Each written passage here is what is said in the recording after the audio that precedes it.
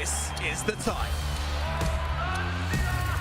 The time when dreams come true and legends are born. Oh my word! This is the place. Some seriously spicy stuff. An absolute masterclass! The place where teams from across the globe come to battle it out for their shot at glory. Oh, you're kidding! And a piece of up to $2 million in prizing. No pressure, guys. No pressure. This is the feeling. It's beautiful! The once-in-a-lifetime feeling of lifting the trophy at the Brawl Stars World Finals. Here comes the push. Here's the damage. Ooh. This is now the crunch time. This is the game. Immediately taken down. Still not going to fall. He refuses to die. The game you love. This is the Brawl Stars Championship. Let's get ready to brawl.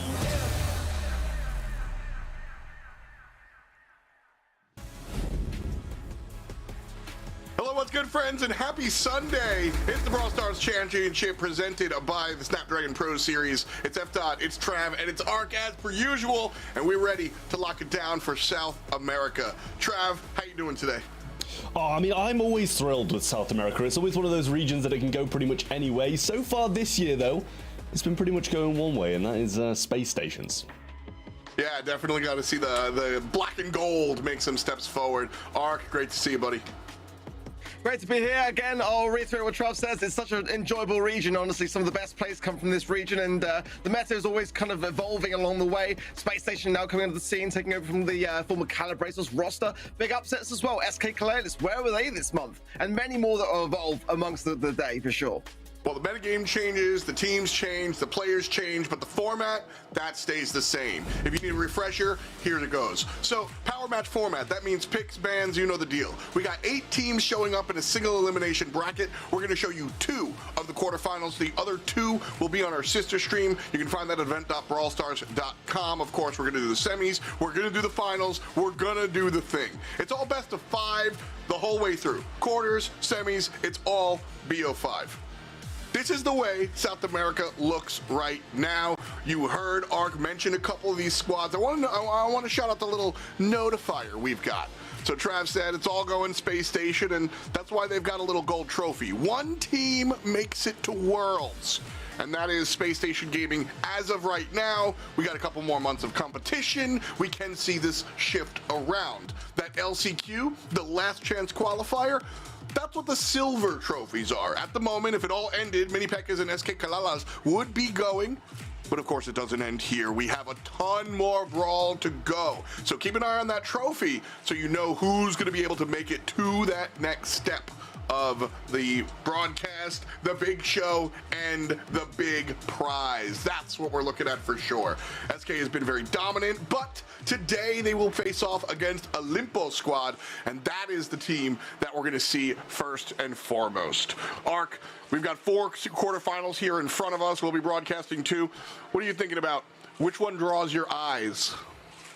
Yeah, for sure. I'm excited to see FA Mini Pekkas today take on Erebus do picks. I mean, that match for me could be quite exciting. I think the toughest one for my predictions really was Reese PL versus Moekos down the bottom as the final match in the quarterfinal stages. I mean, one thing's for sure, in terms of the leaderboards, you know, it's going to definitely shift around. Moekos have got a great opportunity to really rise above SK Kalalis now, who are not in the bracket today. They did not qualify for the monthly finals. They were knocked out in round 12 by Moekos themselves. So they've really got an opportunity down in that 4th matchup to take their own destiny into their own hands. That's the huge headline for sure, and I got to agree with that. We've got Queso and Balinas, and then we've got Mini Pekkas versus Orubos, but it's Reese de Pla and Maruecos that are really grabbing my attention. Trav, we were talking about this earlier. I mean, these 2 teams are pretty evenly matched up. Yeah, I mean, that quarterfinal number 4 is really, really close. And, you know, I couldn't really decide each way. I kind of had to just, like, not look, press 1 and hope for the best through those predictions at event.brawlstars.com. So I'm hoping it goes my way. We'll see. Yesterday, if you guys watched the broadcast that we did for EMEA, if you missed it, we all got 100% of our predictions right. If you didn't, you're not allowed to talk in chat. But you guys can get 100% of your predictions right as well. Event.brawlstars.com. It's more than just predictions and prizes, though. This is where you're going to be putting your vote forward for the MVP. This is where you're going to be able to catch a lot of the action. Our B stream is on there as well to catch some of the other games. So, I mean, you just got to be there. One more time, event.brawlstars.com. I lied. I'm going to say that a lot more times, but that's the last time I'll say it right here. So all the action right in front of us. This is how the commentators are feeling. You can see it. We're kind of even across the board, but then once we get to that last quarterfinal, it gets really, really tight. Me and Trav already talked about it. We went RDP, but Ark, talk to me a little bit about Marruecos. It's definitely the toughest prediction in those quarterfinal stages for sure for me. I mean, just the fact that Marruecos beat SK Kalidas to qualify, I think makes a bit of a statement. I think that means they're kind of on the rise. And when you look at their bracket run in previous months, they always lost to Calibrated FA, now of course Space Station Gaming, in those quarterfinal stages. That was always the thorn in their side. We've never really seen them explore the brackets outside of the team that have won each monthly final to date. So I'm looking to see today whether they can really kind of meet my expectations and give us some upsets along the way, get to those semi-finals, and maybe even beyond that. Yeah, these are the fun matchups. Usually, you know, you pick the wrong prediction. We all make fun of each other. This quarterfinal 4, I think, is I'm not sure if it's a coin flip. Like you said, there's a lot of history here, and some of that positive history a little bit more on the side of Marruecos. But as of late to recently, this seems a little closer to 50-50 than it has been in the past. So I'm still going to make fun of you if you're wrong, Ark, but we'll have a conversation there for sure. I mean, that's how you got to have some fun. So this is how we're going to have some fun here. Olimpo squad versus the new SSG. Some of the stronger names in the entire region, if you ask me. These guys have been playing forever. Kyle Dog is a legend. Firecrow and Adinho, they're also legends. Trav, we have seen this team bring home the W a heck of a lot. Looks like they're all playing from Cow Dog's room today. Should bode well for them.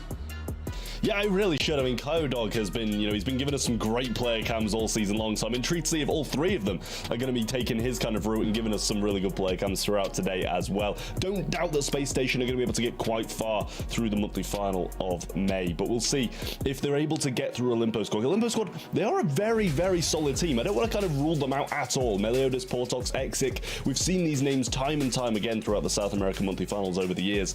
They've got a tough opponent, but I think they might be able to make something happen. I agree with you here. I think this is a team that you can't write off whatsoever. Also, we see a couple of players here together on cam, and this has been, like, I'm not surprised when I see some of the more established org-represented teams get together, and I do think it is a large advantage, Ark. But even seeing some of the other squads, all of the teams seem to be trying to get a little bit more centralized and play in person, which, again, I'll reiterate, I think is a big deal. Yeah, it absolutely helps a great deal in terms of communication, in terms of team morale as well. I think that for Olympus squad, it's definitely a tough matchup. There's no denying that. Space Station Gaming are storming ahead at the moment. They are the team to beat in this region, the #1, in my opinion. I mean, but, in terms of their results prior to this, they didn't qualify in March monthly finals. That was a pretty big deal. They bounced back in April, but they still can make the semi-finals. They really struggled against Reese PL in particular, actually, in April in those monthly finals, and also in round 6 in the qualifying stages for this one. They beat Blue Lock to qualify in round 12 this time around, but I mean, it's definitely a really tough ask. There's no denying that. I mean, no one has really been able to topple Space Station Gaming yet, and for what is, in my opinion, the biggest underdog in this matchup, it's going to take a lot. I definitely agree with that one. Once we get into the game itself, I think we'll have a little bit more insight, but big high level. I think that Space Station, Kyle Dog tends to be a little bit of the focal point, but it's not so simple as just like take them down and then it's over, Trav. I think that all 3 of these players kind of bring something to the table. Yeah, I mean, Space Station really, they're so diverse, and we were talking about it yesterday through MEA. There's certain teams that just have the star player who does a lot of work, but there's certain teams who have all 3 players who can make those plays, and they can all play together as well, and they're the teams that do the best. We're starting things off in center stage in Brawl Ball. Well, great call there. Trav, we'll catch up with you in a little bit. Ark and I will take the mic for now. Center stage Brawl Ball is where we're going. Thank you so much. I'm just repeating what Trav said. What can I say? Forever going to follow in that man's footsteps. 84% feel in the way of SSG. I mean, got to agree with them there. Ark, I think this is definitely a strong team for sure. Yeah, I mean, that is, I don't necessarily think unfair as a overall prediction result. I'd like to have seen it maybe more skewed towards sort of 80-20, but I mean, you know, this is the #1 team in this region. They have been just so dominant this year and haven't showed many signs of slowing in all regards. I mean, when you look at last month, maybe in the grand finals versus FE Mini Pekkas, that 3-2 scoreline was really the closest that we've seen, you know, in terms of kind of getting ahead of Space Station Gaming. But now with the might of the organization behind them as well, support comes along with that too, and we can't deny that. So going into center stage now, the bans are in, the M's, the Jesse, and the Surge for Space Station Gaming. We've seen Surge literally surge in terms of bans this month, so no surprises there, as I'm sure many in the chat might be discussing that one in particular. Byron, Rosa, and Stu banned out by Olympus Squad in the first draft of Sandy. I mean, Sandy is so strong in the current meta. Of course, the Hypercharge really has elevated that the brawler. Angelo as well, left open here. It might be a bit of a tough one to make work, actually, a lot of push on this map, but nonetheless, I mean, it's still incredibly strong currently. That's really what it, like, Angelo is. It's funny because I don't think he's overpowered. Like, I don't think he like breaks anything here, but at the end of the day, I feel like Angelo is a sharpshooter that we see slightly outside of sharpshooter only land because the damage potential is just so reliably high. And so you team that up with Anita, who is also very valued on this map. The Bear, since a couple of months ago, has been changed. It's just such a powerful, it's a fourth brawler half the time. It's so tanky, and of course the Hypercharge is going to make it really strong. So I like what this selection comes out here. A little bit oddball with the Angelo, I see what you're saying, but at the end of the day, I think he just does that much damage that it's okay to pick the Mosquito Man. I agree, but ultimately Max now coming into the equation is going to make it ever more difficult to land those shots and really pack the punch that's necessary. And, you know, Angela can be very punishing. If you're missing one, you're having to wait a long time to recharge it back up to really kind of have that additional damage output. And Rico now coming into the equation, and that is, I mean, a solid stat. 75% of players will be banned that particular brawler and escape through the ban. I mean, mainly because the vision gear is so strong with it. I mean, just one little projectile that connects is going to be able to give you a lot more, you know, visibility, a lot more information over time. I mean, Melody as well has escaped through the ban here. Is that going to be on the minds of the Limpo Squad? Is, you know, Rico's pretty squidgy. If you get up in his face and are able to really kind of land a lot of those shots onto it, going to go with Buster instead, though. I mean, Melody's best mode is Brawl Ball, so I'll be honest, I'm kind of surprised by that pick, if I'm honest. I also agree. I was fully expecting Melody or any other character that can get up close and personal. You know, Max obviously abuses long-range characters. Rico suffers when you jump on top of him. To that, I even like, you know, the weird worlds of anybody that can get up close and personal. Melody is the first one that comes to mind for sure. But I think a lot of other characters could have fit in here. Instead, we see Olympus Squad go the other direction, where they're looking to provide more of that frontline shielding to allow their player to walk up the map. Nita is going to be bringing that for the blue team here, Space Station Gaming. That's going to be the thought process, or excuse me, for Olympus Squad as well. So should be an interesting look, as Olympus Squad are the ones to start off the game with a bunch of kills. But Kyle Dog is going to prevent anybody from walking forward. A death there, but it's staggered, and so defense should respawn and should be enough to stop Olympus Squad from scoring off of this. Yeah, in a aggressive position now. SSG doing the best to defend it, healing up accordingly. Firecrow pinning, not too happy about this situation. I can understand why. Now Portal has the super as well. Bruce Bear coming in now. It's just Athena in a 3 versus 1 with the ball still in the pocket. Can he get the pass through? It should be there, and a straightforward goal. A very interesting start for Olympus Squad when you consider things. Yeah, I mean, Olympus Squad getting first on the board. We've just talked Space Station Gaming up so much, and I think starting things off with esports commentators, we're always sitting here talking about momentum, but I think that first hit is really important as well, and the second hit's going to be important. Game 1 going to Olympus Squad, dare I say, easily. Yeah, Space Station Gaming were a bit all over the place, to be completely honest. Just kind of maybe getting themselves still warmed up, no pun intended, because the Olympus squad are wearing gloves, clearly quite cold, and wearing sort of thick jackets. But I mean, you'd expect Space Station Gaming to really kind of jump to the plate here, and they haven't been able to do that just yet and get themselves sorted and set up here. They have to be rethinking things and some adaptations along the way, realistically here, because they do not want to be dropping an early set to Olympus squad. One game, a match does not make.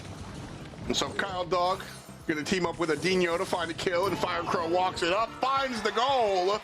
And all right, a much different game this time around. A very short amount of time before Space Station finds themselves on the board, looking to turn this one. Well, big connections there from the right-hand side from Dino, really landing the mark on that Rico pick.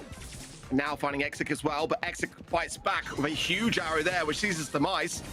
Firecrow in the middle just holding fort as Carlo trying to get that takedown of Exic, trying to eradicate him from the mix. Portok's low as well. Good control here from the center here by Firecrow and Kyodog. Now support coming back in from Medina. Hypercharge in from Firecrow. Speed from Kyodog as well, and everyone goes down. Space Station Gaming bites back and hard. In 1 minute, 2 goals on it. We're now all tied up. What great vision there from Space Station Gaming. They really saw the floor and how it was working. They got that first kill, but Max was on the right lane, kind of ticking down the other two players. We see it all the time. Staggered deaths is a big deal in Brawl Ball. You kill one guy and it doesn't really matter. You kind of gotta find another second player. As soon as the player fell down, that wasn't the go button. The go button was when they brought the other two down to 10%, and then they surged forward.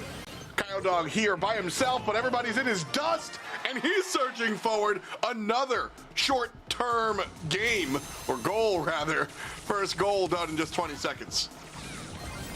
Amazing stuff, and this is what I expected to see in the first game, to be completely honest. But now SSG on the defensive lines, and Melly, oh my word, gets taken down. Kyodog survives through though, low HP. But it's just be able to walk this through with a phase shifter along the way, and as quickly as that, Space Station Gaming have turned it completely around and just taken away any hope in that set for Olympus squad.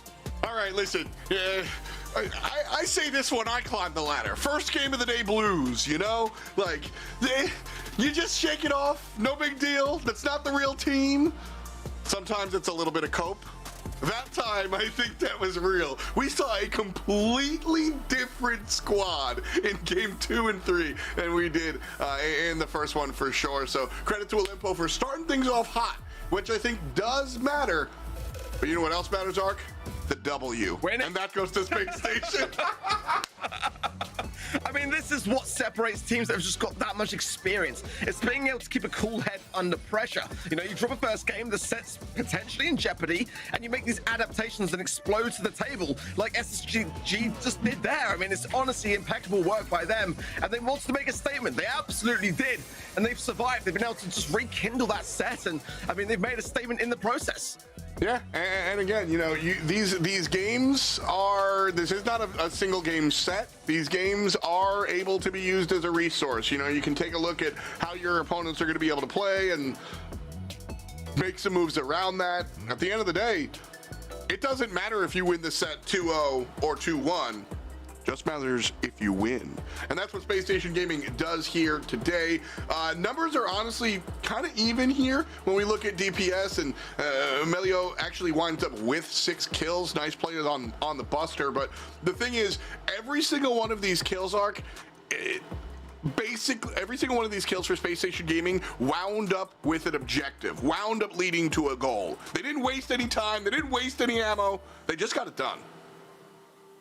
And it was a lightning fast set when you think about it, really. I'm sure the majority of these stats came from that very first game as well. And, you know, I mean, for that many takedowns, I think it's quite impressive. But, I mean, Space Station Gaming are really picking up some pace here. I just hope that there's a little bit of downtime as we go into the next draft. It's going to sort of cater a little bit towards Olympus squad, because they had some nice ideas going in that early outset. Just were not able to maintain it and just very quickly got overwhelmed by what Space Station Gaming brought to the table. Again, that max pick, I think, was a very smart one. It's very difficult in the current meta to do much about it when the speed's coming with the hypercharge as well. It really puts you on the back lines quickly and forces you into a defensive spot. And that's where Olympus squad's gonna have to rethink things through just a little bit in terms of how they approach things, because it's such an aggressive team to face off against, really. And as great as they started, you know, they didn't finish in that same manner, and that's got to be different in this next set. Well, we're going to see a different look from Olimpo Squad in this next set. We're going to jump into Heist, and Nico is going to jump into the server. Portox is going to go ahead and step aside. Nico's the one with the long hair on the camera, actually, and so that'll help out. I guess things were getting set up, but either way, the Olimpo Squad lineup is going to be Exic, Melio, and Nico here this time around. So it might be a nicer look for them as they make some adjustments backside. So Heist is going to be the new location. Very different gameplay from Brawl. Different meta, different brawlers, different lineup, as I said, for Olimpo. And so coming into Hot Potato, we'll see how it goes. I do so like the summertime spot. Bad randoms. You know, that's one of the few Brawl t-shirts I have, and I rock it all the time. I was rocking it just yesterday. I love it. I love it. I mean, give me a guitar, anything with a guitar, and I'm happy. Wait for Drake on that front as well. Absolutely my favorite brawler new coming into the game soon.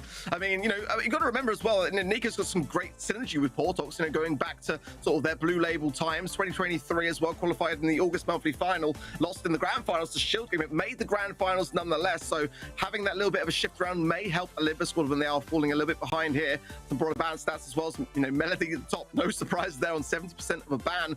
Needs a first pick by Olympus Squad, and Melody is banned out as well by Space Station Gaming alongside the Rico and the Angelo. Bar, Colette, and Ruffs there for Olympus Squad. I like the Colette ban, often overlooked, but Chuck is really staring me in the face, but it's South America, right? Of course, Crow's going to come out prior to it. Every single time we see Heist, they favor this brawler so much. The hypercharge is devastating when on the safe. That's why the Crow is so you know, highly reserved in this region. But I think that Chuck really does bring things to a bit of a base race scenario that can't be ignored here. Brock is a very safe brawler for Space Station Gaming as well, just trying to get that early control and break open some of the map. Now there's the Chuck. There's Chuck. This is nice. I like this. Yeah. I mean, Chuck, I feel like is, if it's not banned out, you're always waiting to see who picks it. Chuck is a Heist specialist. I am sure that Brawl players more educated than I will tell me when, but I just can't envision a world where I don't want Chuck on my team playing Heist. Like, his ability to just hit that, you change the strategy on the map as to how you're always going to look for that base race. So these selections by Space Station Gaming, the fact that they forewent the Chuck selection and then they went in their own direction with the Crow and the Brock. These are brawlers that bring a ton of damage to the Heist save for sure arc, but it tells me that I know you're going to pick Chuck, so we're going to work around it. Buzz can also make his way up the map with some of those changes that we've seen a couple of months ago. So Space Station Gaming, if you ask me, they didn't forget to pick Chuck. I think they chose to give Chuck to the Olimpo Squad, and I think that they have an idea of how to deal. Certainly, you know, in this region, they make the Crow pick work more often than not in Heist. And I feel like Olympus Squad have got to be very cautious to leave that particular brawler in an offensive position on their safe. Going with the BB, I don't mind it. I was expecting to maybe see some wall break potential additional to that Brock on the side of SSG. Going with the Buzz, I don't necessarily mind it. Let's see, though, because the Chuck will take some time to get set up. It's not waiting around for anyone. Double kill to kick things off. Fire Crow as well. It's going to land a ton of incendiary damage onto the safe, and it's trickling down now to below 60%. We've barely got started. Unfortunate for Olimpo Squad. You just can't be positioned like that against a character like Buzz. Those melee cone attacks can hit two players at once for the price of one. You burn through the ammo, you burn through two players. Olimpo Squad can't be holding hands like that, and as a result of that opening double kill, Space Station Gaming have taken 2/3 of Olimpo's Heist box down. Great back and forth now, though. Adino has got the hypercharge, but so has Dog as well on the side of SSG. Exic now trying to make some plays through the center of things, getting things set up. But Dog there, bit of a blunder, going to go down for it as well. 29% remaining as now Exic on the safe, trying to get that differential back in the favor of Olympus Squad. Going to choose to heal now. Portox trying to get a bear on the other side of things, and Dog can see it, comes in straight away, clears up house, and SSG going to be short on the safe. But these misses from Dog, they are starting to stack. Meanwhile, Firecrew landing some good shots on the safe, down to 7%. It's not over yet. Trouble on the bottom side, and here comes the bear. The bear's going to do a ton of damage to the Heist safe. And with Dog falling down, that's a problem. Smart by Space Station to play defense against the bear. 7% remaining for both boxes, now brought down to 5, but it's a team wipe. Space Station Game has cleared the floor, and they They haven't. 1% remains. Arc, Olympo Squad are still. Never mind. There's the last percent. And we see Space Station. Yeah, I'm feeling that one too, homie. Space Station Gaming get it, but just barely.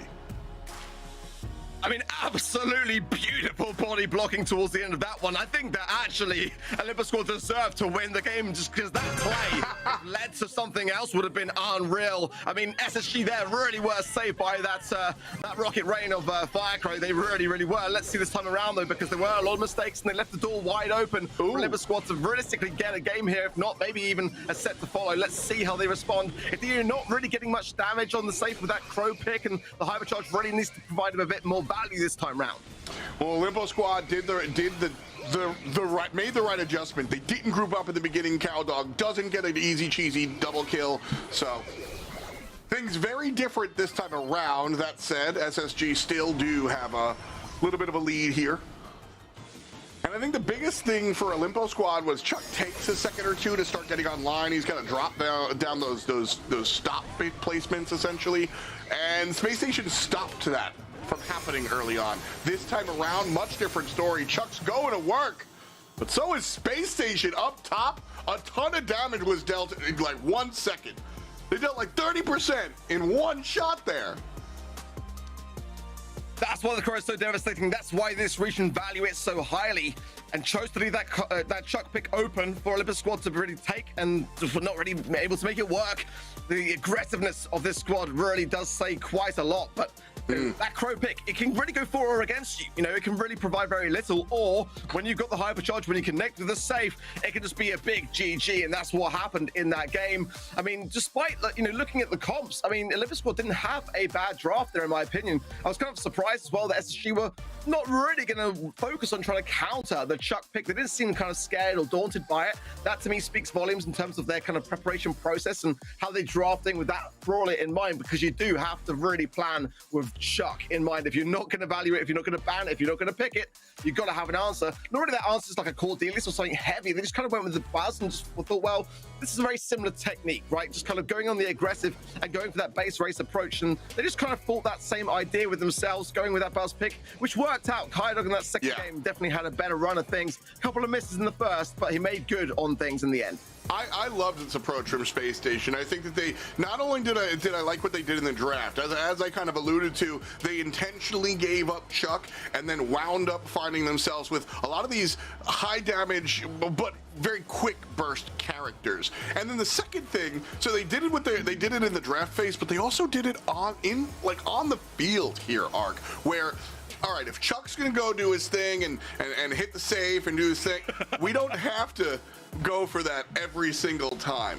But what we do have to go to is when the bear comes out. And did you see how little thought, how quickly all three players from Space Station abandoned all ideas and went directly for the Nita Bear? They had this, they understood what was supposed to happen here. There wasn't any waffling about decision making.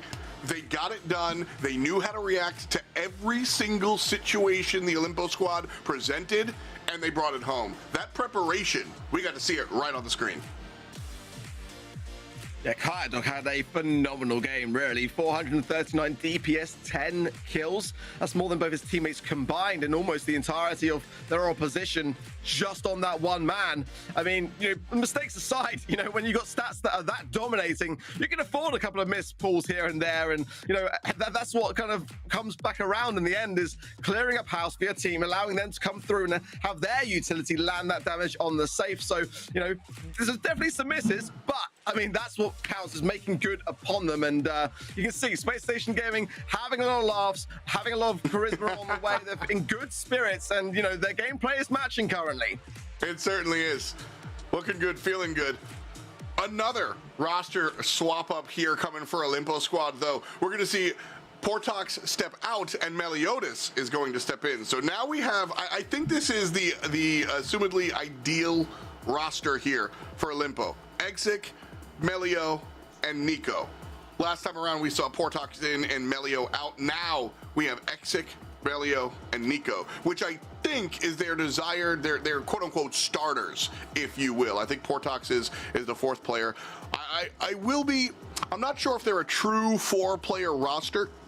We saw Stamina do that once in North America, where they would swap OG in or out depending on the scenario and the strategy. I'm not sure if Olimpo Squad prefers a certain roster of 3 or if they're doing the same thing.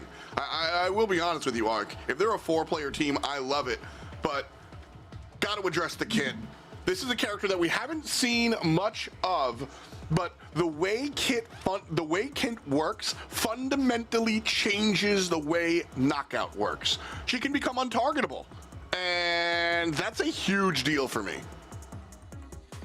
I can combine with so much. Melody's still wide open here, and combining Kit with Melody or Miko, it's just such a tough thing to deal with. You kind of have to, really. Yeah. And even with Melody, it's definitely going to be a good brawler to have, but it doesn't have the biggest of damage outputs. It's going to be able to evade a lot. But Space Station Gaming now, won't have the Melody to combine it with, but there's plenty of other options which they can. Buster going to come in for them, and I mean, on a map and mode like Knockout, the Buster can do quite a lot if you're left to just kind of be able to, over time, give him a free super when all your teammates are combining with him. Like, it's going to be tough. Ruff's now coming in as well for SSG to just give a bit of a boost along the way as well. More damage output. You've got to really shut this comp down quite early on. You'll be quite aggressive in the early stages of Knockout, because if you let this fester, it's going to really come back to bite. Brock coming in now for Olympus Squad to finalize their comp. And honestly, the way the SSG are playing with this kind of comp, I think they tie up here, really. I mean, I think this could be the nail in the coffin. The Olympus Squad are going to have to be very cautious how they tread in this game. I got to agree with that one. Kit's a lot of fun because of the way she combines with other brawlers, kind of, you got to open up a new chapter in your notebook, essentially. But this is what we expect to see, Kit squatting up with a tank. But this is what I'm saying. So the goal of Knockout is to kill all 3 players, but you can't hit Fire Crow. All you can do is hit the 12k HP Buster. And here, Kit's gonna walk out after Melio falls down. And so we have a 2-on-2 though, as we see the Ruffs fall as well. Well, this is exactly really what Olympus Squad had to do. They had to just really drop their guard down in terms of their passiveness, just go super on the aggressive. And now got SSG exactly where they want them. A huge rocket rain, but actually SSG are surviving forwards. And of course, the kit will be feeding into the montage as well for Kaido to be able to utilize there. Once up to Execute's going to fall down here. They might be able to do this as well, and they will. What a turnaround for SSG! Just absolutely insane. That is the entire soliloquy that I had, that I was talking about Kit. That right there, ladies and gentlemen, that is it. You can't kill Kit. They even made a mistake in that situation and they got away with it. Kyle Dog, though, cut really low. This could be a problem if they keep walking out in no man's land. Great sandbags coming out from Adinho to prevent some of that. Allow Kyle Dog to heal back up. Montage comes out. And everybody full HP. Fire Crow low again. Popped off, though. Looking to see their next move. Olympus Squad being aggressive. Ark, you mentioned it. This is the way in. It really is, but I mean, I love the field promotion. I love the strategy behind this comp. There's so much healing from the kit as well, and all the time around. They're hunkering together, getting the value from that field promotion, providing the montage for Kaya Dog. It's just already working harmoniously well together. But then Nico comes in and gets a kill for it. It's a 3 versus 2, but we've seen that she survived these. Adinho is so low here, 407, and the shot's not quite landing the mark. Now they finally tie it up, and it can't be a 3 versus 1 in favor of Kaya Dog. He's going to surely go to the gas and think better of it. We're all tied up now in terms of the rounds. This is a huge opportunity here for Olympus Squad. That was big. Not only does the round win matter, but I think the strategy reveal matter. Look how differently Olympus Squad is positioning after that victory. They realize that the way in is just by kicking the door down and walking in. This Olympus Squad succeeds by being hyper aggressive in this matchup, and that's what they're looking to do. Oh, that's a massive overcharge. The hands connect there as well. Oh, but SSG come back and fight so quickly. Eradicates the Olympus Squad off the face of the map. I'm going to complain about this forever, Ark. Hypercharged gene pull, just lost you the game. All right, next. The idea behind the gene pull is to isolate an individual. If you pull everybody, you're just going to get punched in the mouth by everybody. So Olympus Squad nail the gene pull, but then they're the ones that get nailed to the floor by strong DPS at a space station. Just rough, as the Colonel would say. Absolutely. So hyper hands, you know, it can be devastating, but it can also be the downfall of everything that follows, and that's what happened there. Meliodas going to have to be a bit more careful when it comes to that hypercharge. I'm sure in the future we'll see a little bit of a change to it. It has been quite a troublesome thing in the pro scene, as this introduction has lent more so to kind of catastrophic scenarios than actually kind of big ones that favor the team. The right hand side, they're going in now as 3 versus 2. Olympus squad are starting to fall. Nico surviving on, but now will go down. A 3 versus 1. Meliodas now really going to struggle. There's not a chance he can do anything about this. Maybe try and get a hypercharge along the way and feed himself forwards, but he's got the magic hand for the next round, but things are starting to dwindle for Olympus squad. See you later. Round 1, Space Station. Love to see the esports pins being dropped. Support your esports squads. Montage comes out because Space Station are stuck in the middle with no cover against this long-range team. Melody from the left side actually is going to take down Colonel Ruffs to make it on a 3-on-2. Great flank coming out from the double dasher. Meliodas and Nico stuck on the left, but Cowdog and Firecrow looking up top. They take down 1. They can't take down 2. It's Melody again coming through and bringing that dash DPS. It's a really tough matchup. You know, there's so much healing from the kit. The Melody can dance around things and try to go in and get some damage dealt, but you know, she won't necessarily come out as well because the Buster can just bring her in, and it's a tough matchup. It really is for Olympus squad, but they're going to still try for it. They're still in this match. Nika going in, goes in hard as well. Nice. Gets 1, gets 2, and that's a huge outcome for Olympus squad. They actually get the game from that. Fantastic play. Again, Olympus squad have identified what they need to do to beat this comp. When we saw Space Station Gaming win that first game, it looked like, well, how do I kill this cat? I can't even hit Kit. Buster has 12,000 health points. How am I supposed to get this done? And then they find that round win by being dummy aggressive. They just hold forward. They just hit all of their buttons.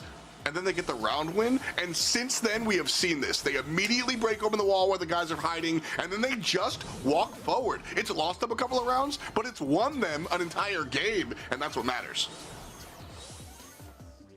Well, already, Athena getting a supply drop over to Kayadog, and that's a very early one at that. And they're pushing forwards then with the montage again. Rocket Fuel not going to connect there either on the side of Olympus squad. Just now Kit will attach to Kayadog. And trying to get some damage dealt here. Exit immediately falls there to the slimmer replay. Nika goes in as well, but he goes down just as quickly. And it's just Meliodas yet again in a 1 versus 3. There's just simply no way he's going to be able to come out of alive. Just fantastic. I've said fantastic probably 50 times this contest. I think Space Station Gaming are playing their composition really well. I've seen some issues, but Olympus squad are responding really well. And it's just whoever is getting the A. Both teams are playing at an A. It's whoever winds up with the A+ in these rounds. Oh no, Nico isolates himself. Could be a problem. Or is it a top-bottom pinch? Kyle Dog and Firecrow are distracted up top, and Ruffs does fall. So it's a 2-on-2. Yeah, but look at Kayadog, you know, 11,000 HP as a result of that build promotion, and with the kit on top, the healing is just astronomical. A missed pull from Meliodas as well. It's going to be disastrous here. Not much to really do about things. The Slimmer replay gadget, it's going to be very straightforward here, surely, but Kayadog's going to be cautious, and Kayadog's also got to heal. Hypercharge over the head, but there's a connection there onto Exik. He knows it. He's going to go down, and that means that Space Station Gaming have done it, and will go through to the semi-finals. To the moon, or the semifinals in this case. Space Station Gaming playing the kit combo very, I'll say it again, very well. Just, they knew, like I said, it wasn't perfect. I saw some moments, I'll talk it through when we roll through the replays here, Ark, but I saw some moments where it wasn't perfect, and that's where Olympus squad was able to respond. Finding that 1 win here, finding the 1 win on the Brawl map as well. That was certainly some exciting moments for Olympus squad, but ultimately Space Station Gaming, they are the top team in South America, and they're playing like it today. Yeah, they just kind of almost playing with their food a little bit, it felt like to me. Olympus squad had some opportunities, had some moments for themselves, but really, I mean, it's just such an established squad. I mean, look at this hyper hands here. Don't do that! Kayadog and Firecrow, they're just too tanky. The kit just provides too much healing. It's just bringing the very thing that you don't want to be up in your face, and, you know, it just didn't work out at all well, did it, for Olympus squad? Some nice moments, but really, for the most part, I would say that they were relatively outmatched in that one. Yeah, you see, the games where the rounds where Space Station wind up falling down are the rounds where Kyle Dog gets taken down to half HP and still decides to push in. It's a Limbo Squad's composition that needs to be aggressive. Space Station can kind of wait a little bit, so the poke that Olimpo Squad is going to be providing in the mid is basically the catalyst. Olimpo Squad wants to find that long-range poke, and then if they're successful, all in, push forward. And Space Station should fall back. In the round that they lost, they kept pushing forward. If they just stood to the side and like looked at their watch for a little bit and then jumped back in, they find that win every single time. So kudos to Olimpo Squad for finding that Achilles heel and exploiting it. And Nikolai, certainly one of the stronger players on the map, 9 kills. And I think Nikolai was the bringer of W's for Olimpo Squad when they did find these round wins. Yeah, big credit to him. I mean, it's not the easiest of brawlers against that kind of comp to get that many kills. Let's be honest, I think Exig really could have done a bit more in that regard because he was definitely more, in terms of his equipment, able to do so, but bringing back a donut. So, I mean, the Olympus Squad definitely got some things to look forward to in the next coming months. They've been pretty decent for the most part, but haven't really had their big break, whereas this man really has, over the years, been the definition of that in this region. Firecrow, of course, the MVP, as voted for you, by you, on event.brawlstars.com. Totally deserving, long-time member of this region. You can see just how excited he is about it. Nah, for real. One of the cool things about this squad is I think they hit the balance of excitement and locked-in-itude. Like, they take it real seriously. And in between, they're not, like, going off and having fun. But when they win, watch those player cams, you know? They're not afraid to celebrate when they do get their W's, but also they know they have to keep it reeled in. Some teams go crazy, go stupid, and admittedly, I love that. And other teams stay real stoic, and I like that too. But everybody stays here because we've got the BSC coming after the break, and I love that too. See you soon. The Snapdragon Pro Series Brawl Stars Championship is brought to you by Snapdragon Elite Gaming, Samsung Galaxy S24 Ultra, Monster Energy, and DHL.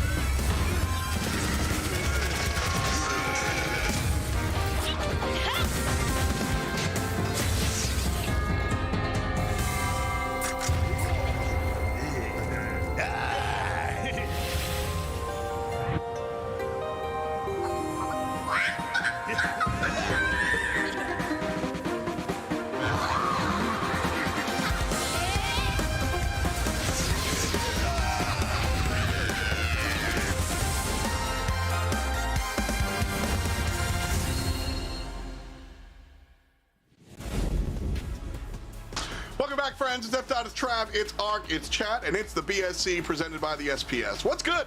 One quarterfinal in the bucket, SSG with the W. Whole lot of letters going on, but it's been an A+ for me so far. The broadcast has been a lot of fun. The first one, 3-0, was a lot of fun. I really particularly liked that knockout matchup. Trav, good to have you back. How'd you feel about the Space Station one? It's good to be back, and that Space Station one was, it was something. That last draft was just genuinely incredible by Space Station. They had some really exciting picks all the way through, exciting games all the way through. The Heist, so explosive, so base racing. Yeah. Those are the kind of games I love. Give me a set of knockout like that and a set of Heist like that, and I'll be pleased. Yeah, and again, you mentioned the draft. I think Space Station really came through with the brains today. We saw some cool, like, oh, you can have Chuck, no problem. And they handled it, no issues. The Kit Buster combo was also really exciting to kind of see how it worked out. So, love what we're seeing. Hope we see some more in the semifinals, which, of course, we're going to bring to y'all as well. But coming up next, we've got the mini pekkas, free agents, by the way. If you're an org out there, they're a strong team, versus Urubus do Pix. And this is, I mean, also a pretty decent team that we have seen succeed in the past. Starting off though with the mini Pekkas, Motep, Pekka, and Hubi. These guys are pretty scary. Hubi has been sort of a staple of the South American scene here, Ark, and they've performed as well. Yeah, I mean, Hubi was former Erebus do picks as well. I mean, got to remember, this is about a lot of emotions coming to the surface on this one, because for me, Tufa was on the FA Mini Pickers roster, then transferred over last month to the Erebus do picks roster. They didn't qualify last month as a result. So for FA Mini Pickers, they've been going from strength to strength, to be completely honest. I mean, their last month's performance in the grand finals was a 3-2 scoreline versus the now SSG roster. And I mean, if that's to go anything by, I mean, they might well be the victors this month if they play this one right. I mean, it's very, very, very true. You mentioned, I think you mentioned the fact that the squad came in second last month. Definitely something to be thinking about. And if you're Odobosto Picks, yeah, you're thinking about your old homie on the other side there, as you brought up, Pibu, Tufa, and Wesley. But you know, if I said that Hubi is a staple of the South American scene, I mean, what do I say about Tufa then?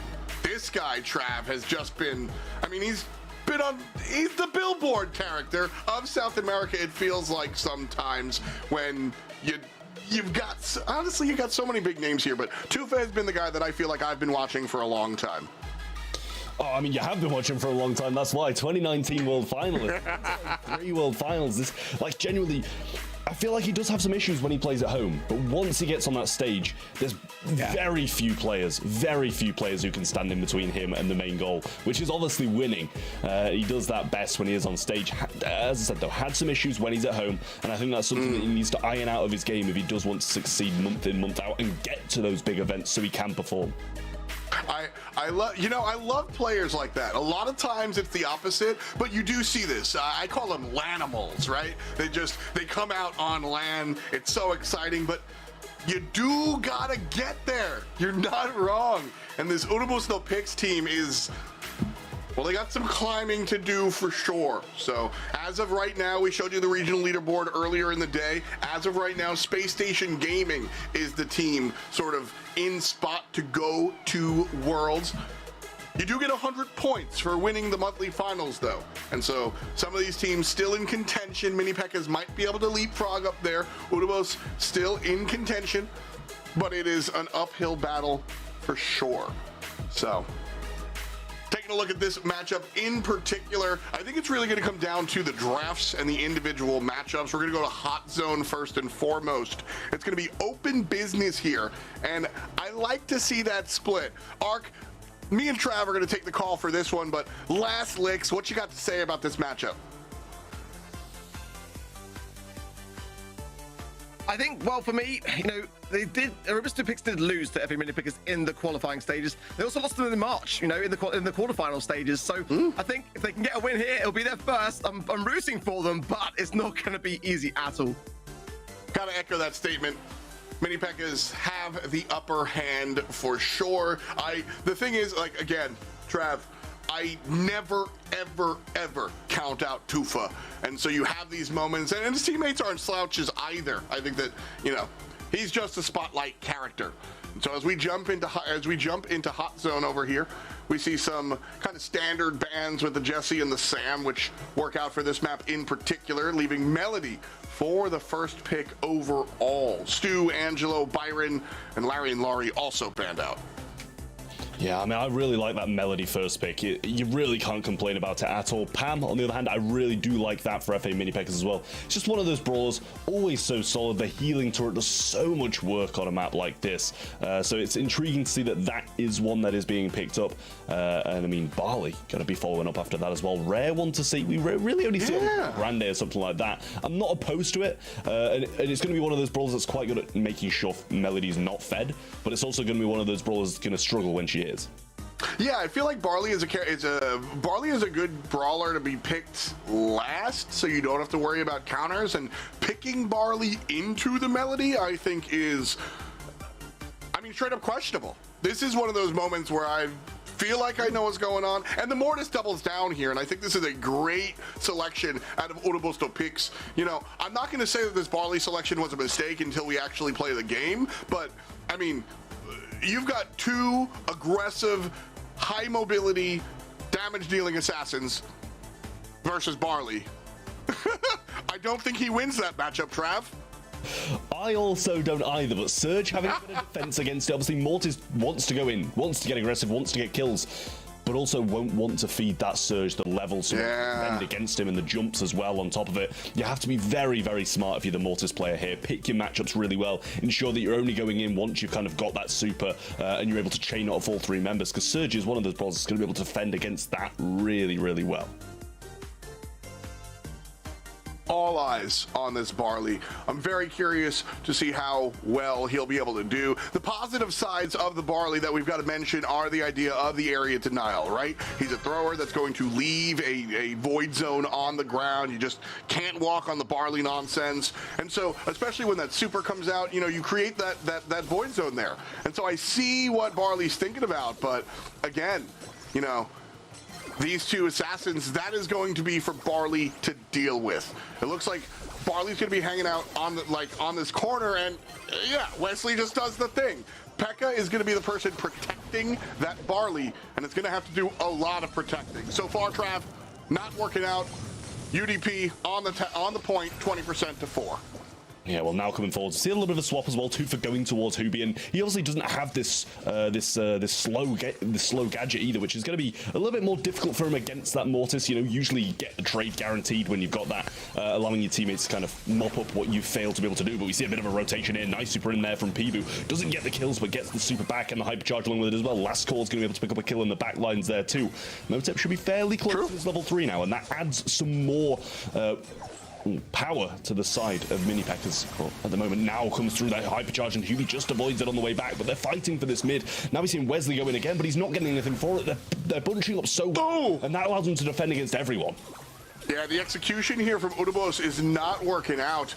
You know, I think Wesley and Mortis, do they have to go in at the same time, or do they have to go staggered? From the seams of it, they have to go in at the same time. If it's one after another, you're just ants marching in one by one. And Odobosto picks, I think they have a strong draft here, but the Pam to protect the thrower that we were so worried about absolutely worked out here for Motep and the squad. And then also, I think Udabosto picks have to find a little bit more in ways of execution. I want to see those assassins go in together, Trav. Yeah, I mean, it's really, really tough to do that, especially when you've got that scrap sucker from Pam. You know, we saw it directly off the start there, and the Mortis goes in, and all of his ammo is just completely robbed by Pekka, thanks to that gadget. And when they're all bunched up, it's so hard to do anything at all, especially when you don't want to be feeding Motep. But they have a good start again. They're in this mid part of the map. They've already got that percentage ticking up, but they need to keep that control, and Tuva's going to go in. The ammo's going to be taken again. The kill once more. And if you don't wind up with the kill, you pretty much wind up with a pocket full of nothing. That time around, Wesley does kind of finish it off. So maybe that's the idea. Have one assassin go in, deal a bunch of damage, and then the other player just sort of put a dot on it. Motep's able to fight back, and yeah, Wesley's going to do it again. So started up by the Mortis, finished off by the Melody. Odobosto picks starting to understand their comp a little bit more. Yeah, much, much better. Tufa's going to go down in the back line zone. Motep level 3 should be going forward now, but Wesley gets the super on the way. Motep jumps straight over that, gets the kill. But we see Pibu chaining so much. Gotcha gadget going to be used there as well, allowed him to heal up a bit more. Hypercharge available, jump from Motep, goes vertical. Not going to find the connection onto Tufa, and now they're building up such a lead. So hard to come back from this for many pekkas, especially with Wesley swooping in and getting that too. Fantastic play here by Udabos. This was absolute 4 HP for Pekka. It's always funny when you see the single percentage on the HP bar. Things going awry here for Udabos right now, but Trav, they have such an overwhelming lead that I think they can just kind of hang out, wait till all 3 respawn, and then step forward and grab 11% to go. You'd hope so, but we'll see if that does actually play through, because we've seen a lot in this region of huge turnarounds in Hot Zone. Motep level 4 as well. Now Wesley's going to come in, just use those supers to evade some shots. Pibu goes through as well. Nice jump from Motep on that backside. Wesley's going to get the kill, get the takedown on Pekka, and guarantee their first game of Hot Zone, equaling things out. This one's going to be a big, big game ahead, because it's going to be the decider of who gets that first set. And that is the way that this draft seemed in their head. They were like, yeah, this is what we do. But we just didn't see, it was disjointed in game number 1. Game number 2, you know, I kind of posed the question, do they go in together? Do they go in one by one? It's one after the other. In game number 1, Melody and Mortis, there was too much, they weren't targeting the same players, it was a little disjointed. See, every single time Mortis goes in, Melody follows. And that's the way this comp needs to be played. Otobo's figured that out in game 2, and they're dishing it out in game 3 as well. Real smart stuff here then, and this is Mini Pekkas in a real tough situation now. Tufa ready to go in once more. Do have that Peeboo super as well to back them up, but he dashes a wall twice, and that's not good for him. Wesley's going to go in aggressive, though, should be able to get at least one, does, but the trades come through, and it is Mini Pekkas who come out on top of that interaction. Tufa just maybe a slight mess up there, and now Motep at level 3 should be able to kind of lock this down a bit better from this position. Motep is a difference maker here. Like, Pam is the thick, tanky frontliner that's going to protect the Barley, but Motep is the one that disrupts the assassin dashes. Melody targets the Barley, and so does the Mortis. Melody with the last hit, taking him down, getting credit for the kill. But make no bones about it. Every single kill that goes to Melody is brought to you by Mortis. Motep level 3 again, then instantly off the bat, and now Motep gonna be very low, but the bat's missed by Tufa again. Another huge mistake, which might cost him the set at this rate. Wesley, the only one remaining, and in a 3v1, how's he gonna be able to go in? Tufa respawning back in now, just waiting for this ammo to be replenished, and the long dash along with it, thanks to that. But Wesley now going forward, not got many notes around him, and that's not gonna be proving very helpful whatsoever, should fall down, but the lead's getting away from him. Hypercharge pop, say goodbye to Peeboo, and say hello to that first set for Mini Pekkas, as there's no getting rid of this. 3 people in the zone, locking it down. Pekka doing a great job keeping his team alive, and Mini Pekkas take set 1. Oof, Motep feeling good about that because he knows he got away with it. I'll be honest, Trav, I think the composition across the way was better. But here's the thing, it's high execution. Not all drafts are born equal. Not every single draft. Some drafts are easier to play than others. And this double dasher assassin type composition is more difficult to play than other comps. A lot of times in Western Brawl, we see sort of 1v1v1 mentality, and that's not what we needed to see out of Urubos here. You needed to see Melody or Mortis. Mortis was the one that decided to go in first, target a guy, and then Melody has to follow it up. That last play that lost them the set was because Melody was too far away, or Mortis was too far away, and so they could not follow up the way they had earlier. And as a result, it all goes upside down, just like that. One single mistake off of like such a small amount of distance loses the entire set. This draft is difficult to pilot. Urubos figured it out, but they just couldn't hit it when it counted, unfortunately for them and their fans. So Mini Pekkas picks up game and set 1. That's a real rough one for Urubis to lose there, I will say, but it is just those slight mistakes that we saw Tufa make, and you know, it's what we kind of reminded people of before we came into it. LAN, that man can play any brawler to the best in the world standards. But online, he seems to have some heavy issues, and I think they've showed themselves there. He missed a mortar super, he dashed a wall a couple of times, and even just something as that, going down once or twice where you should be surviving and getting kills, it can cost you the entire game, and I think that's a prime example of what it does right there. But look at that, Motep with 405 DPS, 10, 11, and 5 for the kills in Mini Pekkas, and just not really matched on the other side with 5, 3, and 11. Wesley doing a great job there on that Melody, but overall, just not enough to get the job done. We're heading on to Sneaky Fields in Brawl Ball next to see if we're going to see a bounce back from Urubis, or if we see Mini Pekkas go another one ahead.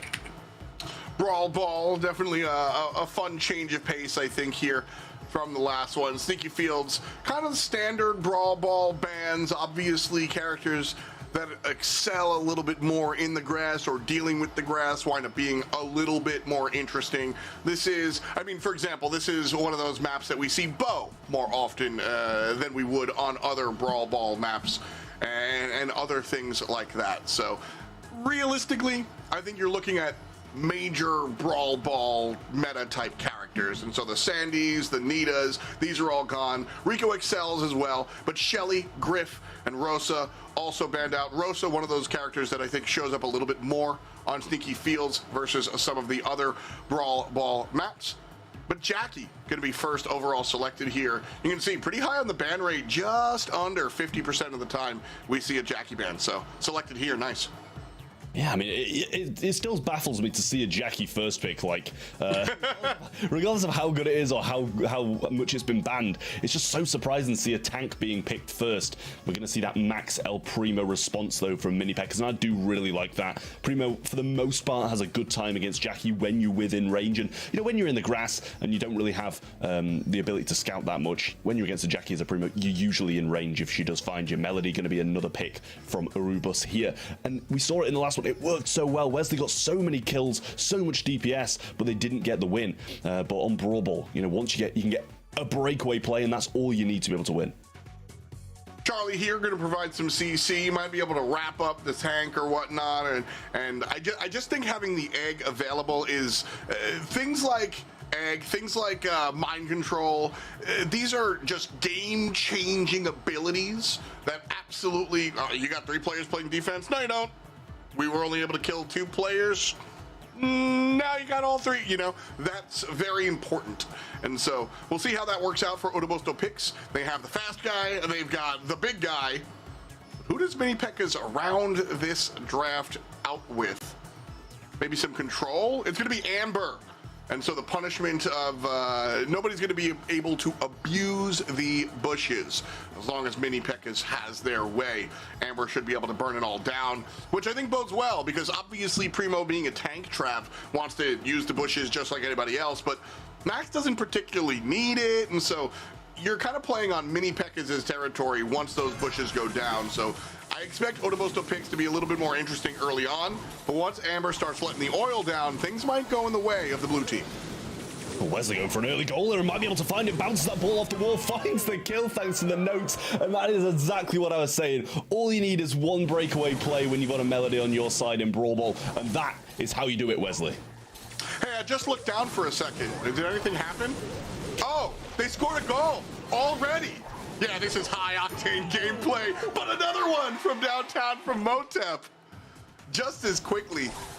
I think those low latency responses are very important, Trav. You get scored on, you get stunted on like that. That was cool from Urubus. Mini Pekkas has to answer back just as quickly in order to keep their mental. Well, Wesley goes, but the gadget around Hoobie's going to be able to deal with Wesley quite nicely. Gives him a taste of his own medicine, not notes, but with the fire. Pekka comes out the cocoon with a jump and manages to guarantee himself a kill. And against Peebo on this right-hand side, he's not going to complain too much. Should be able to get it back quite quick, but a hypercharge available for Peebo is going to be quite a dangerous thing, especially when he grabs his super. But there's the jump, and he gets straight over it. Or should get the kill thanks to that burn down damage. If Motep can grab the ball and send it over to the left-hand side, might be it up. Wesley trying to bait the shot, but they're just going to go for the kill. Mini Pekkas get another game on the board and move one up in Brawl Ball. Real strong gameplay there. Love the combination of what we're seeing out of Mini Pekkas. You know, I mentioned that a lot of Brawl Stars teams kind of play 1-1-1. Brawl Ball is where we see a little bit more of team cohesion, and for Mini Pekkas out here, that was all about team cohesion. I also think we saw Jackie punished a little bit. Once this grass is down, she has a real hard time. Harder than Primo, I think. But beforehand, no trouble for Otobosto picks as they again find an early goal this time around. Well, it seems like that's just the name of the game for Robusta picks here, and I think, you know, with the Jackie and obviously against the Amber, you kind of expect that once these bushes get burned down, it's going to be a bit more difficult. The burn does find the connection as well, but a cocoon Primo up top is going to stop them in the tracks, just sending the ball up just in case he gets the jump directly onto him, gets the jump, but now Peebo pushing up should be shut down quite quickly by Hoobie and the rest of the boys on Mini Pekkas. Pekka gets the kill, but in a bit of a compromised position now. But Wesley having to back off in a 3v1, and it's Mini Pekkas with grass control. Pekka's been so powerful. This Primo has really been dictating a lot of what's going on here. Amber, obviously the utility here, but look at Pekka, back line, destroying one player. Great super from Peebo, though. Obviously the Jackie player goes down as well here, Trav, but the defensive play is all that mattered. By the way, Pekka himself winds up shoving the ball behind up winds up cornering the ball up there for Urubus. So, red team saying thank you as they're up 1-0. Yeah, they won't be complaining about that one, but they might be complaining about the amount of pressure that Mini Pekkas do. He's going to throw that straight into the goal. Going to find 2 burns there. The jump in from Pekka. Peebo standing still, but they still get the defense, but he's still going to be alive coming out of it. Peebo goes down now, but the hypercharge slow is not going to be enough. Pekka slotting the ball in and evening things out in the second game of Brawl Ball. Well played, just a strong team fight coming out from Mini Pekkas there. The Amber doing a lot of work in that particular exchange. And here it is, just Pekka just embarrassing them, just straight up, kicking it through their legs and making that one happen. So another early game start coming out from Urubos, but ultimately 2 goals back-to-back coming out from Mini Pekkas. It winds up winning them the goal, the game. What a fantastic look here for the Mini Pekkas. This is a strong team that just marches forward. I mean, that was just genuinely incredible. A little throw over the shoulder as well from the Primo to be able to guarantee themselves that goal there. I felt like he just never didn't have super. Like, he always had it. And that is the perfect thing for him. You know, that's what Jackie's going to be feeding. That's why they picked the Primo into it. You know, he gets cocooned. There's 3 people surrounding him, but he's coming out of it with a super. You're just going to jump directly on them and get a load of control for his teammates and cycle that super as well. And it was just too much to handle for Urubos to Pix there. And Mini Pekka's just drafting so well, playing so well. And if it carries on like this, it's going to be done in 3. Yeah, fantastic draft, like you mentioned, but also the pilot was well. You know, we're just coming off of a set where UDP just kind of like, they drafted fantastically and they weren't able to pilot it correctly. Mini Pekkas here, this is what happens when you are. You know, the entire composition relies on Amber being utility, Pekka stepping up and just being obnoxious on the back line, and then everybody following suit, and that's what we saw. We saw the big tank jump over the wall, elbow drop everybody, and then the rest of the team made moments like this happen. Every single one a winner for Mini Pekkas here for my money, Trav. You know, who was the, like, we don't do MVP per set, it's about the whole match, but who was the MVP for this Brawl Ball set? I don't think there was one. I think Pekka is the one with the spotlight, but all 3 players wound up contributing to this win. That's the thing. I mean, obviously Pekka is the one in the spotlight, and I'm sure if we had to give an MVP, it probably would be him just because of the big flashy plays that he's doing. But everybody's playing their part. Motep got goals. Hubi got the grass. Look at that DPS. Wired. That's what I mean. Like 453 on a map as closed off as this. Bear in mind as well. It's not like you get those free shots when someone's running at you through an open space. He's finding the angles. He's finding the damage, and the burns were just so phenomenal as well from him towards that goal mouth. And it's just not matched on the other side. 1 kill from Tufa, not really comparable. And you know, I'm not saying he's letting the side down, but you've got to be doing better than 1 kill in Brawl Ball. Safe zone, the locale for Heist. As we jump on in here, this could be it. If we see Pekkas as dominant as they have been, but I said it once, I'll say it 1,000 times. Tufa just can't count him out. Has had, as you mentioned, Trav, has had a little bit of a struggle here today, mechanically. And so we'll see if he's able to pick this one up as we jump up into Safe Zone. Again, Heist, a game mode with a very particular meta. I expect to see the Colettes, and on particular with Safe Zone, you know, you've got to be thinking of the Angelos and the Eves because there's water. That's just one of the early check boxes in map analysis is water, Eve, Angelo check. Like, definitely what you've got to be thinking about. But the real bans are out. And Angelo gone, Chuck gone. He's another one that is Heist specifically interesting. Eve is on the table, but Cordelius, Spider Lady, Colt is gone as well. A strong brawler on Heist particularly. And no Melody. Mini Pekkas is just done with the Melody. Yeah, I mean, I can't blame them for it either, to be honest with you. They have beaten it twice, but I imagine it's quite grating to play against. Yep. Crow going to be picked up by Mini Pekkas there. We saw it in that hot potato set in the first quarterfinal. Decimate the safe with 1 jump is just incredible how good that hypercharge is when you get onto that high safe. But especially on a map like Safe Zone, it's so difficult to get that vertical jump and get the full damage out of it because you barely get towards that safe. It's usually just, you know, peppering it down from range, and that's why they're going to bring that bell in. But Colette on the other side, hypercharge, so much damage on safe when you use that super, and you can use it from relative safe distance as well, and Piper going to be joining it to add some sharpshooter range to the mix. So usually Piper is considered a little bit more valuable than Bell. I think it's more complicated than that, the way Bell's passive. But like usually we see Piper selected before Bell. Why does Bell get prioritized here above Piper? I mean, to be fair, I really like the Bell here. Just the value you get off if you have them pinned in that spawn, you shoot the safe and it's bouncing off multiple shots in different directions towards the teammates. You know, I'm not going to say it's that great against Eve because those spawnables are usually going to be one shot on them and there's not much bouncing between them. Any other spawnables that they do have, usually quite good, but also you're going to be wanting to mark up that Colette, stop it from pushing towards that safe. It's going to be a decent shout to have the Bell as well, and obviously Brock brings a heck of a lot of DPS. Makes a lot of sense there. So some long range, I mean, these sharpshooters hurt real hard, but in juxtaposition to what Crow's going to be able to bring with that hypercharge super, some long range poke, let's say, coming out from the double sharpshooter angle, and then Hoobie's or whoever's going to be piloting the Crow looking to all in. I mean, man, I gotta check the numbers because it's a 25% damage boost for the Crow super, but I feel like it does like 25% of the safe's damage when jumping on in there. So definitely something we want to keep a look at. On the other side, similar thought process with the Piper, but Colette, farm super, hitbox, farm super, hitbox. That's the entire thought process. The Eve, I think, is playing against the enemy comp a little bit more so than playing to their comp, which isn't a bad thing, and I actually kind of like it. Might control Bale a little bit. You mentioned that bullet point earlier. Well, Hoobie's getting some great connecting shots here, but Tufu did a great job through mid. I mean, I think he used 2 gadgets in the very, very early game, which obviously isn't going to help him towards the late portions, but Wesley going really aggressive here on Hoobie. Knows he can get him down, does as well. Spawnables coming in through the back. And another one there, thanks to the connections that he did find as well. Motep going to get a few shots onto Pibu, but just not enough to bring him down. Not got that DPS required to get the shots in. And they're just raining down. They're not even shooting at the opponents here. Just that safe, and who can blame him for it? And this is not the way mini pekkas want to be playing. They don't want to be playing on their side of the map. They would be fine with a neutral game state, but they don't want to be playing on their side of the map. So if it stays like this, mini pekkas is okay. But look at the scoreboard. It hasn't been like this, and as a result, Ortibosto picks with a large lead. Wesley does go down in the hand of Hoobie, but 62% to 95 mini pekkas, and it's been Pekka on the Brock. Have barely touched it. Yeah, well, it's been homemade recipe after homemade recipe from Tufa, and they do not exist anymore. He's used all of those up. Mark straight onto one of those little pets as well, coming in the babies, just tanking so much on the way through. Little gadget there from Pekka to try guarantee the kill with the rocket fuel.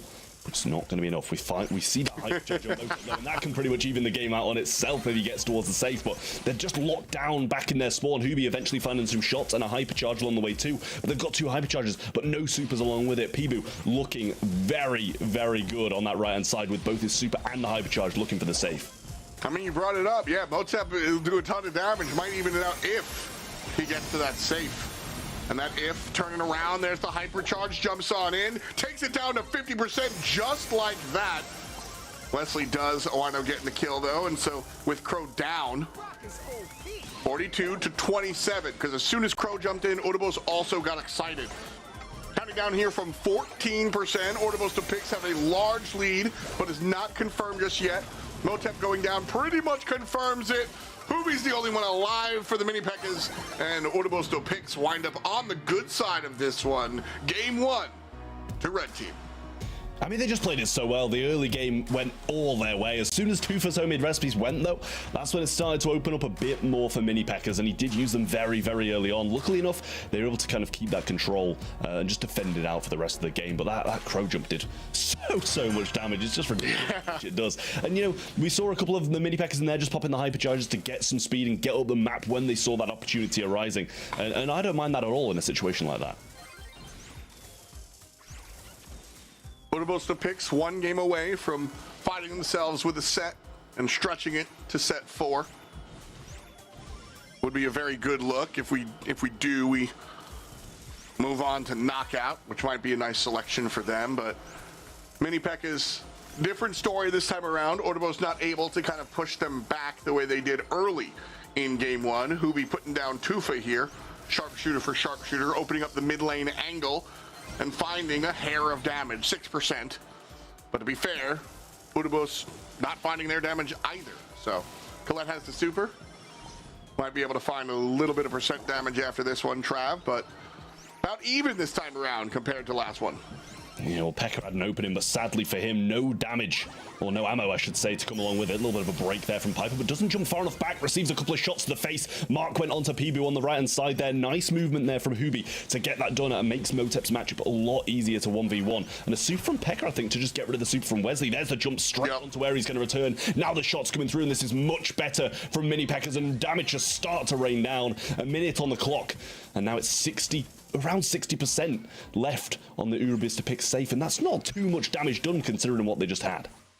Yeah, it has. I think it has to do with the Crow didn't have the super or the hypercharge, and then you just have your long-range snipers, which deal damage, but they don't do burst damage like that Crow super or like a Colt super. That's what you need to do that burst damage, and even there, just brings it down a couple of percent. So Mini Pekkas, like I said, they're obviously excited to be aggressive, and they're fine in the neutral. They just can't play pushed against the wall. That was the difference between Game 1 and Game 2, was Pix was able to push Mini Pekkas more into their spawn than they are here. And as a result, less than half a minute to go, and Pix have only hit the heist safe for 5%. Oh, there goes the Colette Super just missed the safe. I mean, the game's over. The game is completely over. The Colette Super missed the safe. And I will say, like, if I can put it down to one thing that won them that game, the nest eggs. Literally, Bell's gadgets did so much value there. Got a double slow onto the Even Piper, which got them control. It got a slow onto the Colette, which got him down and got them control and damage. Like, it did so much work. Just the nest eggs alone from Bell, it allowed them to get so much control and so much damage. But we'll see if that's going to be happening again as we start from square one, and Pix want a replay of Game 1, whereas Mini Pekkas are going to want that replay of Game 2. Wall break coming out from Mini Pekkas to open up the map. The trade from mid and left lane opening up a little bit of a damage avenue for Pekka. Crow falls down to the right side, and that forces Pekka to play a little bit of defense. So a nice kind of 1-2 punch there from both sides. Nice coverage from Pekka after a kill from Pibu on the right side. Ooh, I mean, Motep's doing a lot of work here. Jump forced out onto Tufa. Does break the wall down, but we're going to see the kill coming through from Motep. Burn down damage takes the Colette down before any damage can be done to the safe. Wesley trying to move up, levitating over this water, but just getting a few bounces from the mid there as Tufa receives a few shots to the face from Hubi. Grass break from Pekka, and one shot sent towards safe, just about a little bit more. Super down the mid there just to clean up Pipe and try open up some room for his team, but with Bell going down, it's just not going to be there for them. That's what I was talking about with the sharpshooters, by the way. Like, you know, one shot on the guy, one shot on the guy, one shot on the safe. That's kind of what you look for with this double sharpshooter comp in Heist. And I don't mind it. Again, you don't need to kill the safe, and you have the Crow to put that exclamation point at the end.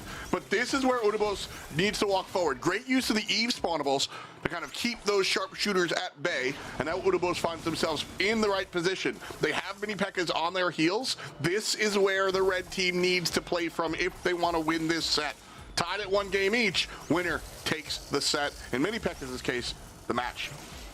Yeah, and they do have the lead now as well, even if it is by 2%. We'll need to see a movement from Mini Pekkas. Oh, super from Pekka there. Gets it down now. Hubi moving forward with his hypercharge. Bit of extra speed along the way to try and get a few shots onto safe, but Pibu surviving and doing so much. Motep uses the gadget, goes forward. Super on safe. Down, burns it. Wesley's going to burn down too. And Tufa versus Pekka is the only matchup remaining, but some good positioning still remains from Mini Pekkas, and it's Urubus who need it. 44% to 81%. Udibos only have done 19 to their opposition. Quick maths. But here's the position. They got a dozen seconds and a lot more than 12% to get done. The Eve spawnables are coming out, but the damage isn't being dealt to the safe. Still trailing by about 15 or 20%, and it's not going to be enough. Mini Pekkas going to the semifinals.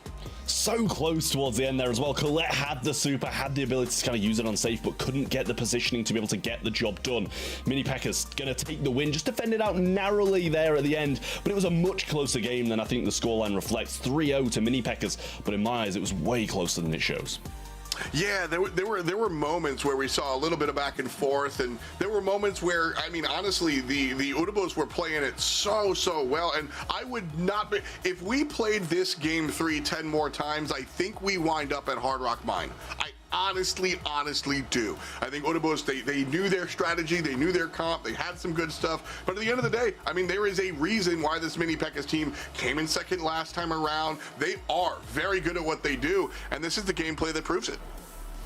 I mean, it was really nice from Urubus to pick, and I think any other matchup than Mini Pekkas and Space Station, and they make it out of the quarterfinals. I think that's a really rough thing for them at the moment, because they're trying to gain that positioning on the board. After a month, you know, last month they really didn't make an appearance. They needed to bounce back as much as they could, but it just wasn't going to happen against Mini Pekkas. They're too much of a strong team, too many strong players, and obviously Hubi not wanting to lose to his previous team is going to be a big part in this as well. But you just see all the control kind of with Mini Pekkas, and yeah, Urobuster Picks had a lot of control on the way, but they don't have those same DPS brawlers as you know, the Crow, and as the Brock just getting the normal damage and the Crow with the hypercharge. Look how quickly that falls. I think it's 20%. It looks like. I'm just trying to watch the Heist HP bar fall when the supercharged Motep jumps in there, but it looks like 20%. What is it? It's 10% for a Colette regular super, 20% out of a hypercharged Crow super. All of a sudden, you're a third of the way through if you hit both of those. So I don't think you want to see both on the same team. This time around, it's the Crow that brings it on home here. 13 kills for Hubie, 11 for Pekka. But I mean, just to illustrate, you said before it was closer than the splash line might show you. Look at the kills on the other side as well. So strong. 11, 11, 7. I mean, they really did play it so well. Pretty much almost even across the board. Looking towards the other side there, and Motep is going to be the MVP. No surprise there, did play very well, but I think it could have gone to any of the mini Pekkas, to be honest. And I wouldn't have even argued if you gave it to one of the Urubus players either. You know, that's a contentious topic in competition, sports, etc. Like, can a losing team win MVP? I think so. So I'd be with you. I wouldn't mind seeing an Urubus player grab it. This time around, it's Motep. And neither of us are the nice guys, to be honest with you. But I mean it when I say all 6 of these players played really well. If they didn't, I probably will tell you. Trav definitely will tell you. So definitely a fun one to watch. Everybody just kind of come out and do it. We love to see it. That said, our quarterfinals are in the past. So time to look forward to those semifinals, and that's what we're going to do. Little bit of a brief break, and then we're jumping right back into the action. 2 semifinals and the grand finals. You're watching the BSC, powered by the Snapdragon Pro Series. The Snapdragon Pro Series Brawl Stars Championship is brought to you by Snapdragon Elite Gaming, Samsung Galaxy S24 Ultra, Monster Energy, and DHL.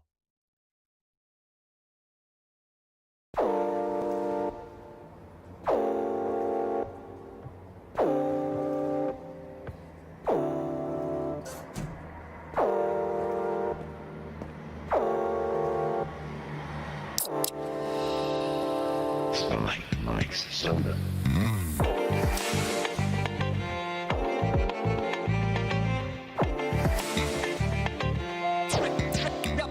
My headshot.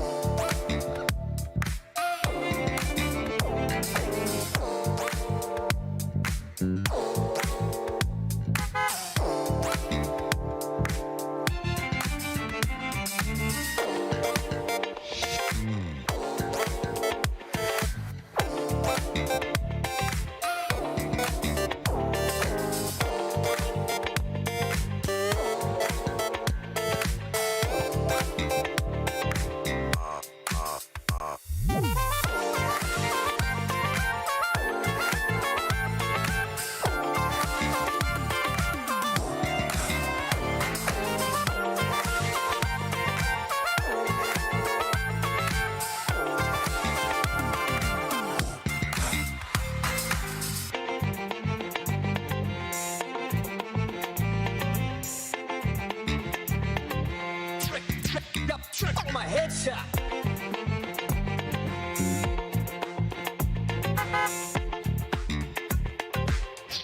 Mike's soda.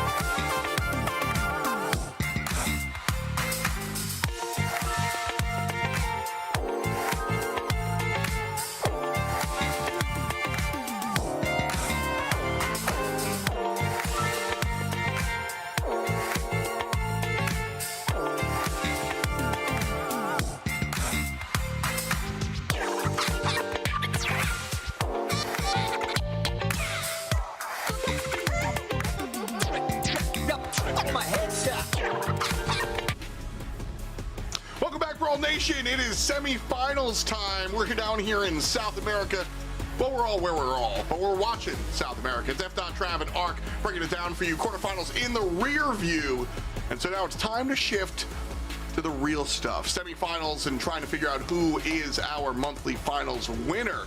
So far, we've had some good matchups. Space Station Gaming wound up taking their victory in emphatic fashion, to be honest with you. And then we saw a second semifinal that was a little bit back and forth. Despite the 3-0 for Mini Pekkas and Urubos do Pix, we definitely saw some excitement. That bottom side of our semifinals, not quite filled in. Matahuecos and Race de Pla, which is funny because that is the matchup that the commentators did not agree on. Reminder, you can check all the action on the other two quarterfinals that you don't see on here on our B stream. So make sure to check that out. Event.brawlstars.com gives you all that information. So Team Queso, they get their 3-0 above Balinas. Again, that was covered on our B stream. And they're going to go up against Space Station Gaming. This Queso team, Trav, not a bad squad. They certainly know what they're doing. Yeah, they are a really, really strong team, but I hate to think they're going to go from 3-0ing to getting 3-0'd because of just how strong Space Station is at the moment. They looked really, really good in that first game. Team Queso, you know, they are a really strong team. They've been in multi-finals time and time and time again. But I just don't know if anybody can kind of size up to Space Station. Ark, you feeling the same way? Is this dominance for the black and yellow? It's a tough one because they've never reached the grand finals on the side of Team Queso, but we've seen in other regions, you know, teams prevailing and growing with the competition. Maybe it'll be their month, but I'm with Trav. At the moment, Space Station Gaming are just looking so fierce. To be fair, they probably weren't tested as much as some of the other teams in this bracket in that quarterfinal stages against the Olympus squad today, but they know when to kick it up a gear, and when they do, it's just scary stuff. Well, that is the semifinal that we're diving into. So it's Space Station Gaming versus this Team Queso squad. JXCR Riz and Brian going to be repping the, well, we both got the black and yellow. So I guess we'll go with the yellow, the gold and black for SSG. But the Cheese Boys coming out here, and they are certainly looking to find this W. These guys, like we've said, they got that 3-0 against Balinas on the B stream. So if you want to check that out, that's where you'll find the VOD here. But Balinas is certainly going to be a different type of opponent, Trav, comparatively speaking to the SSG roster. Yeah, I have to. So does anybody really want to be called the Cheese Boys? I don't know if I'd be too pleased.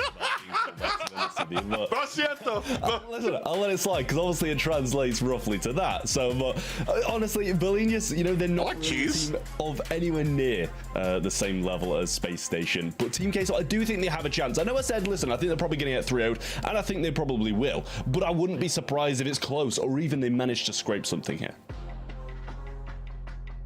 Ark, you like cheese?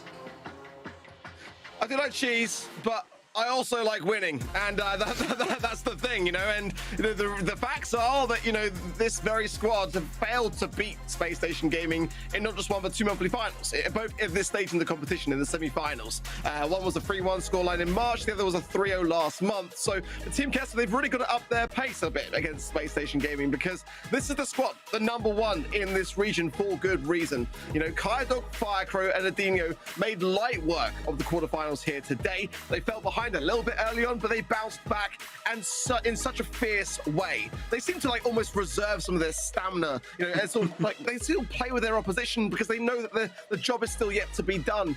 They want to win overall. There's no doubt about that in my mind. And they've come prepared today. You can see it from their drafts. They've got a plan and they've got that charisma and that, you know, energy in the room to back it up. Man, you nailed it. Absolutely. Got to agree there. Again, I can't stress enough how these three players are titans of the South American scene. They have just seen success so many times, even a little bit of international here and there. Obviously, some of the other regions, I think, kind of make a little bit more noise. But when I look at Caldog, I see a player that could succeed in any region whatsoever. When I look at Firecrow, when I look at Adinho, these are absolutely top-tier swimmers, and I think that, you know, that's what you expect when you see Space Station Gaming. But Gem Grab, Hard Rock Mine, this is where we're going to start our matchup. Trav and Ark, you guys have the call. I'll be back a little bit later. 57 arc, 57. I mean, I think it's higher than that. I don't know. Like, it's rare I say I'd like it to be further apart than what the community say, but I think this is probably one of the times I would. It's definitely a lot closer than I was expecting. I'm not going to lie. I mean, you know, this is a team that have just been unbeatable so far this year, and that's quite a close poll. I mean, sure, Team Kesso have got a great amount of fan following behind them, but I mean, also in terms of results, they've yet to make a grand final. So clearly for the community's side of things, they're thinking it might well be today. But let's see. As we go into Hard Rock Mine, of course, one of my favorite maps in the entire BSC, to be completely honest. Melody Band, as well as the Angelo and the Ruffs on the side of Team Kesso.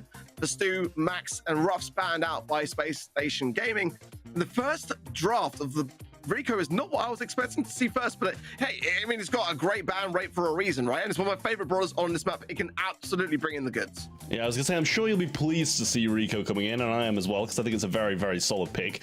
Gene gonna be the first from Team Queso, and I mean, obviously it's very, very good, but yeah, I don't know, I don't feel like we see Gene too much, especially when 8-bit is still open. It usually has a bit of a hard time against 8-bit, so I won't be surprised if that's something that Space Station do choose to go, but Sandy's gonna be Team Queso's pick, and that's, I was gonna say, it's coming out quite nicely to be a max pick, but obviously Space Station have that covered with the ban. We'll see what they do choose to pick with their next two now. As I said, 8-bit surely going to be the one to pick against the Gene. It certainly gets a lot of mid control, and depends on the sort of feeling of the squad, really. Normally you'd see that kind of extended damage booster and the plugged in star power to get that additional maneuverability, which is why 8-bit's a bit more vulnerable in the early moments of a game. If Team Kesso realized that and gone the aggressive quickly to try to eradicate that gem carrier from the mid and then try to keep that lane control there, then it's definitely got some vulnerabilities that Space Station Gaming got to be cautious around. Looking at that aggressor, really, they got a lot of control with the Rico and a great mid, but they need to have something more so, and Nita is going to be their choice. I don't necessarily mind it. First, something a bit more tanky if it's me. At least it's a bit lacking in range, but having the Rico on their side for that same idea, it could work out pretty well. I actually really like what Space Station are going for here. You know, I said the 8-bit really, really solid into that Gene. TP away whenever the pull comes in. But if you've got a Buster in your backline, it becomes quite hard to TP away. But I just can't help feel like Rico should be able to pocket a Buster for the majority of the game. And Nita can kind of just sit there and wait for Sandy to be a bit impatient and over-aggress. And obviously, Ficro's going to, if not, get a lot of bears off the Buster. And Rico's going to be able to do with the Sandy. So I do like what Space Station are bringing to the table here. Is... but then I look at Team Case, I'm like, well, Sandy Gene is just good. But I do have to side with Space Station, I feel. See, I would have preferred Space Station to kind of land the Buster themselves, actually, myself, but Nita can get a lot of value on this map. Bruce can obviously sneak through the bush as well and get some good value, get some good aggression going as well. Let's see, early on, we're missing a Space Station Gaming player at the moment. Someone's late to the party, and it seems that was Firecrow. Bit of a crying pin as well. Obviously late to get himself in, but he is in now. That's the main thing. Card Dog with 2. It's a good taps into the mid, already getting a booster for his time, and additional speed can go a long way here. I mean, such a great start here for SSG. Super comes out from Adinu, not going to get anything from it, but JXCR is going to miss a gadget of his own. Multi-ball launch comes out, not going to find any connections. I think maybe a couple onto Rees in the back lines, but a pull available flare from Brian, and holding on to it. Obviously, the TP away is a big, big issue. Rees playing the mid. There's the TP just in time, almost caught him off guard. And Adinu just holding his legs quite strongly here. Firecrow's in a fantastic spot at the moment, just struggling his time between Brian and Rees, and going to give a lot more gems over in the long run to Space Station Gaming. Gadget pop from Adinu. He's very low though, so be cautious here as Bruce comes out to keep Reese back. It's full control for SSG in the mid so far. JXCR in a bit of a tough compromised position, and Firecrow will seal it. At the moment, Team Kesso is struggling to get back in this game. Now, this is a tough one. I mean, he's got another pull as well, but if he hits a pull, then it's going to be an absolutely magical play, because you can't really expect it. He missed so Oh, yeah, that's not it. He wanted to get him out the back line, and Ficrow doesn't even use a bear with hypercharge there. Should be able to just grab this and TP. Even baits our little gadget from JXCR. Not going to complain about that, and the bear just running them down as well. Hypercharge still in hand for Ficrow. Might just use it on the defensive here, shutting absolutely everybody down. Brian going to pop as a hypercharge of his own, but what can he do in this circumstance? He pulls him, he dies anyway. Spacing take game number 1, and that is dominance right there. Very convincing. Very, very convincing. I hesitate to say it, but SSG made light work of that one, despite Firecrow being a little bit absent at the beginning. I mean, he just made up for lost time and did a wonderful job, in my opinion, on those lane sides and just keeping Team Kesso back in that spawn area. I mean, it just provided so much of an ability to control the mid, get the gems, and get the job done effectively. But Team Kesso might have still something in the back pocket. It's a strong comp. They can make this work, but they were pretty absent for the majority of things, and it's pretty much at the bay of the aggression in that last game. I mean, how different that game would have gone if Team Queso just had someone to tell them Firecrow's not moving, go into the bush. It'd have been a much different game, to put it like that. But so far, it is SSG who do have that 2-gem lead. 2 gems on the TQ side, but not wanting to kind of overstep and provide him with the turret too early on. But it happens anyway. Well, Firecrow's coming in now. Brian is very low here. The Sweet Dream stun from Reese will miss as well, and that's going to be disastrous checks here as well. Everyone on the side of Team Kesso is going to fall, and the men standing are all space station now. Going to get hunkered in these spawn trap positions, and Dog's going to have the mid entirely to his own. Team Kesso have got to start to bring something more, because this is not enough. I mean, Reese is throwing up an SSG pin of his own here. Dog picks up a 9th, moves his little station back to the right-hand side away, and should be able to grab this gem and get a TP back. Not without feeding Reese a shot, but he is... Well, I was going to say he is fairly low. He was fairly low, but being pinched in now should fall. Shouldn't be able to move too much. Sweet Dreams does make a connection on Adino, and people moving up. Dog's so low here, but JXCR not going to get it just yet. Now we see Sandy coming in, but it's just a little bit too late. Adino not going to pick up those gems. Try wait it out. Brian not going to be able to grab one, and that's still going to be countdown for Space Station here. Is that not a pull that you'd want to have in this position right now, really? I think Brian might have been able to save it, really, because getting Dog now with Firecrow and Athena full HP coming back off the spawn, it's going to be a really tough thing to ask for. But JSCR is going to try for it, gets a couple of taps, but now a damage boost is going to take some of those shots, and it's not going to be enough for Team Kesso as Space Station Gaming take the first set.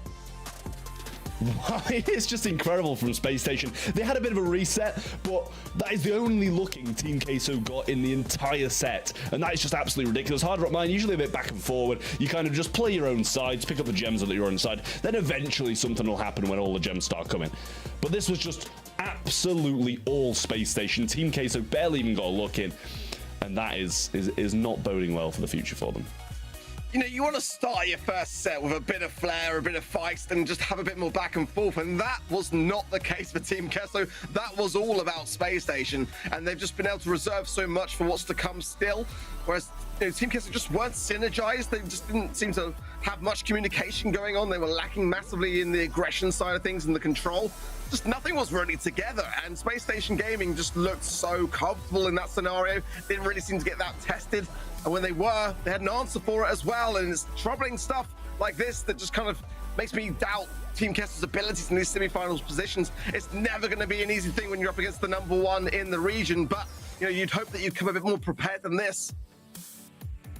Yeah, you really would. I mean, prepare all you want, but SSG are going to be the favorites coming into any game in this region. 4, 6, and 7 for the side of Space Station, and a very uncomparable 3-1-1 for the side of Team Queso, and not a single player over 200 DPS, and we've got Dog alone over 429, so not looking too good for Team Queso, but Space Station absolutely thriving at the moment. And I do feel like both of these teams weren't really tested too much in the quarterfinals, as you did mention, so it's kind of a question of who's going to be warming up the fastest, and so far Space Station seems to be that team.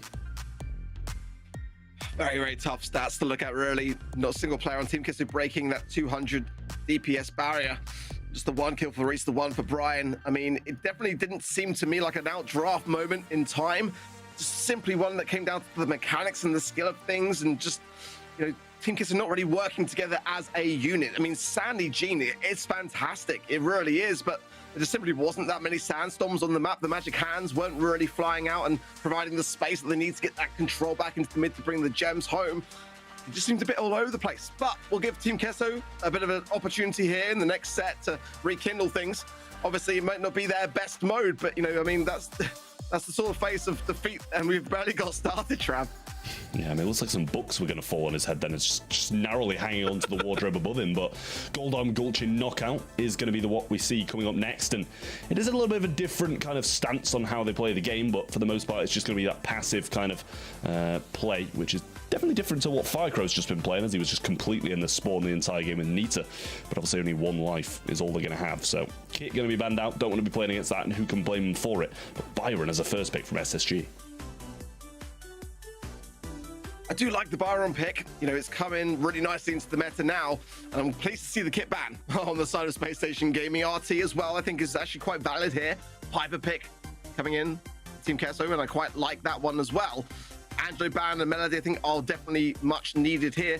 The Rico, 56% ban rate, is still up for grabs here. I don't necessarily mind it. I've kind of drifted away from it over the years, really, as much as it pains me to. You know, Trevor's my favorite one. On this map, it used to be very, very good. Now, I think it still works. Just like there are better sort of ideas to put into the forefront first. That's where the Meg coming in now, alongside with the Piper. I think it's a really nice play. Pearl is the response from SSG. I don't mind the Pearl. I don't think it's too bad. We've seen it in the meta a lot recently, thanks to obviously Melody being a very high-level brawler, but that being banned out, it surprises me to see Pearl come in. Must be something that they kind of have against the Meg. And then Grom going to be brought in as the thrower for Space Station, their last pick, and it leaves them open to, you know, something quite aggressive. But I guess that's also what the Pearl is there for, defend against the Mortis, defend against something that can come in and clean up the others quite quickly. But it's going to be a grey for the side of Team Queso. I like the Grey a lot. I think the Grey can be absolutely one of these brawlers that can just be up in your face before you know it and just really prey on those low HP brawlers. Pearl, though, is not going to be that for the majority of the time. That's the problem. And ultimately, I really do feel like that pick is a great one and get a lot of damage in. And once you just over time are able to cook, literally, and just be able to then assert your dominance on the situation, I think brawlers like Meg can get taken down so quickly. But the Byron extends himself too much on the side of Space Station Gaming, and that's going to be an early takedown. It's 2 versus 2 now, but Firecrow is so weak with Vidinho. Brian's being Meg now, out of Meg, but nonetheless, the pressure still remains. Can they actually survive this? No! It's now a 2 versus 1. What a fantastic pickup, because that was necessary there. Oh, but he gets the trade. 1v1 now, and can Reese win this? If we see some good position, if he manages to get up the maps, maybe... Oh, actually, he's kind of scouting a bush when it's a 1v1. I'm not sure why he's doing that, and he can see him. But gets out of that back line now, slides into the bush, and now... Can I see Reese winning this? He's got to get the... Got to kind of survive until late game and then find some taps. But even then, Adinho surely got the upper hand. As long as he doesn't take any of these taps, now it's going to be troublesome to do just that, because the gas coming in is going to force his hand. Nice watchtower gadget, though. Assume it's not going to connect, though. The Grom Bomb will not do anything at all, but they are pretty much equal in terms of HP. Can Reese now start to tap? One, he's going to land these perfectionly, and he does. Nice stuff from Team Kesso. They start to bring back some fights. Yeah, I mean, good from Team Kesso, but I can't help but feel like he probably should have won that one. I'm not sure. I feel like we should have seen the Grom win that 1v1, but Kaido playing this right-hand side, just trying to pinch in. Oh, a little pull through the wall there with the walking cane. Not going to get too much done, but a little bit of a wall break along the way. They're not going to complain about that against the thrower. TP in now from JXC. Oh, there's a pullback that'll work, but the burn down damage, looking for the heal. He's going to go straight into him, and they still don't find him. They actually get one of their own on Adinho in a 3v1. Team Queso aren't losing that. They take the first game. Where was this Team Kesso in the first set? I mean, is this a different team? It was such a night and day difference, really. They seemed in control, making fantastic plays left, right, and center. I mean, I love the way that they really capitalized on that Grey and that first early kill into the Byron, which led to so much. Now they can start to believe in themselves, because that first set, I felt like they were going to really struggle. Coming out the gate strong. I love to see it. Yeah, looking to try and get that watchtower down so they're not visible. There's the gadget. Oh, brilliant gadget from Firecrow. Gets so much damage through. But Kaido very, very low, and Meg looking for a little bit of a pullback here, but not going to have it. I mean, Grey get the pullback there, and Meg looking for a super. But Adinho trying to lock them back. Oh, narrowly missed homemade recipe. TP in from JXCR. Walking Cane not going to be found. And another burn down from Firecrow. Might put the nail in the coffin, but doesn't find a connection. TP forwards from Reese. Looking for the wallpaper. Grom Bomb goes for it himself. Tries to catch him off guard, but doesn't find anything. Brian now met for a second time. It's a 3 versus 2 now, and that's going to be a very, very tough thing. Brian, though, might get taken down here by Firecrow, and he does. Now Reese was full. He's actually going to be feeding quite a lot over. It might be better to try and dodge than he is trying now, but we'll land a little bit of utility over to Kaido in the process. Now, 1 round. SSG is the first in this set so far, so let's see what they can do with this. Well, Pearl Just going down the right-hand side with some heals. That's going to go quite a long way. Jake's so low, gets the TP heal. I think he narrowly survives that 7-3-7. I mean, but he does waste his super on the way. But I mean, obviously you want to waste a super for the chance of surviving when you're 1 round down 2. But 2 supers for the size of SSG. And only 1 for Brian. And he's got to be even very, very close range to even use it. Yeah, SSG have got to start to value their lives just a bit as well here. They do not want to be able to choke these rounds, as if they can get this last one in, it will be all tied up in this set. And for Team Kesso, opening up the map would be quite nice to be able to achieve realistically, but JXCR, no more gadgets available for him to do just that. If Reese can get something, maybe they can open things up early. That's a nice tap to do just that, and the positioning was perfect for it. Now Team Kesso have really got an opportunity.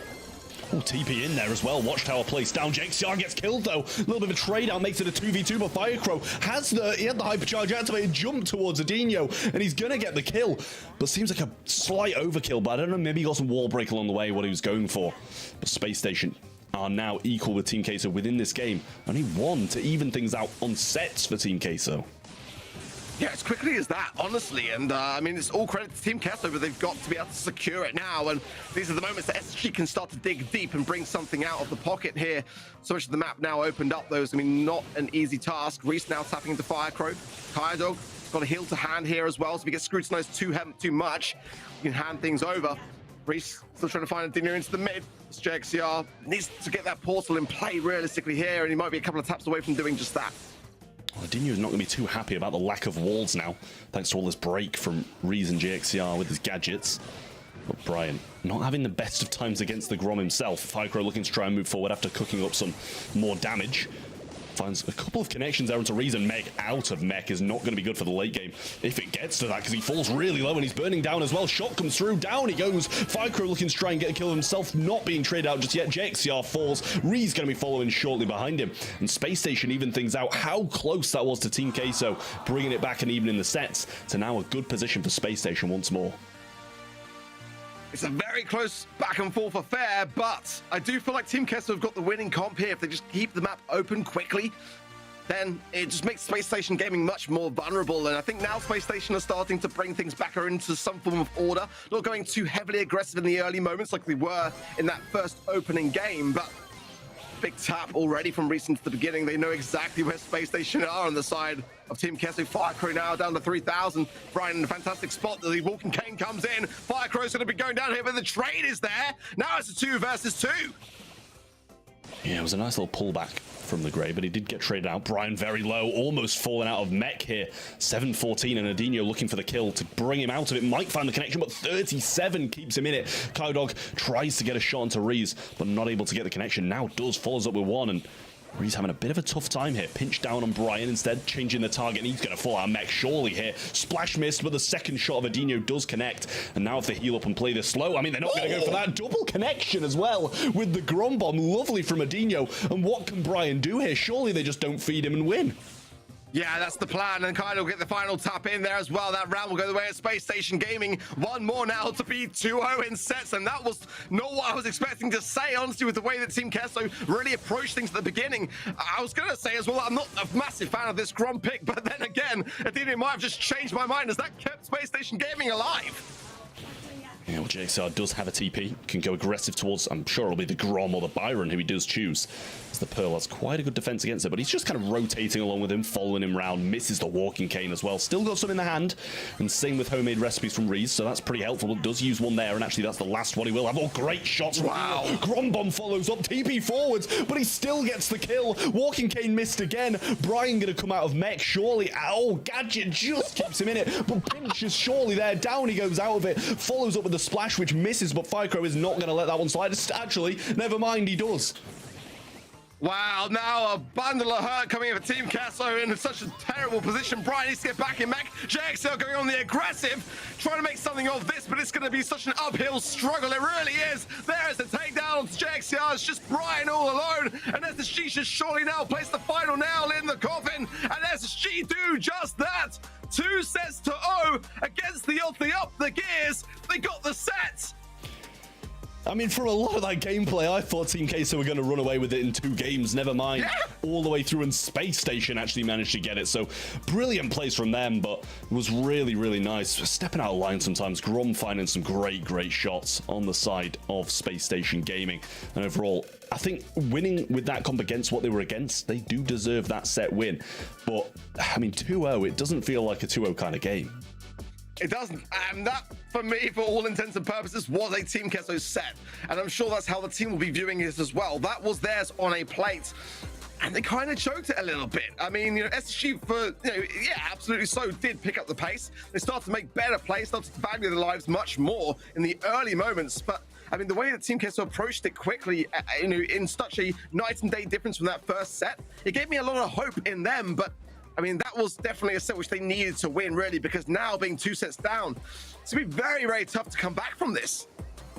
It really is. And I mean, against a team like SSG as well, you know, if you're 2-0 down against a team who you're meant to beat, you're like, okay, let's just lock in, let's get it done, and let's make something happen. But against Space Station Gaming, who you're meant to lose against, let's be real, and they're 2-0 down, you've got to have some seriously strong mental not to let your mentality kind of waver in that moment and have your head go down.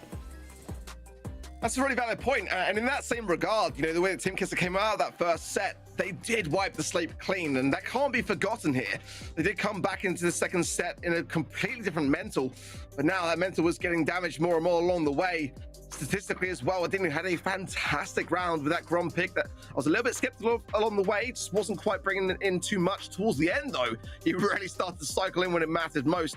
200 DPS for both him and Firecrow. Kaidog a little bit on the lower side of things, but I mean, in comparison, the DPS was much higher on the side of Team Queso, making a lot more plays for themselves, but the survivor ability really is what matters most in Knockout. The Space Station Gaming overall were able to do just that. I mean, they just played it much more controlled and cautious, whereas I feel like Team Queso were taking quite a few risks to try and guarantee themselves some kills. You know, some TPs here and there, but a lot of missed walking canes did cost them, I feel, in that second game. Yeah.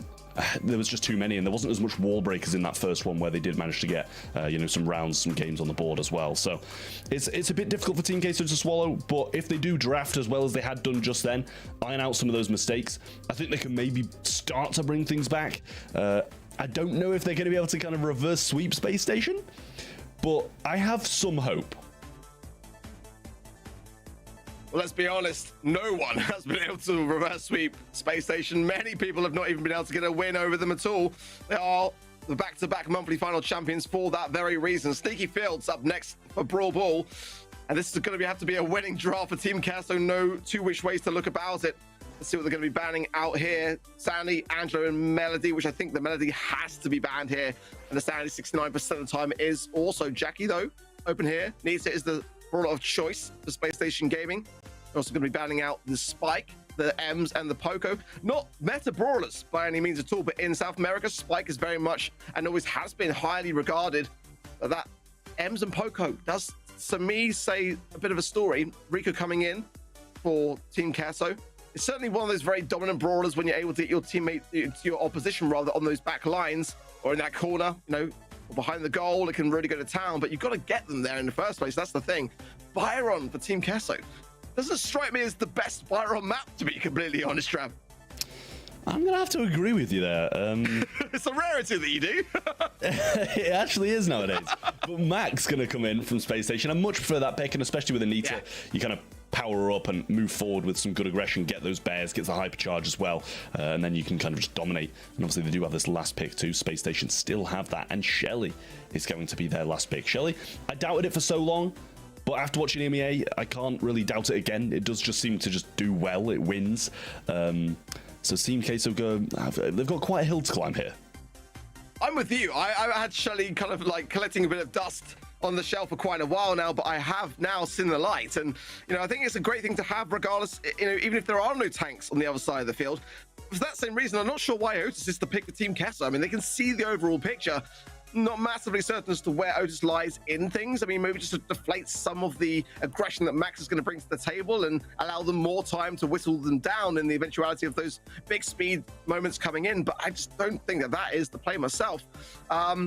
They're obviously scared to go in with tanks, and that's understandable. But certainly Otis, for me, has just not really been made to work. Maybe in gem grab and just a couple of moments and places to be played, but not my favorite of picks at all inside Team Cass. So let's see though, let's give them the benefit of the doubt. Face Shift's not going to actually keep them alive. It's a nice idea there from Dog, but it didn't pay off as Brian will tick down both him and Firecrow now, leaving Adinio all alone. I mean, Adinio's doing a good job of it. Wow. I mean, he's kept him out for quite a while, but eventually he is going to go down, and that's not going to be too good for the side of Space Station. Tap it. I mean, I'm sorry I doubted Byron if he's tapping this hard all the way through the game, because he's having a great start so far. Splash comes through, double hit as well. Brilliant, and he follows up with another shot. Firecrow's going to go down. Rico Super comes through, and I'm sorry, Brian. I'm sorry I doubted you, because you're putting on a show. Making us eat our words in real time. We're literally convinced on the Byron pick in the first 45 seconds of play, but let's see how they fare under the pressure, because we haven't really seen that yet so far from Space Station Gaming, and that's not the greatest of starts. Dog will fall. Firecrow now really pinched between a 3 versus 1 scenario. It's going to leave Adinio alone again. Space Station Gaming have got to get their defense together, and their controllers just all over the place. Yeah, Dino's gonna fall here, there's no doubt about that. Splash comes through, ball pocketed once more, but Firecrow's so low, and TQ just walking over them. Super takedown Dog. Someone's gotta get the ball, but nobody goes for it. Just playing the patient game. Clay Pigeon from Adinio here, just trying to push them out, but some heals from Brian. Really, really nice, and just keeps them in this offensive position. Well, Space Station do need to get a goal in this scenario. 1 minute on the clock. I think they're going to break through there. Just find a connection onto Reese. Reese going to be able to use the super bounties to try to get himself back up to full HP, but he will go down regardless. JXCR misses the mute as well. Disastrous here, as Adinio, if he gets the ball, can surely score this through. Let's see whether they fumble it at all. Oh! Almost did, but just about in for Space Station. I mean, in a goal that felt fully covered, I'm surprised he managed to find an angle there, but injection from Brian going to go straight through Dog there. Super miss from Reese. Not having the best time now that side's broken, but he's going to use the heal and the heal from Brian to be able to get something done. But Dog might want to just go for a goal here. Hypercharge going to be used. We've got the hypercharge from Adinio as well. Super comes through, and how quickly that game changed. Match point to Space Station from a position of just pure domination from Team Queso to now being on match point. It's always my concern, is like when things get really hairy, can that Byron keep up the momentum? It's great on the offense, but on the defense, it really does struggle against that max speed and the Shelly. And she knew it, despite being on the back lines for the majority of that game. They really chose their moments. Dog not going to waste any time, goes in, gets to take down the trade, though, is there. Adinio is low, pop the gadget, going to lose it, and there's a nice splash there from JXCR to secure that kill. As him and JXCR now can reposition themselves and go forwards here. Oh, a gadget used by Reese. There was a bit of an opportunity. Maybe, I think it was maybe too close to call realistically there. I think playing defensively was the better decision, but Team Kessel will struggle now as they start to then whittle down the HP on the side of SSG and get a much more affirming role. 2 supers to hand as well here, going in on the aggressive again. I won't be surprised if we just see a wall break from Adinio. Oh, they get control, so he's not going to go for it now, but the break there, the super and the walls go down. Space Station score, and Dog with a great slot in. You know, Shelly picking Brawl Ball in moments like this, in maps that are just full of bushes, they're able to make fantastic plays. It's like a guaranteed certified goal, really. Reese, they're not giving up that early on. Finds a nice connection to Firecrow. This is an aggressive push coming forwards. JXCR has the mute. Nice splash there from Brian. And the ball trickling, it should be off the line. And it is, as Firecrow puts it to safety. While still pushing, JXCR going forward now, mute in the hand as well. Gonna miss it though, and that's not gonna be helpful. Hypercharge available from Dog, gets the ball back in the corner, and JXCR falls. A super available from Adinio, and Clay Pigeon activated as well. Not gonna make use of Clay Pigeon, just used it to maybe scare them off a bit, just like flashing super. Now Hypercharge ready to go, and Adinio pushing up into the grass. All pressure just gone for Team Queso now, and it's SSG on the attack. Adinio is so dangerous. I'm pretty sure he's scored every single goal so far except for that pass, but he's still got the break, and that's what made it happen. Brian not going to find any results of that splash as things are starting to dwindle here for Team Queso again. They can just find a goal here just to secure it, but they are still in the lead regardless. It's Team Queso that really do need to bring things back into order. With 30 seconds on the clock, no easy ask. Dog, speed in hand now. They're trying to make the break for it, but Dog's not going to allow it. He's hitting everything. Beaming, Brian surviving just narrowly, but Anita Bear coming down. Everything's there, and maybe a super shot would have been better than Anita Bear at this point, but still surely going to be a goal. They're just burning the clock. Firecrow bouncing the ball back to himself. Little trick shot attempt there as well. 15 seconds on the clock. They corner the ball themselves. I don't know if they know it's done at this point, but SSG put the nail in the coffin. 3-0 as Team Queso fall down, and AQM go to the finals. AQM? SSG? Why am I saying AQM? I'm lost. I'm lost in the past. Time machine, Trav, it's been working. Great stuff. It really was. From Space Station, really just landed the mark. And you know, in times where they look like they might dwindle, they just fought back again tirelessly along the way. Some opportunities for Team Kesso, no doubt about it. We're not able to secure things in knockout. Had they done that, maybe things might have looked a little bit different, but it wasn't to be. And Space Station looking better than ever, let's be honest. I mean, that was pure brilliance. They took so much pressure against them from Team Queso in the early games, both of the early games, to be fair. But they just persevered and they managed to get it done anyway. You know, Knockout started badly for SSG, they won it. Brawl Ball started badly for SSG, they won it. And they didn't have a bad start at all in Gem Grab, but they just dominated that all the way through. But like I said in the previous game, they're all going 3-0, but they don't feel like it. I agree. I think for Team Kesso, upon reflection, they'll look back and realize that they could have done a bit more with things. But it's these moments where SSG are just so dominant. I mean, look at that. I mean, there's just no time to really respond to it. I think it was kind of a bit over when it came to the draft. In all honesty, as soon as that Shelly showed his face with that max, you know, when a team has got super, there's so little that you can do in the defensive lines here because you just push back the entire time. And we saw it again and again and again. Some great moments. I think that, you know, Team Kesso were building up steam, but in the end, Space Station Gaming prevailed, and again, it's looking like it could be another very respectable month for them. Yeah, going for 3 in a row, SSG, and I mean, there doesn't seem to be any stopping them. 2 3-0s in a row now, and I can't help but feel the only team that's going to be able to stand in the way is Mini Pekkas, and they haven't been able to stand in the way the past few months. So really, a good sign for SSG. 90 DPS and 0 kills for Firecrow. Bit of a bystander in that last set there, but still managed to pull through and get the win with him on their side. And, you know, no hate to Firecrow. It's a hard matchup, I understand that. Just 90 DPS and no kills is definitely not something you see every day for a winning side. I mean, it just pretty much reiterates what I was saying, doesn't it? That Max and Shelly combo is just so fierce. You don't even need a third. They pretty much 2v3 the entire thing. Kai Dog is your MVP, as voted by you on event.brawlstars.com. He's been absolutely phenomenal this year so far. Last month, he was amazing. This month as well, no different to it. Thoroughly deserving, in my opinion. Yeah, I think so too. I mean, he's always playing on the absolute top of his game. Last month was so solid. This month so far so solid. Already heading to the finals. It's flown past. And I mean, it's all thanks to SSG playing as well as they are. Just 3-0, 3-0. There's just no stopping them. Fantastic stuff. I mean, you know, if that game and that match is anything to go by, I mean, the grand finals is going to be very spicy. Indeed, we expected to see Space Station in it, but I mean, not necessarily looking as strong as they are today. I think that this is dominant. I mean, is there anyone that can stand in their way? I mean, the only answer to that question is I think probably FA Mini Pekkas have a chance, but the past 2 months they've had a chance and they haven't really pulled through. So SSG definitely in a strong position as they head on to the finals. 1 semi down, 1 to go. Don't go anywhere. We'll be right back. The Snapdragon Pro Series Brawl Stars Championship is brought to you by Snapdragon Elite Gaming, Samsung Galaxy S24 Ultra, Monster Energy, and DHL.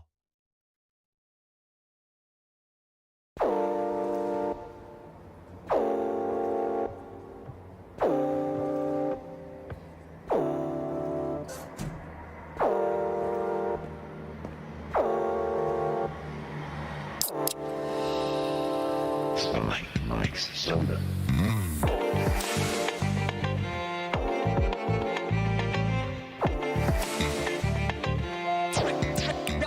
My headshot.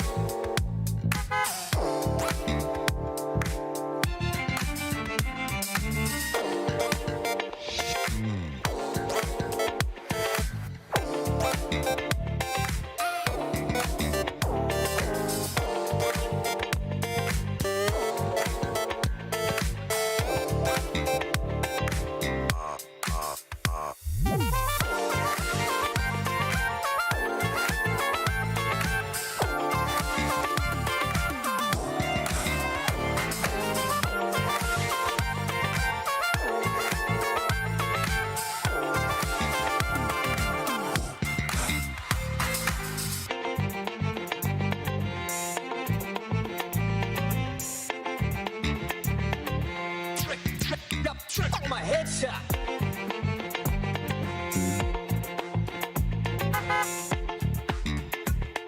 Spy Mike's server.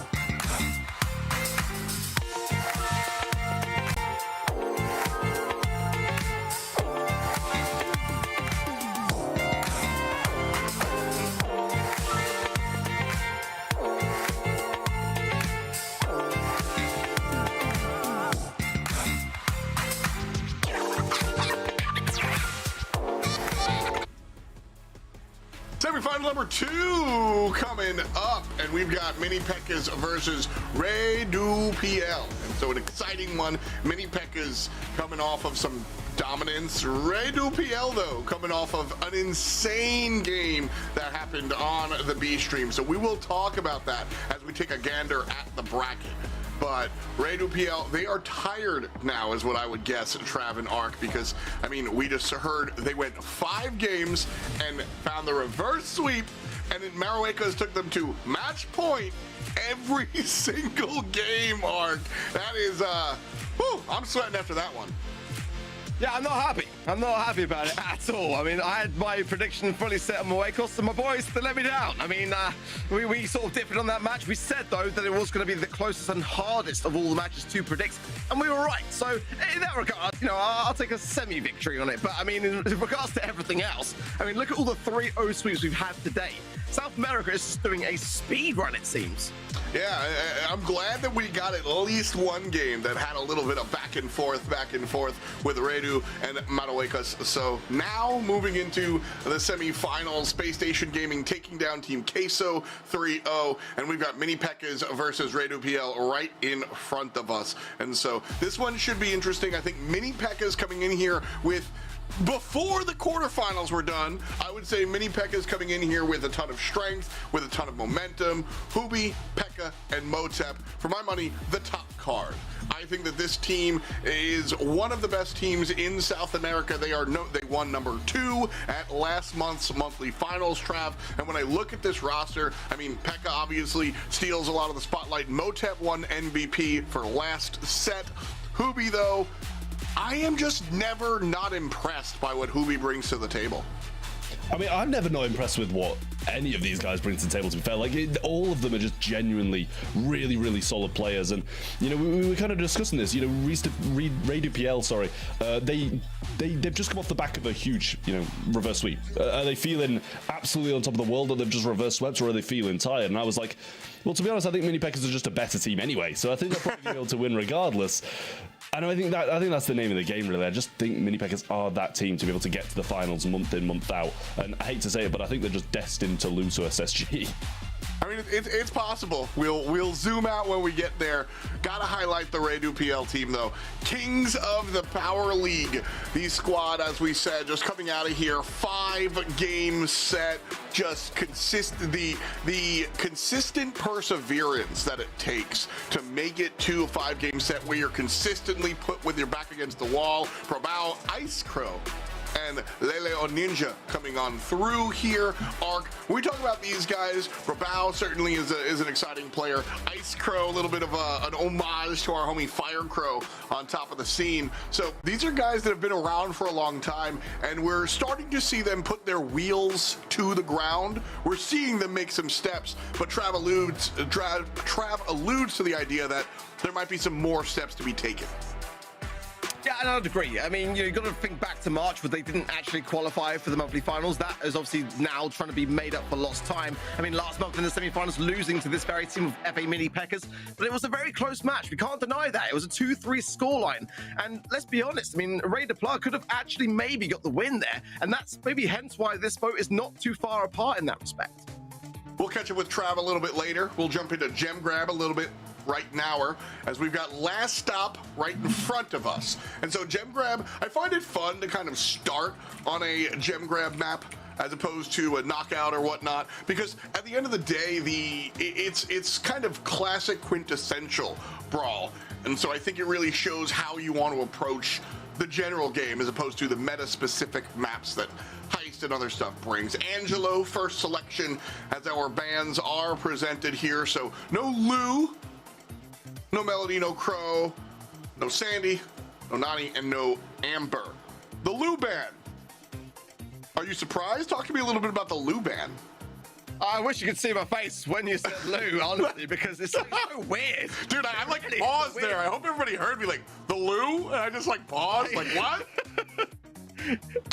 Bit odd, but I mean, sometimes in scrims we see ideas and stuff that doesn't make itself known onto the, so I think it might be because the map looks like it might be Canal Grande instead of last stop for Gem Grab. That might be the firming presence on that mid. But still, I mean, I wouldn't necessarily say ban worthy, but in this region, hey, it's a bit of a different meta. It makes some sense. It does deter a lot of tanks as well. So, I mean, it was quite successful in previous years in areas like North America as well. So I don't necessarily mind it too much. Pearl's gonna have a good time with things and break some bush as well. Buster, of course, has the gadget, the slow-mo replay to be able to bring in your opposition and get some kills. I like the Charlie as well. Angelo, though, for me, is honestly such a strong pick. Now that I know that this is Canal Grande, ultimately that Brawl is going to have free reign of the mid, and we know what that can do.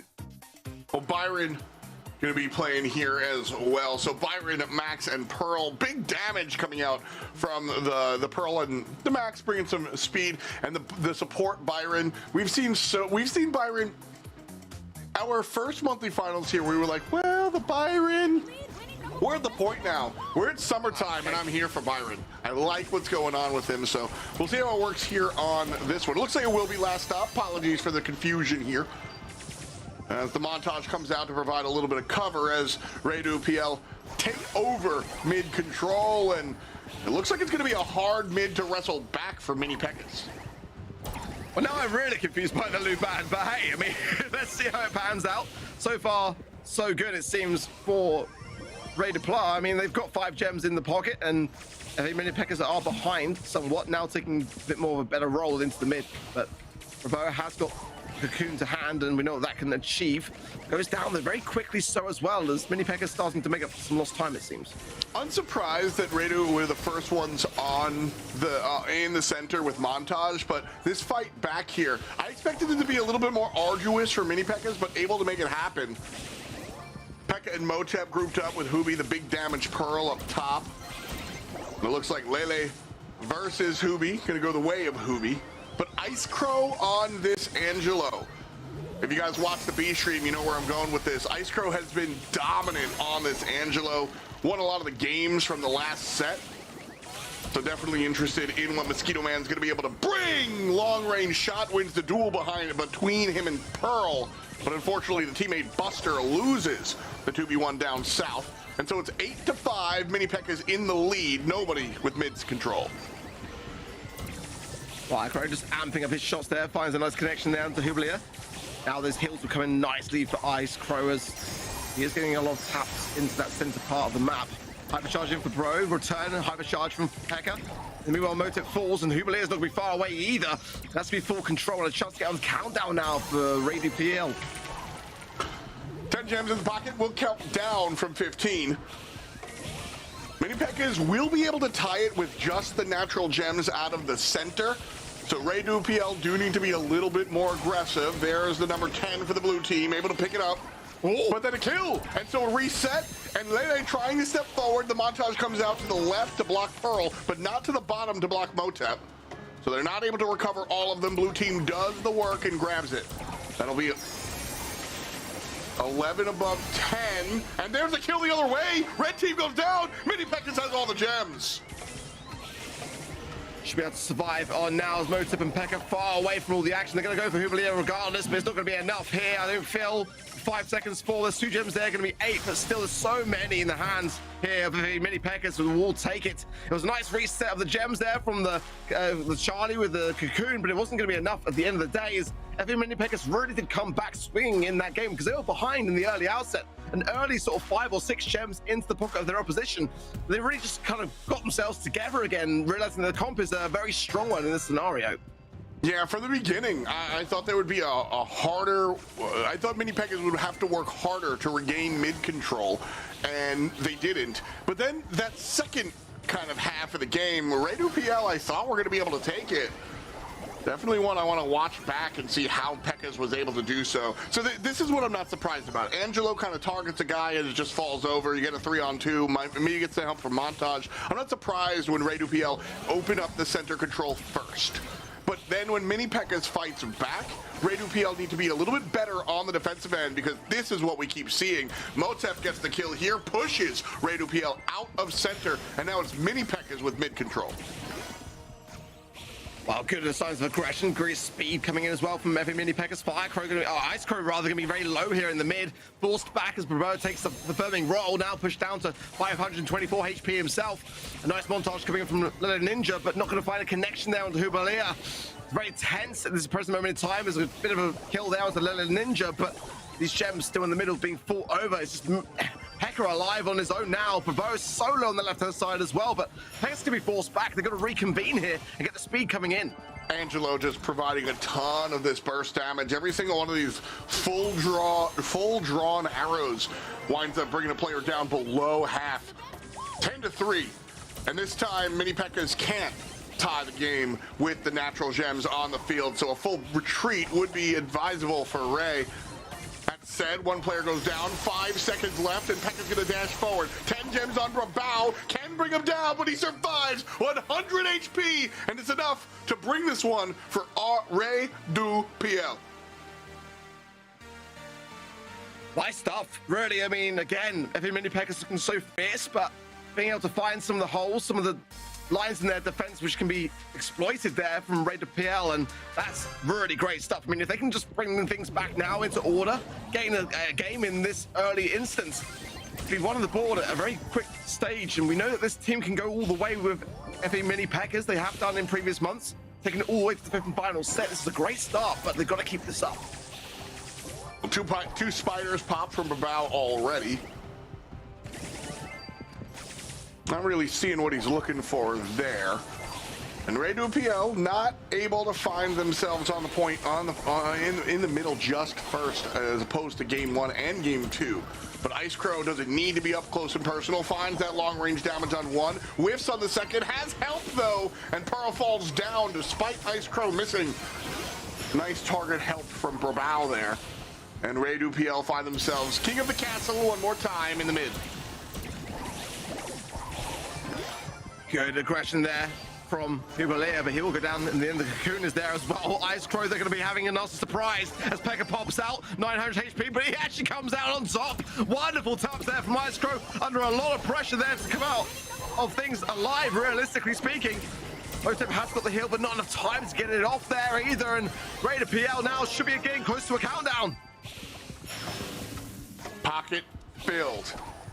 Pekkas has to find the kills here, not going to be able to do it any other way. Lele has 1, so they're allowed to die, but the other 2 need to stay on their feet. Who be getting 2v1'd?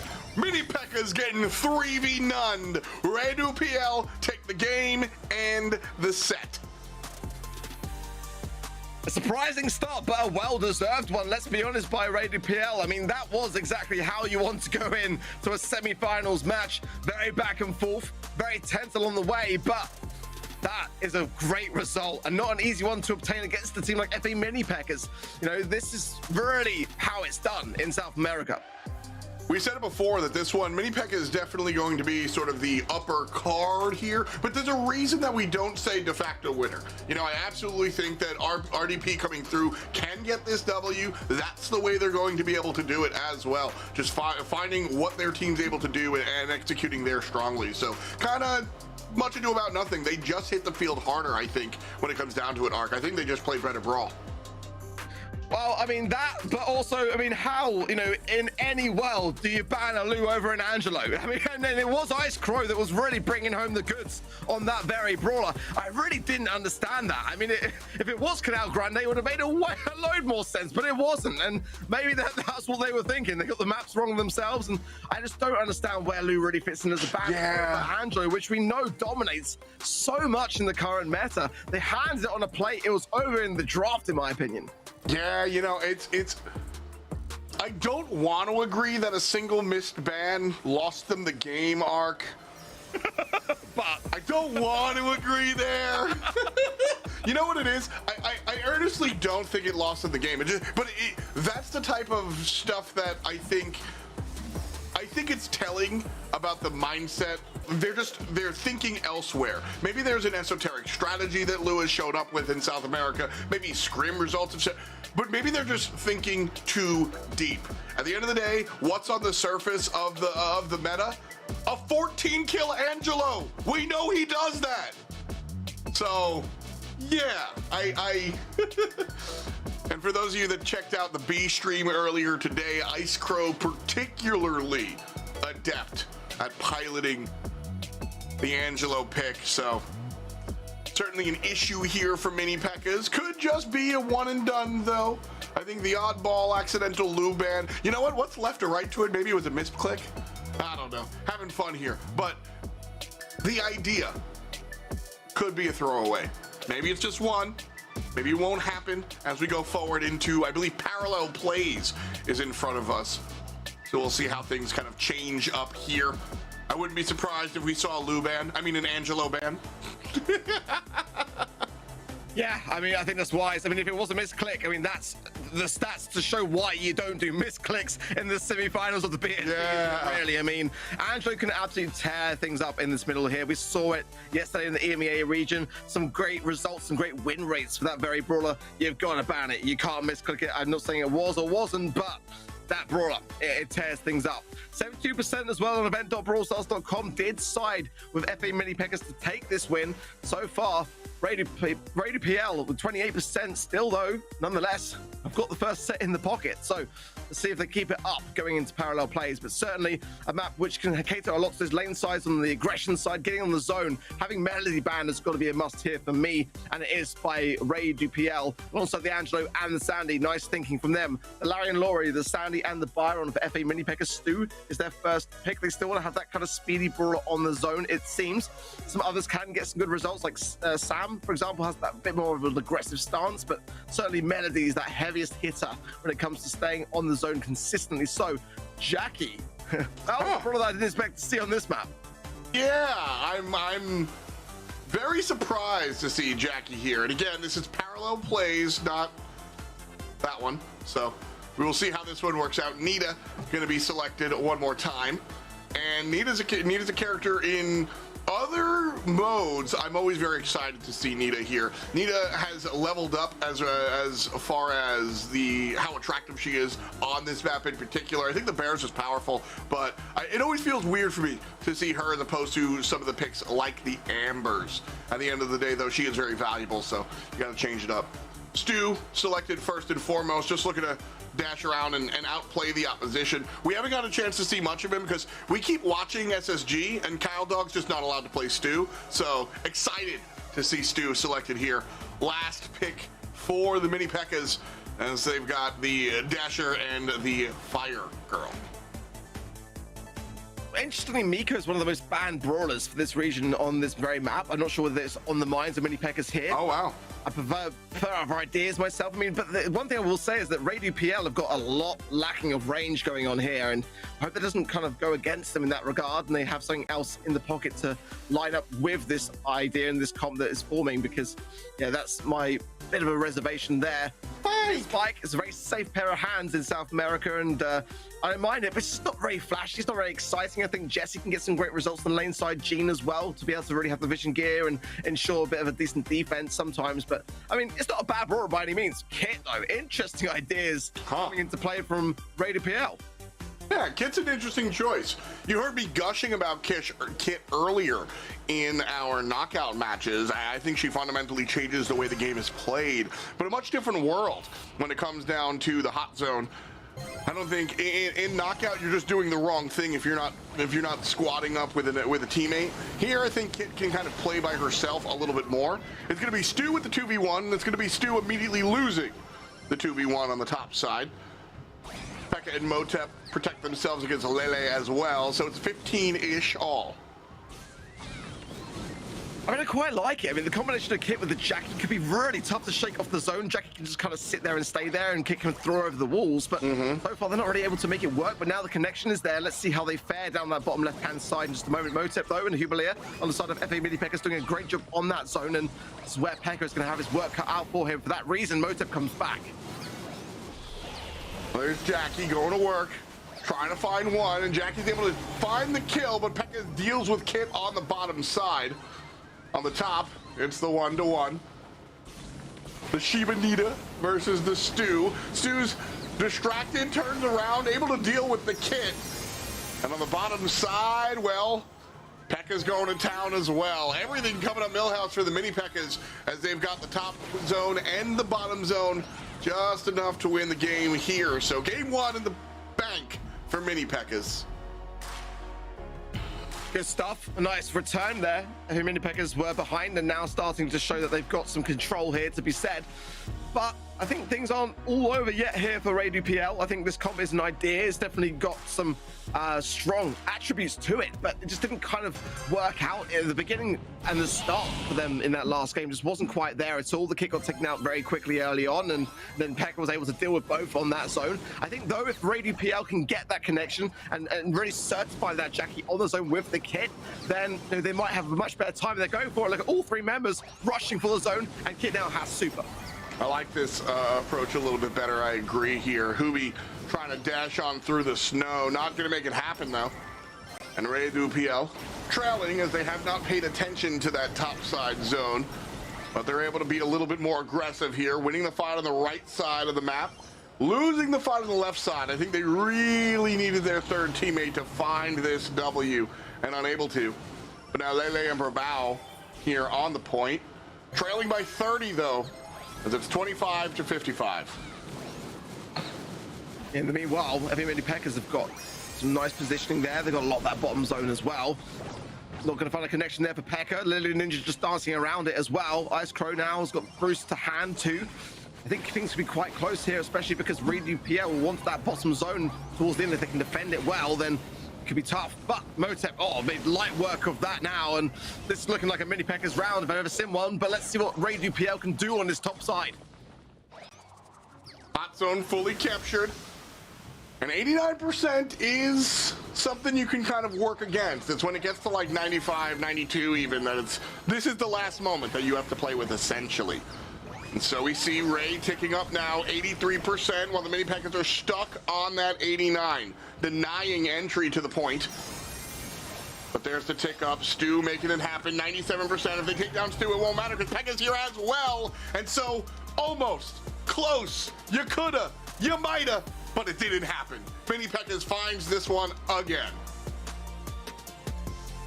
Very close towards the end, though, when the kit just got onto the zone using the cardboard box gadget. I thought that it might have happened, and credit to the Stu, because they had to remain on that zone. If that Stu went down, it could have shifted over, and Radio PL might have had an open door there to be able to stay in this set. It wasn't the case, and FA Mini Pekkas brought things back to order, but we are all tied up. I mean, historically, this has always been one of the closest kind of matchups in this region, and this month proving to be the same story.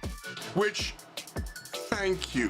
Listen, I'm sure a lot of people are happy to see a bunch of 3-0 sweeps, but I want to see some Brawl.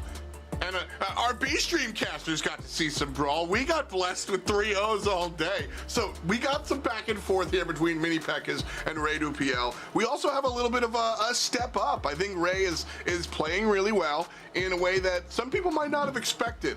And so strong stuff coming out of Ray2PL. This time around, though, obviously Mini Pekkas are able to take this one and run with it.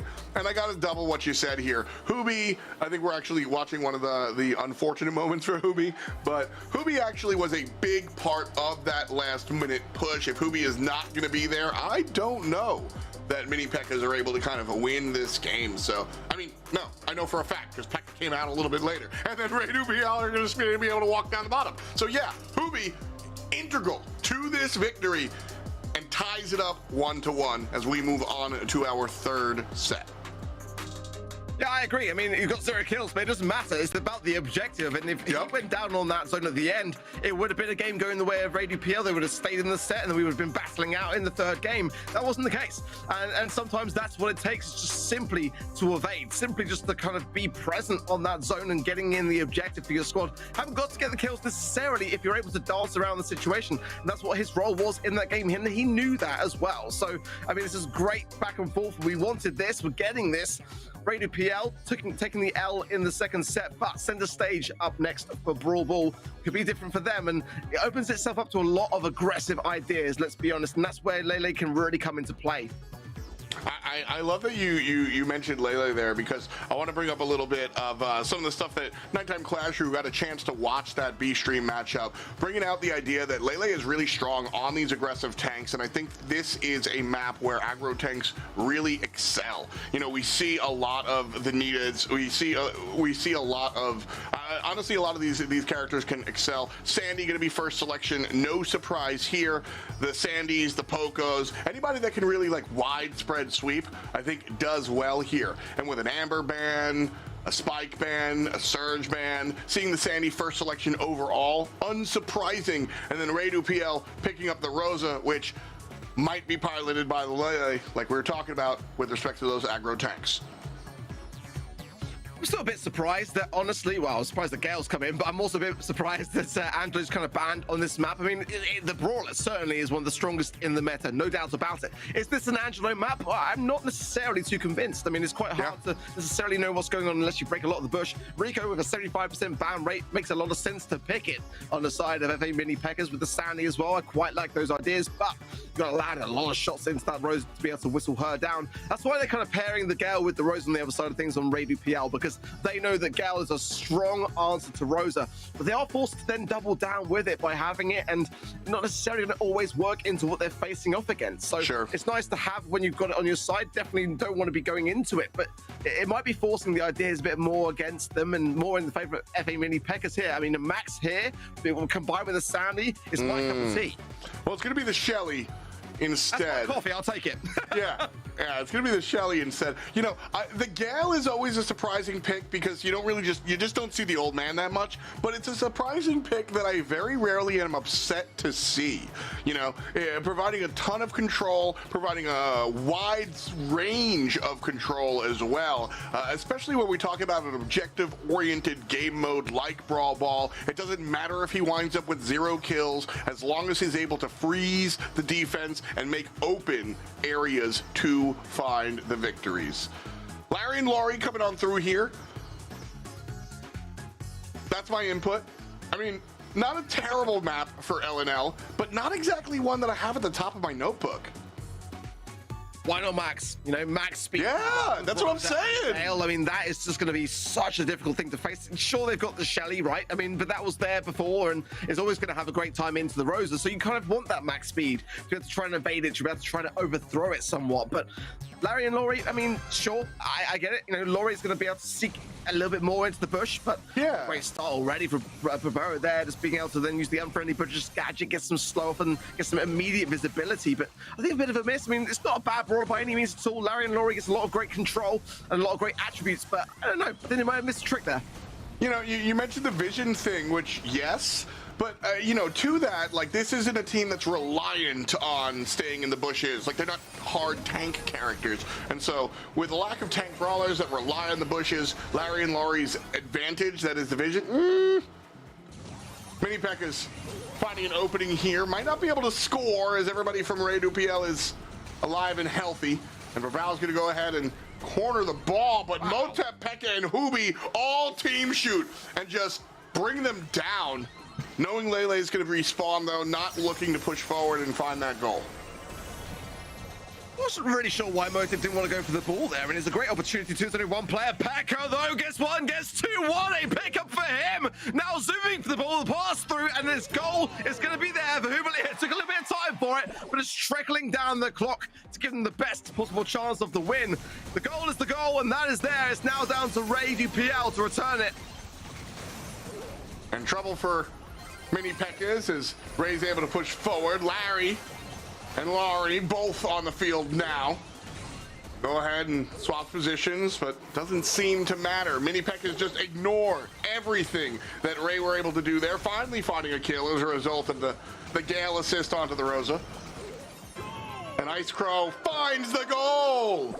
I was unsure if Hubi was going to be able to spawn in time. The answer is obviously no, as we're tied up at 40 seconds left. Yeah, bit of a miss there for FA Mini Pekkas. I think I had to watch it back, but I think that could have been defended against. Pekka going in here, but the ball was pushed forwards. If Ice Crow can creep in, he might be able to find something here. Motep is low as well, but Hubilia has got the hyper charge, and if he gets super as well, it might help out dramatically here. If we get the ball to clearance, I think it's the wise call. Now comes in the hyper charge and the super, which will give it a lot of shielding for his teammates to get back into the thick of things. Pekka again with a lovely shell shock, and I'm sure he's not done yet. Not at all. Ice Crow trying to find a little bit of better positioning against the Hubi, but doesn't really work out for him, as Hubi is really looking, should be close to another super pretty soon, and there it is. Mini Pekkas, it doesn't matter though, Brawl comes through, and again, almost gets it done. I got a little excited, but Mini Pekkas, they don't. They calm down, they ease their breathing, and 2 against 1, yeah, it's going to go the way of Mini Pekkas every time. So a game win for them one more time, and a nice look on Brawl Ball, but I'll be honest, Ark, it didn't seem so clean. Now, a great footwork towards the end. You can't deny that. I love Motep as well, was utilizing that ball into the very last second and getting immense value for it. Not going to do the same there, however. Gets a big miss, and Pekka utilizing the gadget there. The Clay Pigeon's going to be able to have that additional range and that closed cone shot. And Ninja just got a bit off lightly as it ran out just the nick of time there. But now Pekka in the goal scoring position here. Let's not joke around the bush. Now getting a cycling onto Pavaro there. That super keeps him in the mix. Now one pass, and this is a goal. One more, passes it directly. Nice defense coming out from LNL. Might have been able to make that play, but good defense from Ray. Ball finds itself on Mini Pekkas' side of the field. Still scoreless after a little bit of gameplay, $130 or so, $140 to be specific on the timer. Ball in left lane. Trying to find some positioning. Mini Pekkas kind of have possession, but they're not committing to it just yet. And just like that, Motep steps back, and it's Ray that are going to be able to pick up the ball. Brawl ticked down. Great play from the Rico, and essentially takes down the Rosa. Well, things resetting just a little bit back into the mid. Ice Crow not done yet. Finds Motep, throws out the Lori, and now trying to get this ball forwards, but Pekka is still so dangerous. Now his super as well fed over, and the hyper charge. Hubilia just using the sandstorm to try to drift his way forwards here under the cover, but leaked out. Pekka straight on Brawl. Surprise! 3 consecutive supers, and that's why you want to bring a Shelly to a Rosa fight. Just fantastic. Pekka uses the cover of the invisibility to walk up the map and just stands next to the Rosa, and goes to town. Takes down the tank, walks on forward, scores the goal. Now looking to do it one more time. Pekka shows up, taking down Lele. Looking for Brawl, finds him, but this time the Rosa has that super available. And it still goes the way of Pekka. The tank goes down, 2-on-1. Pass to the left-hand side, and the Gale push is great. That saves the game. Huge tabs. Brawl trying to come in here. Motep, the last man standing. This is a very cautious time here for Mini Pekkas, and they all go down. This goal should be in just the nick of time. If it's not fumbled, which it isn't, we'll go into overtime. Oh my goodness. You know, when I said saved the game, I was like, I mean for now, because clearly they're going to win. But Radu PL have no intentions of giving up just yet, tying the game, bringing us to OT. And nothing stands in their way now except for Pekka. 1 goes down to the hand of the Shelly. 2 goes down to the hand of the Shelly. Shelly gets pushed by the Gale and scores it, bringing it home. That's set number 2 for Mini Pekkas. What a game for Pekka. I mean, unbelievable stuff. And can we just remind ourselves of the draft? First pick, Sandy, countered then by Radu PL with the follow-up of the Rosa and the Gale. Why not Rosa and Shelly? I mean, that's kind of what I'm left questioning, because you can't give Pekka a Shelly. I mean, I can't wait for these stats, but what a game. It wasn't the cleanest. A couple of late goals being conceded on the side of FA Mini Pekkas for sure. But that overtime never really came back to harm them. They were able to seal it and get through that set, come out on top 2-1. But what a match. I mean, Pekka was unstoppable on that Shelly pick. Yeah, Shelly really assisted by the Sandy. That coverage that the invisibility provides is such a big deal to allow Shelly to walk up the map and get the job done. It led directly to at least 1 kill onto the Rosa. That right there, by the way, fantastic team play, Brawl ball specific. I just like to see them share the ball like that. It's cool to watch. That slow there as well caught out Lily Ninja as well, enabled them to get the Gale takedown off the back of it too, and you just get cycling time and time again. Some lovely little bit of footwork. I mean, that's the +3 blow there, but it wasn't enough to really stop anything anyway. Gale is just not in a good place. He really isn't. I mean, look at that. That in itself is the absolute epitome of what I'm saying. One takedown for the Gale to the 16 of the Shelly. Now, which do you think is maybe the better tank count draft in this scenario? I mean, be nice. He's an old man. You know, he's trying his best. I will be the Gale defender. I do I'm not sitting here saying that Radu had the better draft whatsoever, Ark. But I think that Gale does provide something valuable to the composition. If you ask me, I think the Larry and Laurie was kind of the odd man. Yeah, I see the 6 takedowns. I understand. But I think the Gale, you know, I get it. Sleepy. Let him sleep. But I think what you're saying resonates a lot. I think the Larry and Laurie wasn't great either. It was a very bad draft for Radu PL. Yeah, not the best draft, honestly. I don't, I mean, I'll just ask you straight up and down. Did that draft lose this match? Oh yeah, for me, absolutely. So I mean, they were able to bring it back and make it into those overtime scenarios, and that wasn't looking likely, but they were able to do it. So it wasn't hopeless by any means. I mean, Gale can have a great amount of defensiveness as well. You know, having that twister gadget on the ball in the corner, I mean, you just can't even touch it. I mean, they didn't really even get a chance to bring those moments into play. I think they've got to be much more cautious when it comes to their draft. For me, FA Mini Pekkas now really are starting to make strides and going into bounty now and hideout. I mean, this again got to be a winning draft for Radu PL. I mean, they have taken it all the way to the 5th and final set against this very team in the past. Let's see if they can do it again. Find out a fun map to play bounty on. I think it's interesting the way you still can play your sharpshooters, particularly on the left and the right, but that the middle sharpshooter, the mid Byron, doesn't super excel here. You do see it sometimes, but doesn't super excel the way it does on more open maps. You generally see your long-range snipers on the left and the right. In the mid, though, it enables throwers to be able to be played in a world where we might not actually see them be played. And so to that, I guess we say goodbye to the kit. The RT and the Bell for the long-range stuff, and there's the Byron first selection overall.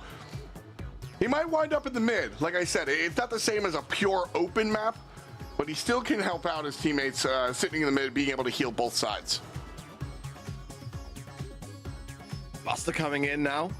It's an interesting brawler to have. I mean, we've seen it combined with the kit already today, but that kit being banned makes me question it somewhat. But again, the Melody wide open here.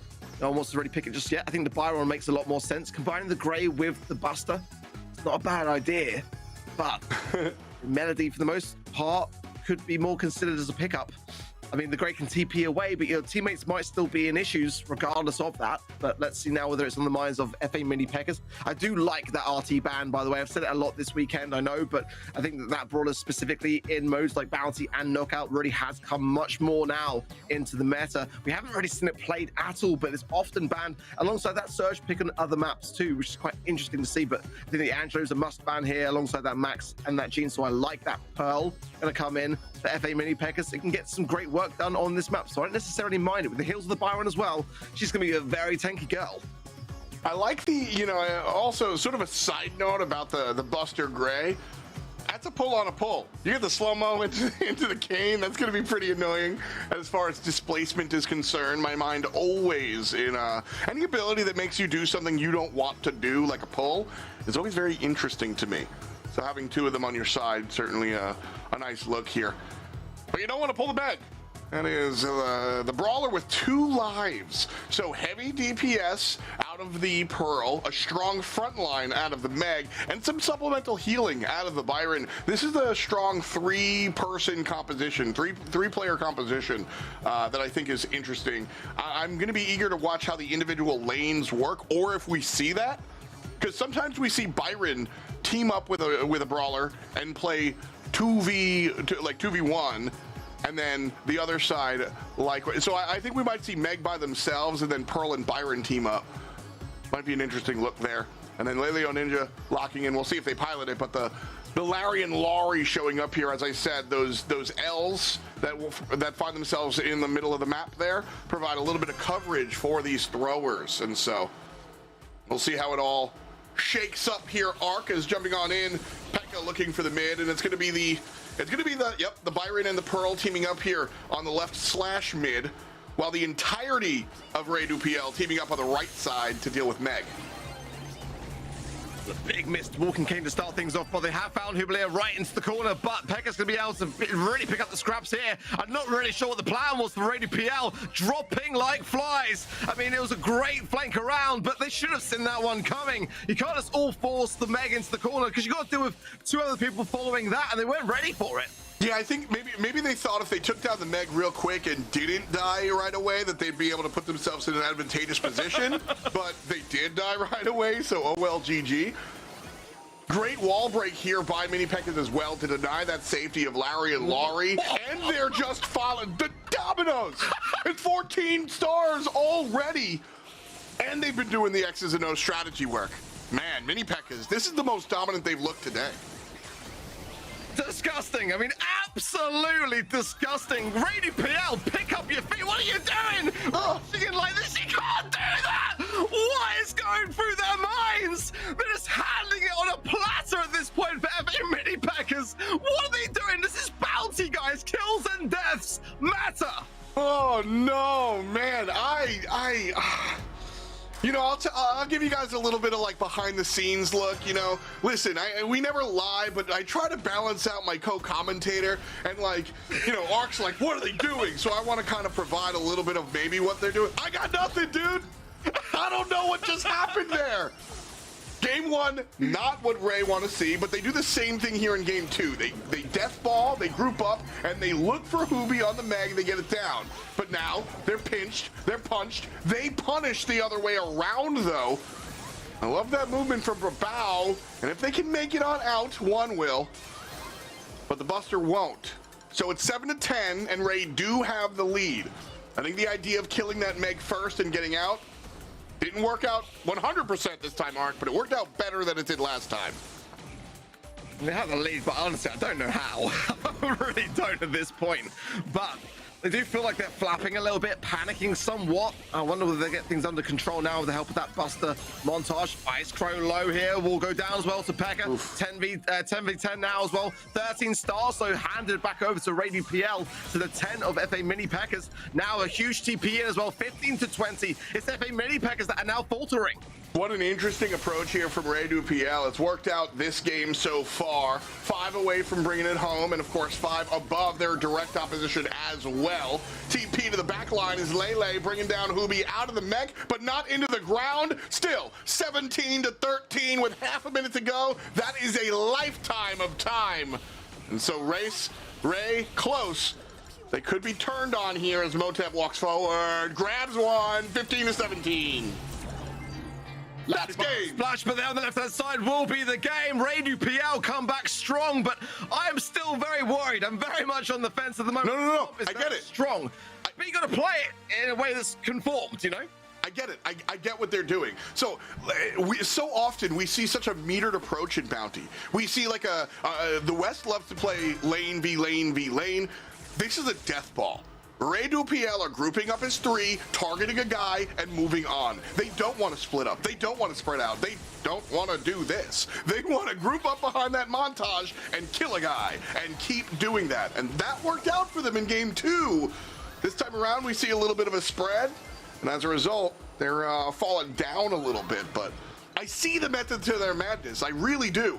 I don't know if it's going to win them the game, Ark, but I think I get it. We shall see. Montage coming in for Bravo now. All 3 members of FA Mini Pekkas now pushed back into the corner. I'm flank, but not really finding the shots here at all. And the HP is very much there. I mean, Hubel is out the mech. Now falls though on the left-hand side. Pekka, that's proved costly. But the Blue Star still is with FA Mini Pekkas. They still have the lead. Gray here providing the TP. So the problem is Buster keeps walking up front and they want the teammates to fall behind and follow up with the damage, but Buster is forced to use the montage earlier than he would like. His teammates fall in line a little bit later because that montage is already down and he has to find a new one. So Radu PL need to be grouped up quicker, drop that montage, and then find those kills immediately. The longer they linger, the worse it looks. There. Hubel back in mech. And now, that top side, Ice Cream quite low here, but the slow-mo replay there from Bravo just sucking Hubel here. Much needed heals there from Motep as well, though. And in the meanwhile, Ice Cream actually will go down there. In the meanwhile, just going through the motions of the gadget as well. There's 25 seconds left on the clock. I mean, Radu PL have got to get some kills to stay in this, or it's going to be FA Mini Pekkas going to the grand final. Bravo drops the montage again a little bit early, but does get the kill onto Pekka. I think he used the gadget there to vacuum him on in. Another shield dropped here by Brawl, trying to fight on back. Lele on bottom, taken down. Brawl up top, taken down. That's match. 18 stars here for the Mini Pekkas. They're going to be able to take this one, and we go on to a game 3. Well, I think that should be the win, no? I think that should be them going to the grand finals, I think, if I'm not mistaken. Oh my goodness, I apologize. That's totally on me. Yeah, that's enough to make it to the finals for Mini Pekkas. Oh man, I feel miserable. I guess I just got so excited about this death ball composition coming out from Radu PL. It almost got there, but ultimately it's Motep and his squad that are going to get there and bring themselves to the finals. Thank you, Ark, for helping me out there. It happens every once in a while, folks. Chaotic set, to be fair. There was a lot going on, let's be honest. But I mean, I was hoping for Radu PL to bring something more to the table there. I mean, I can understand the method behind the madness, but I mean, you know, when you're looking at the situation for what it is and you're behind in that scenario, you can't really approach it with that kind of strategy. I admire it. I think it can work, but I mean, it really is a very risky thing to do. And that second game, it started to get a little bit more apparent as to what they were going for. They got some good results, but I just think you can't really afford to risk things when there's that much riding on it. And I mean, that was probably one of the fastest bounty games I've ever seen that first time round. I mean, I want to watch it back. It was wonderful to watch everyone burned out, to be completely honest. It's a rarity that you get to see it because most teams are much more reserved. They were just honestly dropping like flies. It was hilarious. Yeah, I mean, like I said, that was the idea. The idea was for Ray to not be passive, to just be full aggressive. Risky, yeah, I agree that it's risky. I think it's more that it's execution heavy, if you want to sound like a caster. It's harder to play, if you want to just talk plainly. This is harder to play. It might be easier to kind of play the traditional, you know, we're going to group Byron with our heavy DPS and put our tank by itself and just kind of play long lane, long range. It's going to be more difficult to group up and time your montage with all the exported damage. And we saw what happens when you play more difficult to perform with composition. It just didn't work out. A lot of their plans wound up being staggered, and if you're not doing it together, you're not doing it at all with a composition like this. And so as a result, Brabao, Icecrow, and Lele, we saw some good stuff, but not enough to get them to that grand finals. Mini Pekkas earns their right all the way there. in spectacular fashion, to be honest with you. Like you said, a highlight reel of a bounty set. So they'll be moving on, facing off against Space Station Gaming in the grand finals. 10 for Motep, what a round. I mean, really, I mean, that's as well just the kills. That's not even talking about the heals that he was doing to keep the team afloat along the way as well. I mean, he was juggling his tasks, and yeah, rightly so. MVP for that one, because, I mean, he was all over the place in a good way for his team there, keeping everyone afloat, getting the kills, getting it done, and getting to those grand finals. A wonderful day so far for FA Mini Pekkas, but now the question remains, can they seal the deal? Can they do the unthinkable and topple the #1 in this region, which is Space Station Gaming? Well, you're right. That is the question. They took down the Kings of Power League. Can they take down the Kings of South America? I mean, that's really what Space Station Gaming have solidified themselves as. They very rarely show up, or they very rarely don't show up. So if you put your predictions in as Space Station on event.brawlstars.com, it probably bodes well for you up to this point. But now it's finals time. Now everything changes, everything matters. We've got them for you right after this. Snapdragon Pro Series Brawl Stars Championship is brought to you by Snapdragon Elite Gaming, Samsung Galaxy S24 Ultra, Monster Energy, and DHL. Sorry, Paula. Maybe we can try again if we get more comments.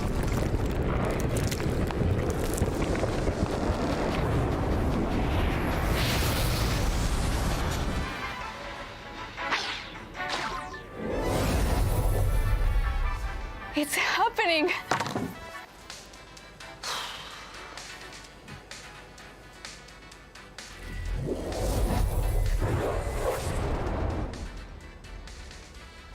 What the? Yeah, so I was thinking at least chicken, and then chicken, and then... I want barbarian. Barbarian. Sure, that works. Oh, hey, look at this. The buttons are here. We should maybe... Take it easy. No. Let's take it easy. Oh, okay. Okay. Where were we? Chicken, chicken. Barbarian. Barbarian.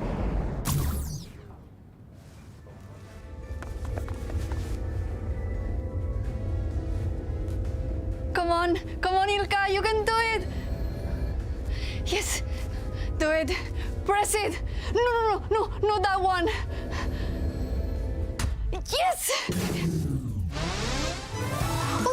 Squad Busters is going global!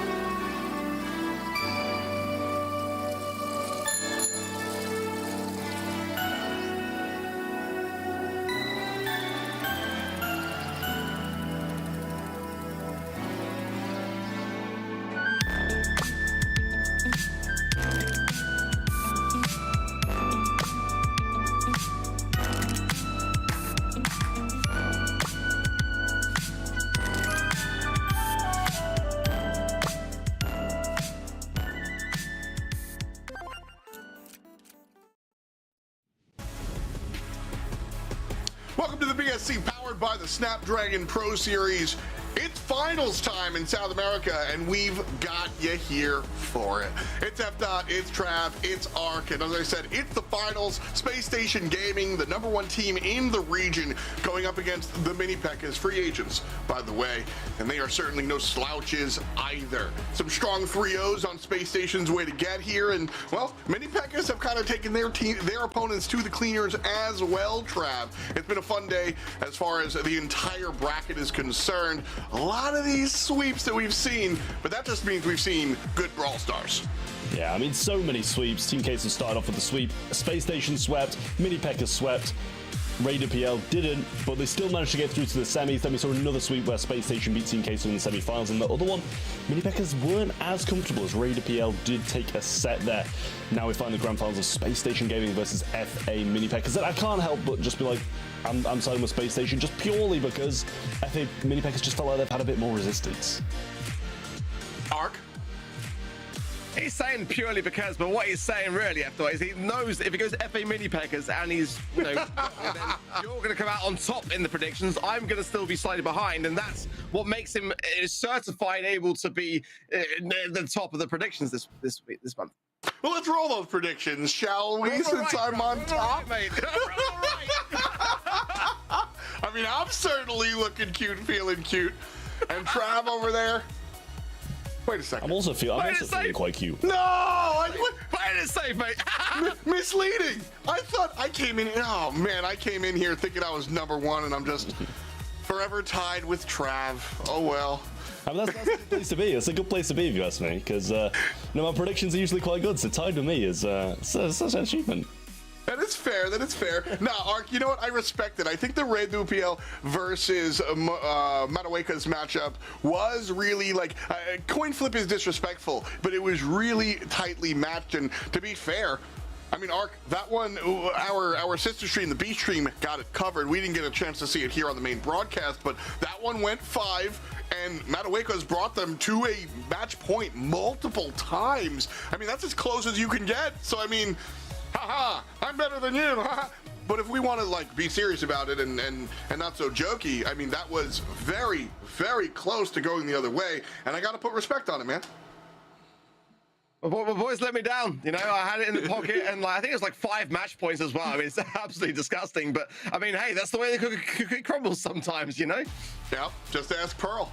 We're jumping in here to our grand final. Space Station Gaming versus Mini Pekkas. You know them, you love them, you've seen them a number of times. Space Station Gaming, Guile Dog, Fire Crow, and Adinho coming on through here. This is I mean, to say that, I was going to say they're a relevant team for some reason. Obviously, they are relevant. They are #1. If you look at the scoreboard, they're slotted to go to Worlds as a result of being #1. Of course, a couple more months of gameplay to be had. You don't want to write anything in concrete just yet, Trav. But yeah, this is the team to beat in South America, full stop. I mean, that's the thing. If they get this month, they put themselves in such a great position for that #1 spot, regardless of the last couple of months. Because if they get a couple of semis, at worst, then they're going to be completely fine with the 3 first places that they've already managed to accumulate if they win this one. So, great position for Space Station Gaming to be in, and I don't doubt that they're going to be able to do it again this month, as you've just seen with all of our predictions going their way. And you can just see how much fun they have whilst playing as well. And I think that kind of elevates the gameplay just that a little bit higher as well. But obviously, Mini Pekkas on the other side, Pekka and Hubi. Great team, and pretty much the only opposition that have really given some real stick to Space Station this year. Yeah, and I really like that you landed on how much fun Mini Pekkas have playing. I think, how much fun Space Station Gaming has playing. I think Mini Pekkas also brings a very jovial attitude to the server, and I think that's very, very important. I also think that's kind of a hallmark of the South American region. These guys really love playing Brawl, and everybody does, that's the thing, but it is a tiring, competitive world out there, and in general, only a Sith speaks in absolutes, but in general, the South American region they have so much fun playing, and you see it in the gameplay, and so really love to see all that. Space Station and Mini Pekkas, Ark, Trav and I will have the call, but what can you say about this one before we say goodbye? Space Station have only dropped 4 sets this entire year so far. 2 of them were to FA Mini Pekkas last month in this very stage of the competition. I mean, they have been on the rise, but I mean, facts are facts. Space Station are looking better than ever. They haven't dropped a set today. Will they drop it in the grand finals? Who knows? But my money's still going to stay on their side. Great input. Thank you. Always coming with the numbers, man. It's you know, ARC has that history of the scene locked and loaded, and so Space Station Gaming only dropping 4. That's a great shout, and that consistency is something that's really important to celebrate. You know, Trav, I think it's kind of easy to come up here and be like, well, they won, they did their, but it's harder to, or for the players, I mean, it's easy to grab a win here, a win there, but that consistency, especially in an esport where you've got all these patches consistently changing things, sometimes surprisingly so, that consistency, I think, speaks volumes about this ability from the Space Station Gaming crew. Yeah, I mean, and that's exactly why they called Space Station this month and not the free agent name they had prior, because the consistency gets you noticed. And that's one of the main things. If you win in, month out, you're going to have organizations wanting to pick you up, and that is exactly what's happened here, because they're just so consistent, such strong players. They've got so much history within the Brawl Stars scene. You know what you're getting when you're watching Space Station Gaming play, and I think that's a huge thing for them. And it's, you know, one of the main reasons why we kind of expect them to be able to win near enough any matchup that they're put into in the South America region. Well said. Jumping in here to Kaboom Canyon, we've got the Buzz Band, the Crow Band, the Eve Band, and no Chuck. It's Heist, no Angelo, and no, I believe that was a Melody as well, and so that does leave Colette right underneath the ban list, and she is a staple of Heist, giving 10% damage to the box, and that's without a hypercharge, by the way. Amber selected here, 2nd overall. Yeah, well, getting rid of some of that bush is so valuable against Colette, especially when you pair it with some sharpshooters, which you kind of expect them to kind of pair up with that next. Well, it's actually going to be a max, and they're just going to go for a bit more DPS, maybe. Maybe try and just evade some of those Colette shots rather than just kind of stay out the way of them entirely with a sharpshooter. You can't really blame them for it. I do like this approach from Space Station, being the aggressive team that they are. But we're going to see a Byron on the other side, and they definitely seem to be wanting to take a bit more of a long-range approach. Just spam some heals into the back of that Colette and, you know, let her do her thing, because that works. I also like the idea of using the pick as a ban. Obviously, Max is, you know, fine, but it also takes away Max from the Colette, right? And having a little bit of speed on her didn't hurt anybody. The Piper going directly to that long-range conversation that you were mentioning. Byron, Piper, Colette. From a distance is what we're going to be seeing. Meanwhile, left side, some extra DPS would be nice here. We might be able to see something like Brock, maybe even a thrower. How do you feel about throwers on this map? I don't think throwers that likely, especially when they're wanting to kind of burn down this bush, and there's very minimal walls as well. It becomes you know, increasingly hard. Maybe a Brock or something like that wouldn't be a bad option to go for, because they are in need of some kind of like long range, like the ability to fight at long range off the start. I'm just gonna go for a Gale. Maybe just kind of launch padding into the mid and just trying to maintain control of it against obviously the Piper, the Byron, Colette. Single projectile brawlers, a bit easier to evade whilst you're in that grass. Yeah. I love the Amber selection. I like the Max selection.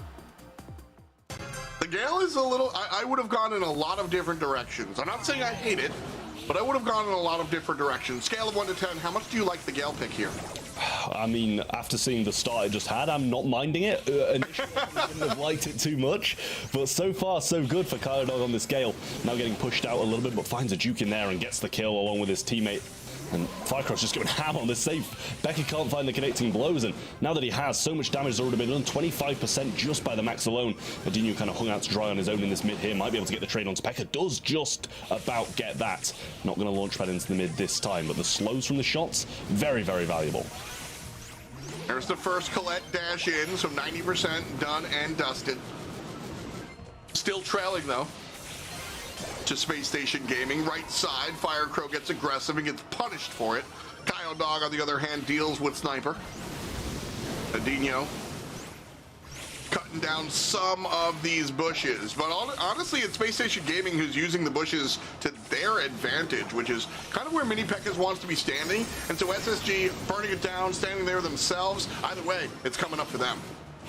Yeah, a little hypercharge on safe. Nice from Hubie there on mini pekkas. Just gets that mid control back as well. A little blustery blow to knock them back, but no stun along with it thanks to that star power being the slow. But Fycro doing phenomenally there. Gets one and brings Pekka very low as well. Might be able to be pinched down by Cowdog. Just wants to keep this control rather than kind of overextend towards that Piper too far. Better off keeping this Colette back than kind of sacrificing yourself, and with the hypercharge from Max to get speed. Wow, what a play. Adinho burning them down. So much damage being done in the lead. Back in Space Station's hands. That's why Amber is one of my favorite brawlers. She brings the damage, but she also brings utility. It's niche utility, but when burning down those bushes is an effective play, it's a very effective play. That said, Adinho's by himself here on the Amber, 40% and counting, but Space Station Gaming ignoring, getting aggressive on the bottom side. Mini Pekkas is safe at 15, 10, below it, and just barely above 0. And they will bring it on home. Space Station Gaming finding those last hits and making it happen. Not as clean as they might have expected. Mini Pekka is making some noise here. So although Space Station Gaming the first on the big board, Trav, I think they are certainly taking this with a grain of salt and a sigh of relief. Yeah, I mean, I think Mini Pekkas maybe just forgot that Adinho had that gadget. You know, when you kind of run out of ammo, you're going to be able to win that base race because Amber's not going to be able to do too much with that kind of bar of ammo, but the gadget along with it, it's like having a melody on safe. It's just so powerful these days. And SSG starting this game off strong with a bit of control, but now Mini Pekka's fighting back. 3 for Pekka, I believe it was there. Beautiful from him. And there goes the wall break and opens up their walls as well, which evens the playing field through that mid with the launch pad. Is that what Mini Pekkas want to do? I thought they wanted to use those bushes in mid. I mean, when you've got that launch pad against you, I think it's quite difficult to be able to maintain the mid control at all, never mind kind of just when the grass is up, because they just get such free entry and you need that for yourself. So can't really blame Pekka for doing that. Does miss that homemade recipe in there though, which isn't going to help them too much. In comes the launch pad from Kaidog, instantly shut down because they have that mid control now. Who just trying to get some heals from this gotcha gadget, wants another super towards that safe to extend its even more, but that is not what you want at all, straight into the wall. Also, as Pekka takes care of business on the right-hand side, 100% for Mini Pekkas, by the way. Space Station Gaming only have 2/3 of their box left. It's also important to realize that they have left the left side available. So that's where Colette's going to be looking to hang out. The mid side where the jump pad leads to, that's gone. So very intelligent clearing here by Mini Pekkas as well. That specificity of where to take down the bushes, very important. Cowdog jumps forward, and a missed shot from Pekka. But who cares? Finds it after the fact. Adinho, same deal. Jumps in, jumps down. There's Colette coming through. Mini Pekkas still have yet to have their safe tickled. And it's Space Station Gaming who's watching their safe go down to 0. Game 2, Mini Pekkas. I mean, it's bad enough to have a hypercharged super on your safe from Colette, never mind letting them cycle it when she comes back and just hit so many shots in a row on you that she just gets it and uses it again. 40% that's going to be, you know, you get 10% off a regular super, 20% for a hypercharge. If you let her cycle it twice, just gonna have 40% of your safe gone just with a click of fingers, and that is just absolutely crazy to think about. Not a shred of damage on that side of the safe. And I mean, it all started to work as soon as that mid got broken for them. Mini Pekka's looking to do the same thing potentially, but right now they have to fight just straight up.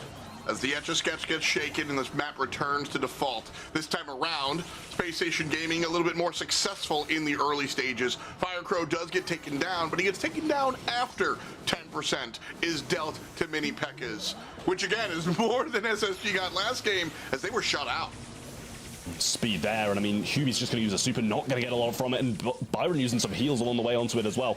Hypercharge available for Fycro now, but no super along with it. Doesn't go for the damage on the safe, wants to just kind of keep Pekka low so that Cowdog doesn't have to like deal with everybody on his own. And actually that's some great hits from the Piper and Byron there, managed to bring him down just alone. And Fycro, it's just a death cycle from SSG, and I mean, it's not really working too much in terms of control and in terms of damage. Now Colette Super's almost going to bring it back alone. Another 15%. 10 done by the Colette, and they're going to look for damage onto Cowdog, but Firecrow is here to prevent the right side push. And so Colette does find that super, hypercharged this time as well. But look at that adaptation from Space Station. They notice that Mini Pekkas sits to the left or the right and targets whoever jumps on in. Mini Pekkas gets aggressive on the right side, only leaving the left side player, and that changes the whole situation for the mid-jump pad. Oh, Great shot there from Pekka to get that kill as well. Another super in from Hubie gets the damage on save 50 to 76 now, but some oil still laying in mid here, keeping them out of the way just a little bit. Speed used now, and the slow shots come through from Kyodog. Needs someone to help him out as Byron's healing that one all the way up, but Adinho forcing Pekka to jump all the way back. 145 left for him, but just surviving narrowly. Fycro gets the kill in mid, and now they need to heal, keep control, and get the damage within 30 seconds. This Gale is being really impactful, in all honesty. I think Gale is consistently underestimated, but seen a lot coming out from Kyodog, the slow being front and center. Right side fight won by Space Station. That's going to even things up here. Not precisely, but it's 50 to 55. Lead in the way of mini pekkas, and waning is the time clock. This one wins the set. At the moment, Space Station Gaming would lose it, and that confirms it. Gale can't take it down, and so Mini Pekkas is safe, a little bit more healthy, and that's going to be the win for Mini Pekkas in set one. I mean, that is surprising to see, but I mean, they did have that kind of long-range sharpshooter comp that can just keep control when you get it. And I mean, overall, they just had a few attacks that dealt a lot of damage, and just something that Space Station couldn't really bring back. They didn't have the range to fight the Byron, fight the Colette that's being healed up by the Byron, or the Piper range. You know, 4 homemade recipes being sent out across the game can really decide it just like that.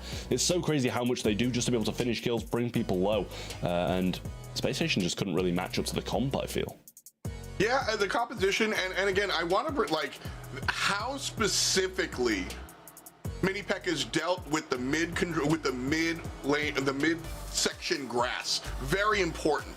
Look, this midsection grass is alive, and Space Station Gaming are able to use it and abuse it, and as a result, Space Station honestly wind up with the victory here as a result of being able to play in this stealth grass however they want. But then once the replay steps forward and we go ahead and jump into game number 2 and 3, take a look at this. There's stealth grass on the left side, but everything in the middle is gone. Colette can use it. Colette has the angle, and that's Mini Pekkas' Colette. But Space Station Gaming, the Gale jump pad, no longer jumping into stealth, no longer jumping into safety, and this is the next game. Look, it's identical.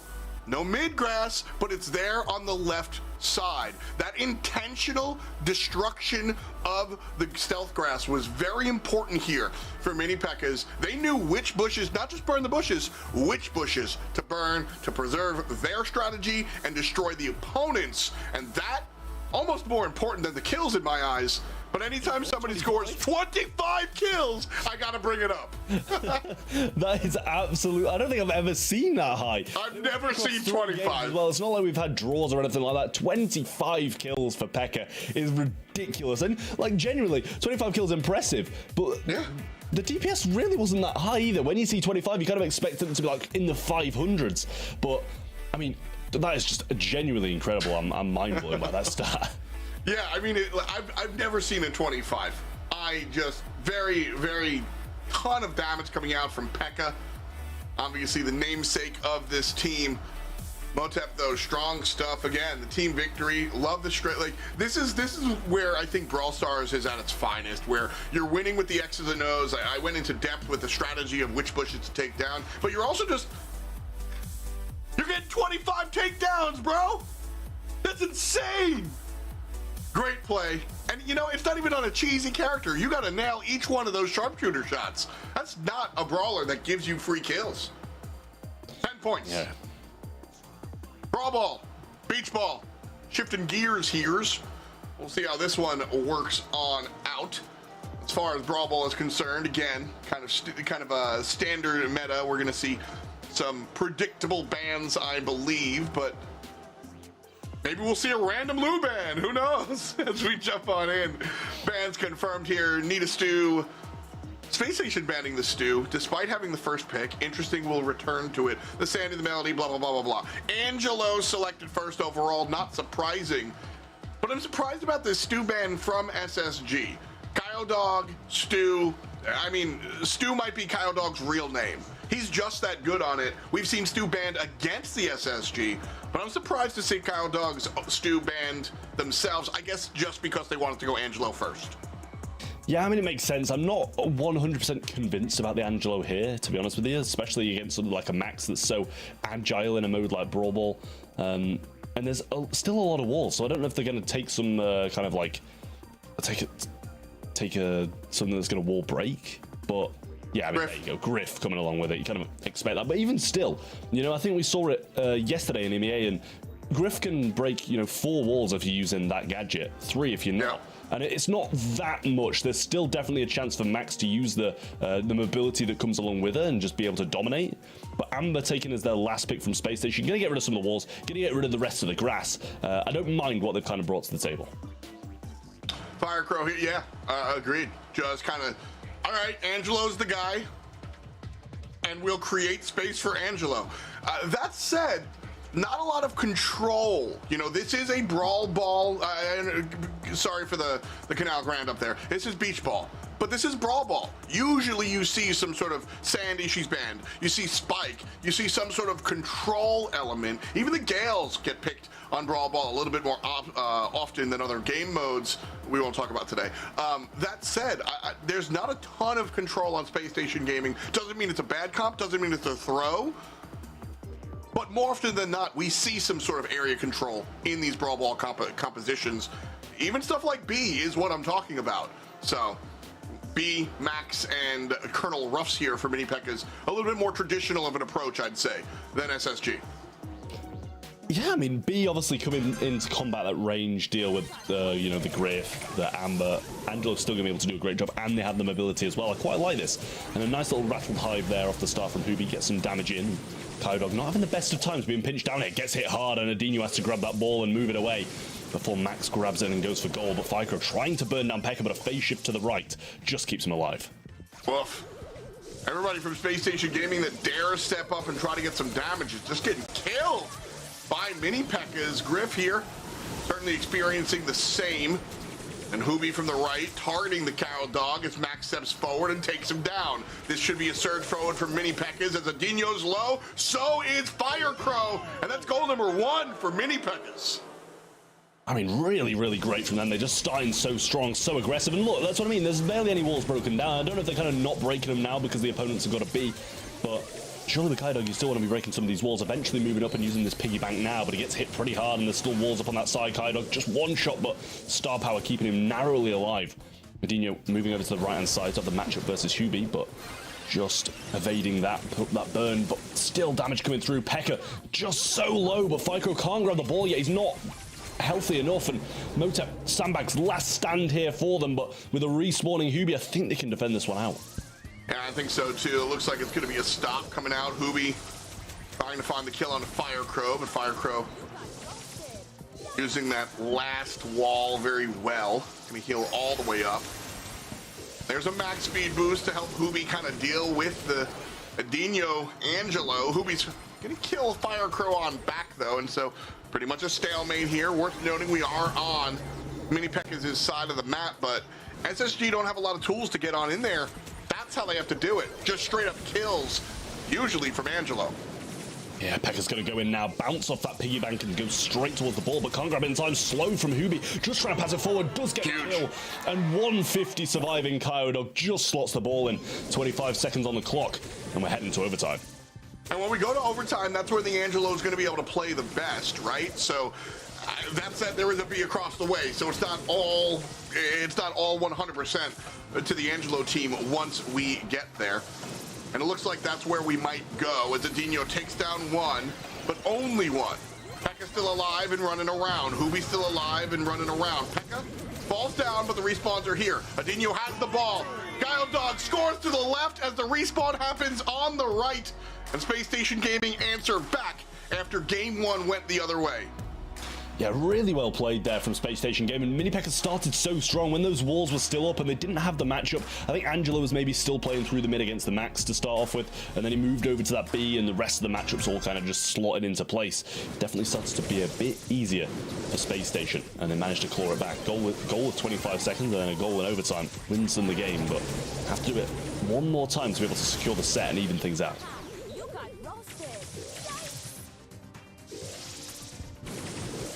Mini Pekka's letting Firecrow grab the ball first. Kyodog below half and Adinho at about half. Ooh, good Angelo shot. Going to take Hoobie out of the contest for a little bit though. Mini Pekkas shading over here to the mid. And a good wall break might open things up. Amber combined, so mid, clean and clear. Pekka, though, dashes forward. Zooming is good. B's gonna miss the kill on a Fire Crow and then find it after the fact. Is the respawn soon enough? It is. If that first shot kills from B, that's a goal. But if ifs and buts were horses, we'd be riding. Great shot there from Adinho with the gadget. Managed to go through the wall. Motep going to get taken down. And this is quite quickly turning here as SSG are now the ones in the aggressive position. Another gadget too, and the super shot. What? And in from Firecrow. Beautiful from SSG. Great team play to get in the ball in that position. And an even better shot from Firecrow. Oh my God, that was just incredible. That's just fun to watch. All right, I'm back in it, I promise. Ball in the middle. I'm still reeling. Left side, Amber burning out some room here as Kyle Dog pushes it forward, and Adinho finds a kill. Pekka, though, gets aggressive as soon as his teammate to the right side falls. I don't think that was supposed to happen in tandem. And as a result, Pekka steps forward, but steps back just as swiftly. Pekka tries to use those sandbags, but obviously against the ambush, she's just going to burn straight through them. Not the same effect as it would have against Adinho. Gets the kill now, and they got 30 seconds to make something happen. Kyle so low, though, but Hubie just moving this ball up. Motep going to use that super for a wall break. Gets the walls down, but Adinho gets the gadget through the wall. Super pass might be used. Gets it to Pekka. Oh! Puts the ball in. Interception was not there, and Mini Pekka's even it out. Trav, we're getting a proper football match. This is more ball than brawl, and I'm into it. 4 seconds before the inevitable overtime, and there it is. Again, B on one side, Angelo on the other, so kind of a wash as to who has the lead. It really is just who finds the kills, and Max gets aggressive, but he's teammate less, and it looks like he's winless here. Game goes to Space Station. They get the set. It's 1-1. I mean, a much-deserved set, I will say. They just bounced back so well in that first game. Second game, they started strong and then started to waver, but overtime just seems to always be going their way with that. Angelo just hits hard, burns him down when he's in that super. It's really nice play from Space Station, but still, you know, Mini Pekka's in a good spot. It's 1-1. They won that first set, luckily for them. Could have won the second set as well. I will say they had some really, really good moments, but Space Station are not just going to lie down and let them roll over. Yeah, again, if that's a Brawl Ball set that we play 10 times, we might see 5 go to Space Station, 5 go to Mini Pekkas. I think this is that was definitely a close matchup. And you know what? Again, I'm glad. I locked in my Space Station gaming prediction. I thought it was going to be pretty one-sided, and it's not. And I'm happy. These are the moments that I'm happy to kind of be a little wrong. You know, it's just fun to see these teams kind of fight on back. Yo, can we see? I just want to see the goal again. I just want to see the trick shot again, dude. That's all. Y'all can do the analysis. I just want to see the trick shot, okay? I think we all want to see the trick shot, to be fair. I think is it around here that it starts to happen? Hopefully it'll be in this highlight reel, because it really was incredible. Here it is. Beautiful. Just slots it past Pekka, using the speed as well, and finds the opening. That's just gorgeous from SSG overall. And then we saw this one as well. The pass right in front of Firecrow. Basically gets nutmegged and just gets the goal right after the fact. That also looked clean and clear. Like I said, more ball than brawl. Just strong football coming out here, man. And I love to see it. Yeah, I mean, I really do as well. It's genuinely incredible to watch gameplay like that. I always love those passing plays, the trick shot plays. It's just really beautiful stuff in Brawl Ball. In terms of stats, though, 6-3-9 for the side of SSG. Well, just slightly ahead of the 2-5-6 of Mini Pekkas. So a good performance from both teams. Yeah. But overall, it is SSG bring the set back home. So regardless of the stats, regardless of the maybe lesser DPS, they still get it done. I mean, that's kind of what, like, this is pretty illustrative of when so often as commentators sit up here and tell you that the DPS doesn't tell the full story. We saw higher numbers on Mini Pekkas' side. But again, this is the game mode. It's not about the kills. It's about the stuff after the stuff. Those kills, do they open up the window enough for you to find that goal? If the answer is no, the kill didn't matter. I mean, maybe it gave you some supercharge. Canal Grand. if you're ready, set. Canal Grande if you're everybody else. This is Bounty, and we'll see how this one works out. I believe it is, my bad, it's going to be Gem Fort. Apologies over there. So we've got Gem Fort coming at you. Gem Grab will be the game mode of choice. So we'll show you that in a matter of moments. Gem Fort coming at you. And this one, kind of a traditional gem grab map, if you ask me. I think that we see nothing in particular that is map defining that changes where you want to go, Trav. Yeah, I like the Gem Fort. It's a really, really solid map. Just allows you to kind of play quite a heavy variety of brawls. Obviously, it is very grass orientated. Quite a lot of the map's closed up. But then the lanes obviously got grass on, but you can play range brawlers down there. As long as you're constantly scanning, you don't always have to just play tanks. You don't have to play healers, stuff like that. You can play some more ranged approaches, or at least mid-range down those lanes if you want a chance at winning. But I really like that map. It's extremely solid, and I think it does bring out the best in both teams, because it's a map that's just been in the game for so long, so any professional player should really know how to play it. Well, here we are. Gem Grab. This is what we're going to be looking at. First and foremost, you want to note the indestructible walls and the destructible walls. So, as Trav, you mentioned that there's going to be a lot of play in the stealth grass, the bushes, so you definitely want to be aware of that. And as a result, we see the M's banned, so you can't scan them, and the Rose are banned, so you can't scam them. Gene selected here. We saw some hypercharged blunder for sure, but at the end of the day, a gene pull can still be valuable, especially when we're talking about pulling the gem carrier out. But there it is, the Stu selection. And if we don't see Cowdog pilot this, Trav, I don't know. I'll eat beans on toast. How's that? This is a Cowdog special. Listen, after you turn in English, and I'm here for it. Football to start things off, and now beans on toast. Like, I'm fully here for that. And you even said like gander earlier or something like that. I've never heard an American say that before. So we're really bringing you over to the British side, and I'm all for it. But the Poco coming in along with the Gene, a little bit of a double healer there. And obviously we do want to see that Cowdog on the Stu. Nita along with that for Space Station Game, and I like what they're bringing to the table. But Max to pair up with those, good composition from Mini Pekkas, I will say. I like the composition, and I also like the idea of taking the Max away from SSG. The Adino, the Stu, and the Nita would both, yeah, they'd go well with the Max, but also having Max enables you to avoid the Gene super a little bit better as well. Fire Crow coming on through here with the Charlie. We'll see who pilots the Charlie, of course, but the Spider-Woman coming on through here as the last selection for the black and gold. And as we jump in here, you know, I like the composition from Space Station Gaming. This is really just SSG saying, like, all right, we've got Cowdog on Stu. Beat us, dude. It's just one of those things where they can, because they just all stack in and just heal up so well. The Gene heals from the Magic Puffs, and then Motep with, you know, Gadget. Basic shot healing, everything just heals, and it's super too. It's a dangerous spot for Space Station to be in. They haven't got the highest DPS. They've got a Nita, they've got a Charlie, and it's really difficult to get out of these kind of situations, but they're getting the kills now. SSG doing really well. Pekka so low, and Cowdog picks that one up. Adino through the mid, going to be able to get his kill too. And that's 7 out of the hands of Mini Pekkas and into the hands of Space Station. That said, I don't know if you want Cowdog to have the gems on him. I know that Stu's a fantastic gem carrier, but you want to allow KD to go deep and be aggressive. He's got 8 now. Unafraid of going deep and being aggressive with 9 gems in his pocket, though. As the team clears everybody out. And KD, 10 gems.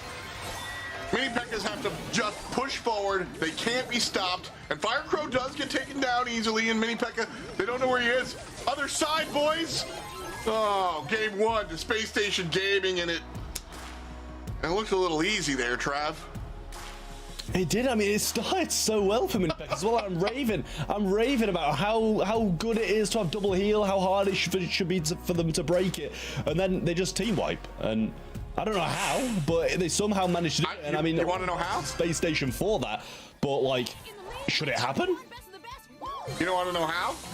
I want it's Cowdog on Stu. That's what happened. I like the idea for Mini Pekkas though. All right, Stu's gonna beat us 1v1, so we just death ball, group together, heal each other, hold hands, and we'll win it together. Because Stu won't be able to isolate us and embarrass us 1v1v1. Well, it worked until it didn't. And then Stu was able to kind of like pick up the scraps of the team fight, essentially. But I like the strategy for Mini Pekkas. Stay grouped up, deny the 1v1, and you would deny what Kyle Dog is explicitly looking for. And it looks like him being the gem carrier is intentional. The gene pull is good, isolates the right player. And as a result, Mini Pekkas still pick up their first gem here, but kind of trailing as Kyle Dog has to watch his teammates respawn. Yeah, Dino does have this bear, which is going to be a huge help, especially if he can get hypercharge and kind of just dashing over some of these gems, because the gene pull is quite a scary thing to have against you. Spider's going to be placed down, so they tank that pull if it comes, but Motep just standing still. Paul going to be hitting the speed zone instead of Kyodog. Brilliant for him to tank that, but still so low. Two of them only on below 1000 HP each, but still equally survive. And SSG in a position of dreams right now. 7 seconds on the clock. Pekka does have that speed, got the hypercharge along with it, but what's he going to do with it? Absolutely nothing as Space Station take set number 3 and go 2-1 up. If you're just joining us, this is a wild departure from the rest of the match so far. This has been a back and forth. This has been seemingly evenly matched. This has been straight up fun to watch. And this one just looked like it was boring for these guys. Like, they're laughing after this one. I don't know, man. Something just, and you want to know what's wild about it is, like, this is what I kind of expected when we saw the Stu selection, but it wasn't the Stu selection. It wasn't the Cow Dog show like it usually is. I don't know if there was this mental effect of, all right, Cow Dog's got his Stu, we got to change the way we play completely, and da-da-da. And so as a result, they overthought the situation and wound up getting trounced. But in any event, we see this one go easily to Space Station Gaming, and they find themselves up 2-1 in the big picture. Yeah, I mean, such a big set for them as well. In that first game, they turned it around so well. Mini Pekkas had a phenomenal start in the first. Yeah. But the second half was all Space Station. You know, when you get team wipes and stuff like that, you see Motep had maybe a few connection issues there. Did stand still a little bit in the second game, and not too much to kind of like completely sway the gamers. They were 100% in control regardless, but you know, Motep, I'm sure, will have that fixed for the next set. It's such a big game for them to get points on the board and start this comeback against SSG overall in terms of points, and huge DPS out of Firecrow. Yeah, again, you know, you see the Cow Dog Stu and you kind of expect him to be the spotlight guy. I told you I was a little worried about the quintessential gem carrier Stu having all the gems, because you want him to be aggressive and keep diving and be under threat of dropping the... But it was Firecrow with 400 plus DPS and Adinho with 7 kills here. You know, it didn't look like it was Cow Dog doing all the heavy lifting and the gameplay, and then once we get a chance to see the numbers on the scoreboard, Trav, it further proves that Firecrow and Adinho were really the ones doing the heavy lifting. Cow Dog was showing up behind and cleaning things up, absolutely contributed. Not saying he slouched whatsoever, but that's, I think, what makes this team so dangerous, is that often we celebrate Kyle Dog. Often I sit here and just scream about this guy's Stu and how impressive it is. But Firecrow and Adinho also are absolutely capable of being highlight players, putting on highlight shows, and just highlighting how good this team is. And that's the scary part. Yeah, I mean, the team of SSG is so hard to defeat. You know, they have those individual talents, as you mentioned. Kyodog is the one that sticks out a lot, but the other guys have their moments as well, like Firecrow with his trick shot and stuff like that. But they all come together as a team, and that's what makes them.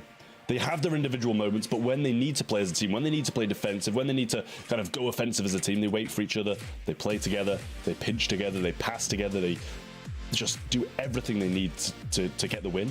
And SSG is just a force that just can't be stopped in this region so far. Well, that is 3 sets down, excuse me, and 2 of them belong to Space Station Gaming. Mini Pekkas did find one, and like I said, I mean, the dominance that we just saw out of SSG, if you just joined us now, you might go, oh, the South American Finals happening the same way the South American Finals always go. But I implore you to check out the first couple of sets, because Mini Pekkas have been absolutely dancing with Space Station Gaming. They've been outplaying them at times, Trav.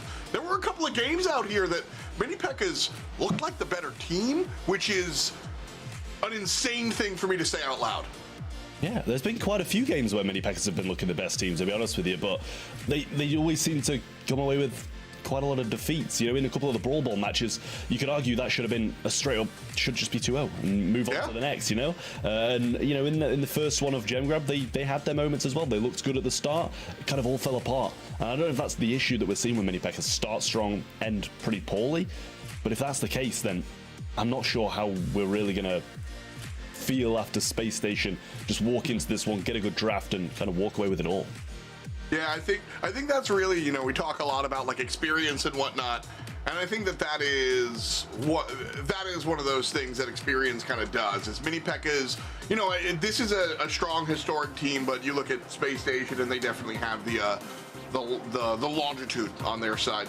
It's not really what that word means, but we'll just move on. We are going to Canal Grande here, for real, and it's bounty time, baby. And I like this. This should be an interesting one. This is where you see Kyle Dog Stu kind of really turn up. This is one where if I'm mini pekkas, I ban Stu. Like last week. Last week I sent the BSL an email saying, hey, I'm banning Stu anytime we play bounty against SSG. This is just not allowed to be played. And that's not what we're going to see. Stu is available, but they do have first pick. I wonder if they take him.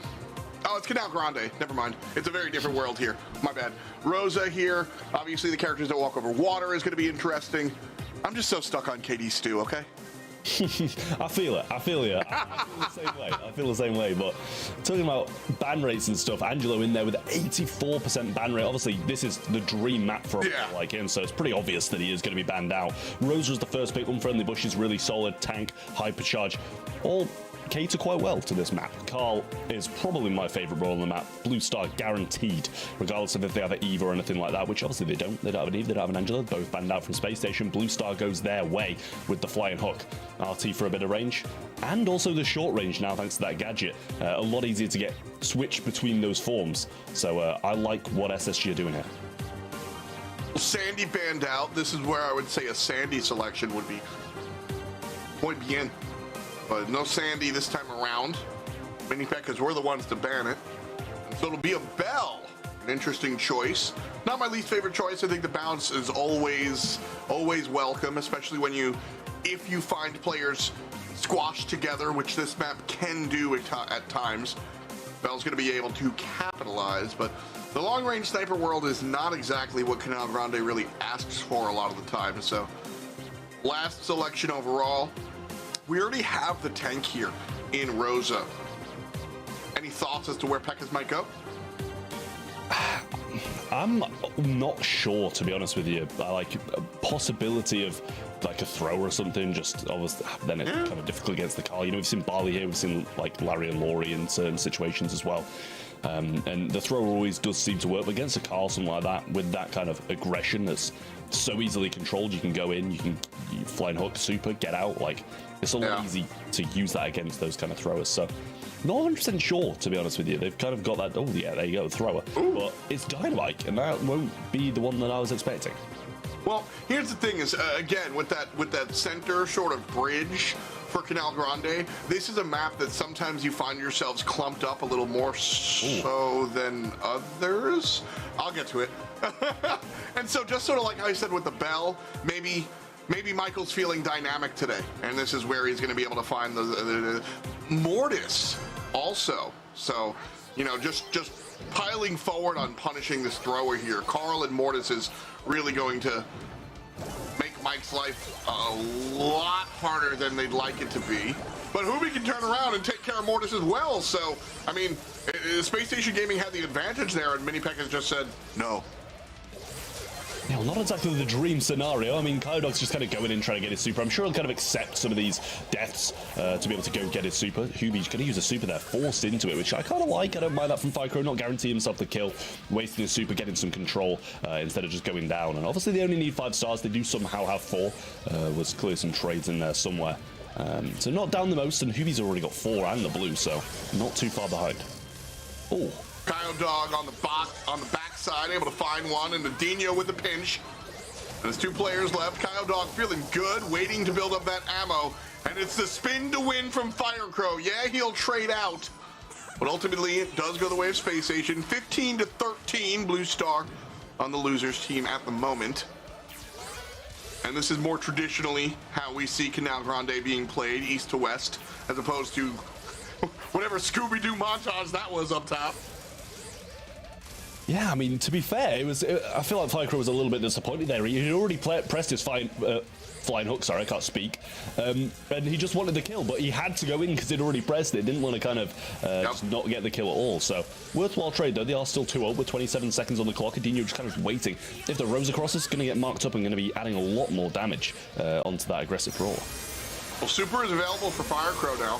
The hypercharge popped by Hubie, running forward. Adinho in some trouble and falls to the wayside. Lead goes the way of Mini Pekkas. 18, 2 away from the goal, but it's going to be Cowdog that finds the answer back. Tied at 18, 5 seconds going down, and it's going to be Mini Pekkas. They had the win without it. Even if it ticked down, they had the blue star, but they emphatically find the last kill and push themselves over that 20-star marker.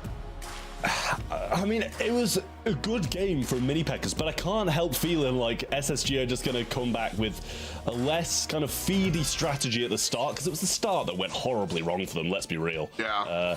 And just play this one a lot better. 3 people, and he's done the exact same thing again. No stun on him this time, and does escape. Just no, he doesn't.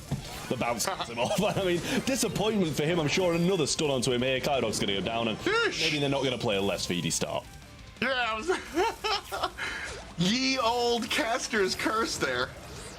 Cowdog, though, finding Hubie isolated. That said, it is Hubie on the Rosa, so not your ideal target, and Cowdog's going to find out that the hard way. Firecrow falls down as well, and so Pekka answers. 1 to 10 here, Trav. Everything looking the way of Mini Pekkas.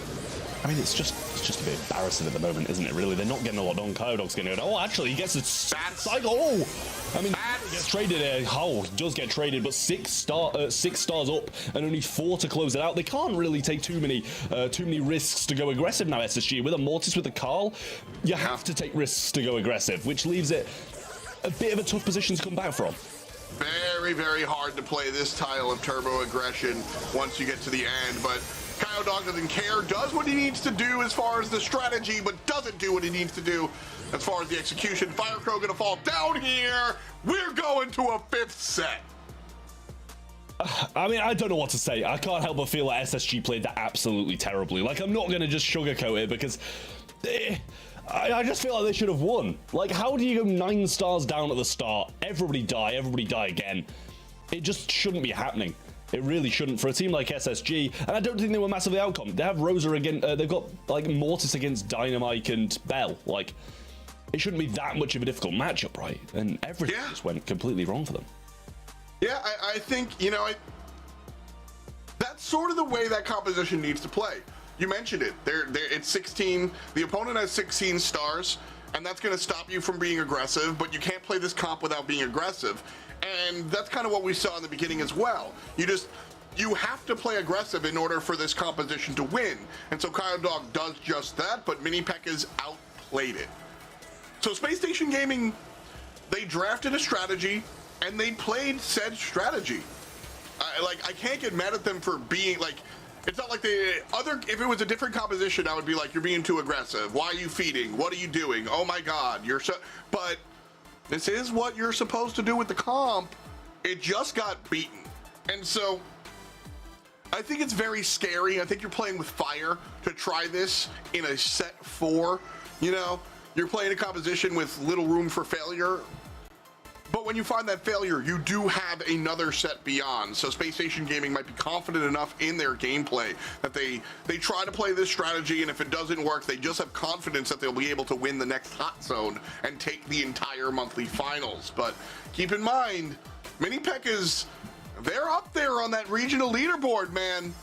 If we see a victory here for the Mini Pekkas, free agents, by the way, looking for an org, you know, Space Station could find themselves in the hot seat. Yeah, I mean, that's the thing, but it all's all down to this last set now. SSG obviously coming into this one with a bit of a momentum loss, I won't lie. Mini Pekkas surely got to be feeling good about that last set, winning that one in such a, I would say, easy fashion. Like, it wasn't really, they didn't have much resistance against them at all in that one. So coming into this last set with a set like that, you know, under wraps and going your way so heavily, you got to feel good about set number 5, but they've got to get that draft right. I think that's the main thing for both of these teams here. Not that either of them got the draft wrong, really, in that last but it is definitely down to who gets this draft, or the better end of the draft, I should say. Yeah, I mean, you know, doubling down on the thrower killer. Yeah, it makes sense in the notebook. Just got to be able to execute it. I'm not going to go the way of Space Station Gaming, and we take this whole day. We take quarterfinals, we take semifinals, best of fives. You got to win every single. It all comes down to a single set of Hot Zone. That's it. He who wins Hot Zone is the king of South America for the month of May. So certainly something we will jump on into. The BSC, always a place for excitement. Thanks so much for hanging out with us at the Brawl Stars Championship, powered by the Snapdragon Pro Series. While we wait for our teams to get set up, just want to give a thanks to everybody out there in chat for hanging out with us. We've got a number of strong commentators. Arc holding it down on this region, but plenty of other casters to check out on our other regions. And of course, our sister streams on the B stream, a myriad of talented people coming together and providing you the BSC. But of course, all of us are just here to lift the players up. They're the ones really telling the stories.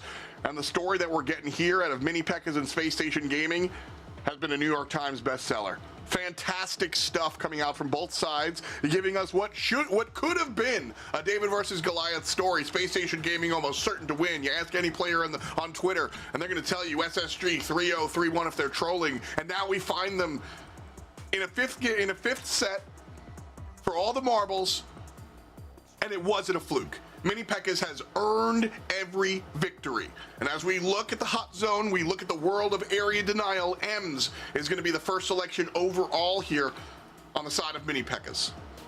A very early Ems, I want to say as well. It feels quite weird to see that as a first pick. Beld's going to come out from SSG. You want to take a bit more of a ranged approach, send that down one of these lanes, and obviously if you can mark up, you know, Ems or any of those teammates, you're going to be having a pretty nice time about it. Kind of ranged approach versus the Ems, always the best answer. Griff to go along with it as well, wall break, and that's going to add to that ranged approach just that little bit more. Scary stuff here. Zadinho coming through with a little bit of wall break, Kyle Dog. So and of course they might be able to swap it up. So we'll just say it's going to be Kyle. It's going to be the Bell and the Griff teamed up, but Ems and Gray here. I feel like I would need a little bit more DPS. Rosa might be able to provide that, but obviously her headline is the fact that she's so tanky. Okay, well now I'm a little bit scared for Space Station because the Rosa combination is always so strong. Going to be adding grow light into the mid, I imagine. Running some gadgets, placing down some bushes. I mean, Griff can technically get rid of them, but he's going to be wanting to focus down on some of those walls. If he has a couple more, then maybe the grass will be his place to put those piggy banks. But yeah, I think that's the start. The walls have got to be gone. Cordelius. All right. So Cordelius is, we often call Cordelius a tank counter, but realistically he's an anyone counter because he can bring anyone down to the Shadow Realm. In this case, I think you are making sure to deal with Rosa, correct? I'd imagine so. I think when TPing in, it's kind of just have Cord waiting there for her. Yep. Yeah.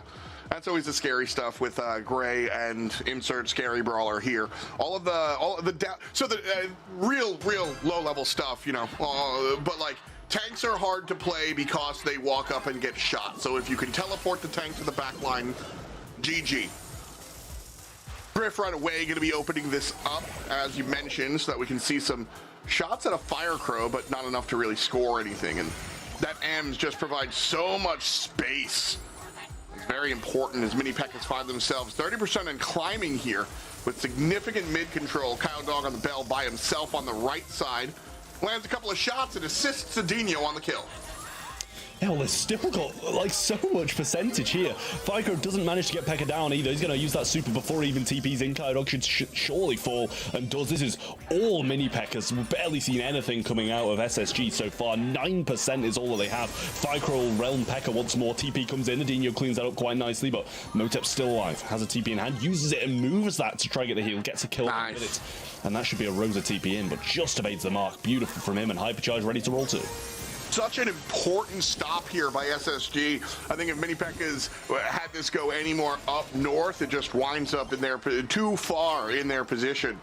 But 65 versus 40, that's something like you can come back to. And Space Station have control of the point, have mid control.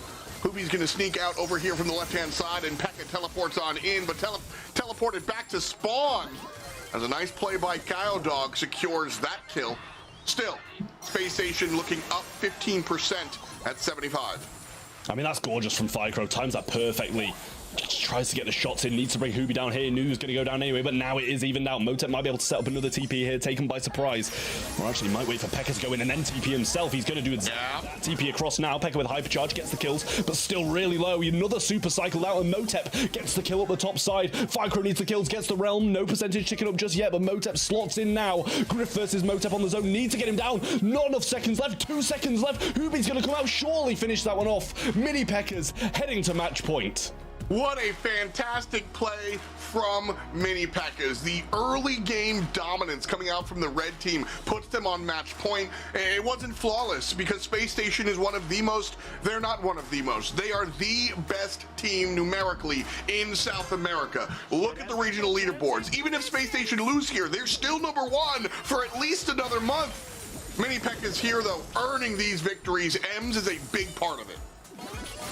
SSG going to need a much better start than last time because it was that haunted them 50% down before they even kind of got the ball rolling. And not having much luck this time either. Fycro close to another super, gets it on Pekka there. Doesn't get the kill though. Adinho will clean it up when he comes out. But he's going to go down as well. This is really, really rough for SSG.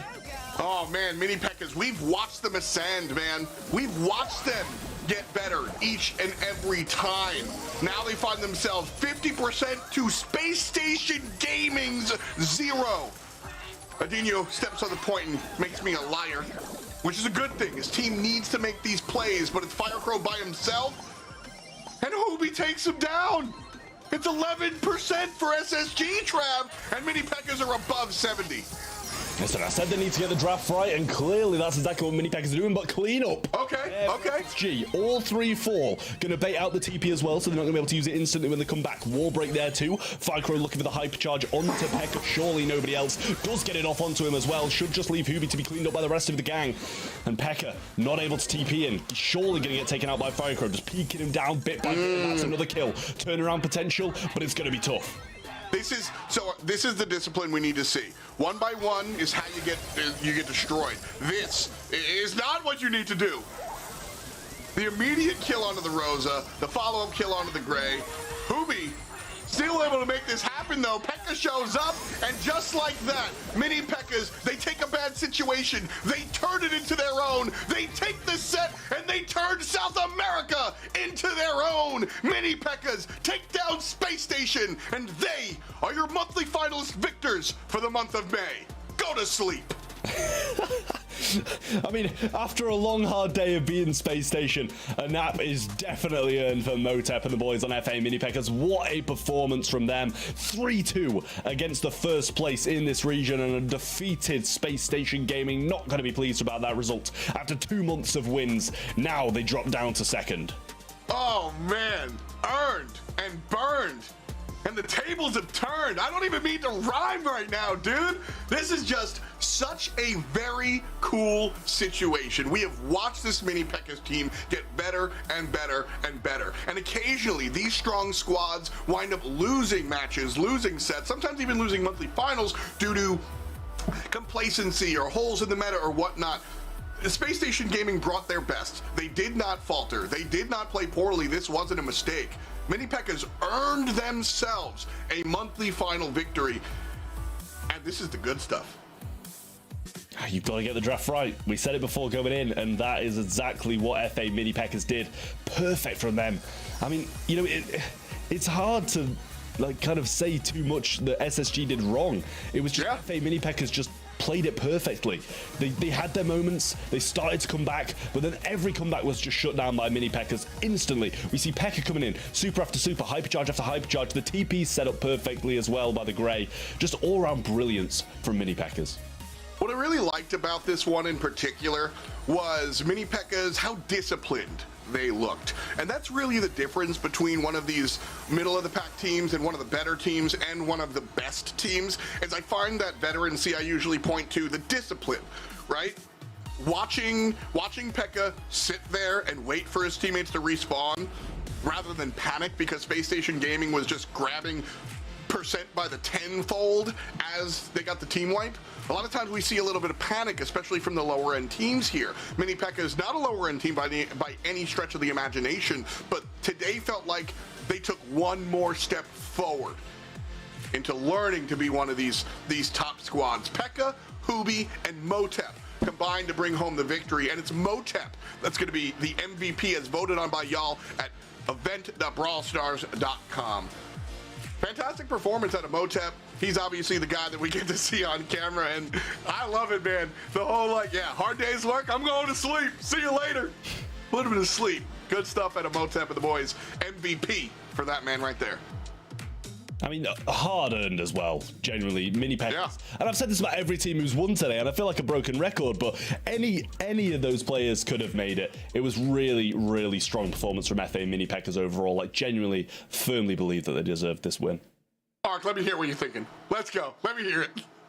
Super enjoyable, as South America always is. I mean, that draft, though, that will be one that they'll be looking back, wishing that they'd banned some of those ideas out. I mean, as Trav says, there's so little you can realistically do about it. I mean, Space Station Gaming gave it a very good shot, and times I thought they might be able to claw it. But even if they did, they'd have to cycle and do that exact same thing again. It was too much to ask at the end of the day.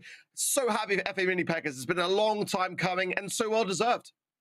Yeah, and listen, we have fun here, no bias, but I am glad to see Mini Pekkas win. I love the Space Station organization, Kyle Dog, one of my favorite players down here, but at the end of the day, I just want to see different teams win. I want to see some shakeup of the competition. I want to see some competition.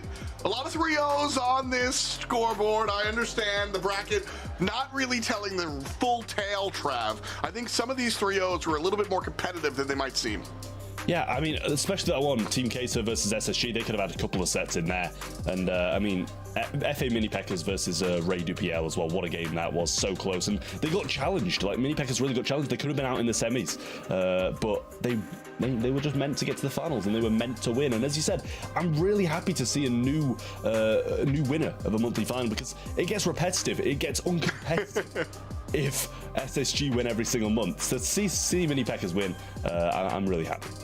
I'm sure Cow Dog doesn't mind if Space Station wins every month, but because of their dominance up until this point, Space Station Gaming are still in that #1 spot. They are still the team slated to go to Worlds. They are still the team to beat in South America. They win 70 points as a result of their victory today. Mini Pekkas earn 100 as a result. So, if the same thing goes down next month, if we see Mini Pekkas versus Space Station Gaming again, they're going to have to do it a couple more times. Everyone a loser for the grand finals. But I say this often. Listen, Trav knows what he's talking about. Ark is one of the best minds when it comes to Brawl Stars. I hang out. We are supposed to kind of get it right. And if we don't, that means sports happened. That means something exciting happened, because the conventional wisdom, the boring expectation was subverted. And so I'm very happy when I see all of the commentators' predictions wrong, because that means something crazy went down. And South America was crazy this month, Ark. What a wild show to watch. Super enjoyable. It always is. And South America just brings some of the best players to Brawl. I say it every time, and they really do. I mean, it's super. Some of the drafts here and there, I'm a bit unsure of, but the plays are what matters in my opinion, right? And I kind of wish in that last prediction I'd taken a bit of a leaf out of Trav's book and did like a I've just got a feeling type moment. Didn't do it. It cost me. Well, Ark, why don't you bring us to the play of the day? You're bringing up some good plays. Let's look at the play of the day. I mean, look at this. I mean, we're speaking of the best players in the world, coming out. This is Firecrew at his very finest, isn't it, really? I mean, who doesn't love a trick shot? But when the trick shot looks this good, I mean, look at that. It really was wonderful. Pekka couldn't quite reach even with the max pick that he had. And, I mean, I can watch this all day long. And, I mean, some of the plays in this very matchup as well were just amazing. I mean, the Piper pop-offs in that first set of Heist was honestly unbelievable as well. Very worthy of it in all its glory, too. But I mean, what a way to score a goal if there ever was one. It's always fun for me. Brawl Ball is cool because you got to take the intelligence and the knowledge you know about Brawl Stars, but you also the way you got to play this. It's not exactly football, right? It's close to it. you have to have a whole different discipline along for the ride. And so very impressive to find that angle, know how it's going to bounce, know that the opposition doesn't have the speed to get that. And it's just fun to watch, Trav. So a great kind of exclamation point on what has been a fantastic day for sure. Yeah, I mean, it's always good to see a play of the day like that, something a bit more special. And just, you know, it's cool to get 3 kills. It's cool to, you know, wipe the whole opposing team. But if you get a nice little trick shot like that, you're going to impress me. Ark, we're about to say goodbye. So last licks, what do you got to say to the fans at home?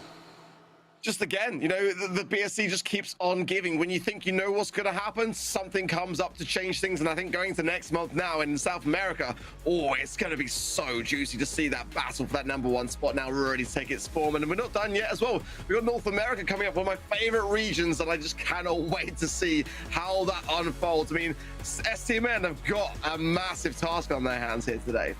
Very true. That's at 1:30 PST. You don't want to miss it. That said, that does it for us here on the South American region. That does it for us here, me, Trav, and Ark as well. Thank you so much for hanging out with us. Thank you so much for the important people that helped put on the show. Thank you so much to the Snapdragon Pro Series, and thank you so much, Brawl Stars. Hang in for North America. We'll see you next time.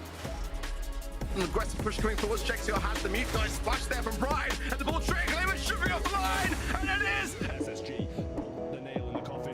3-0, this team gets so far down. Disgusting. I mean, absolutely disgusting. Really, PL, pick up your feet. What are you doing? Oh, thinking like this, you can't do that. 18, 2 away from the goal, but it's going to be Cowdog that finds the answer back. Tied at 18, 5 seconds going down, and it's going to be Mini Pekkas. Still able to make this happen, though. Pekka shows up, and just like that, Mini Pekkas, they take a bad situation, they turn it into their own, they take the set, and they turn South America into their own. Mini Pekkas take down Space Station, and they are your monthly finalist victors.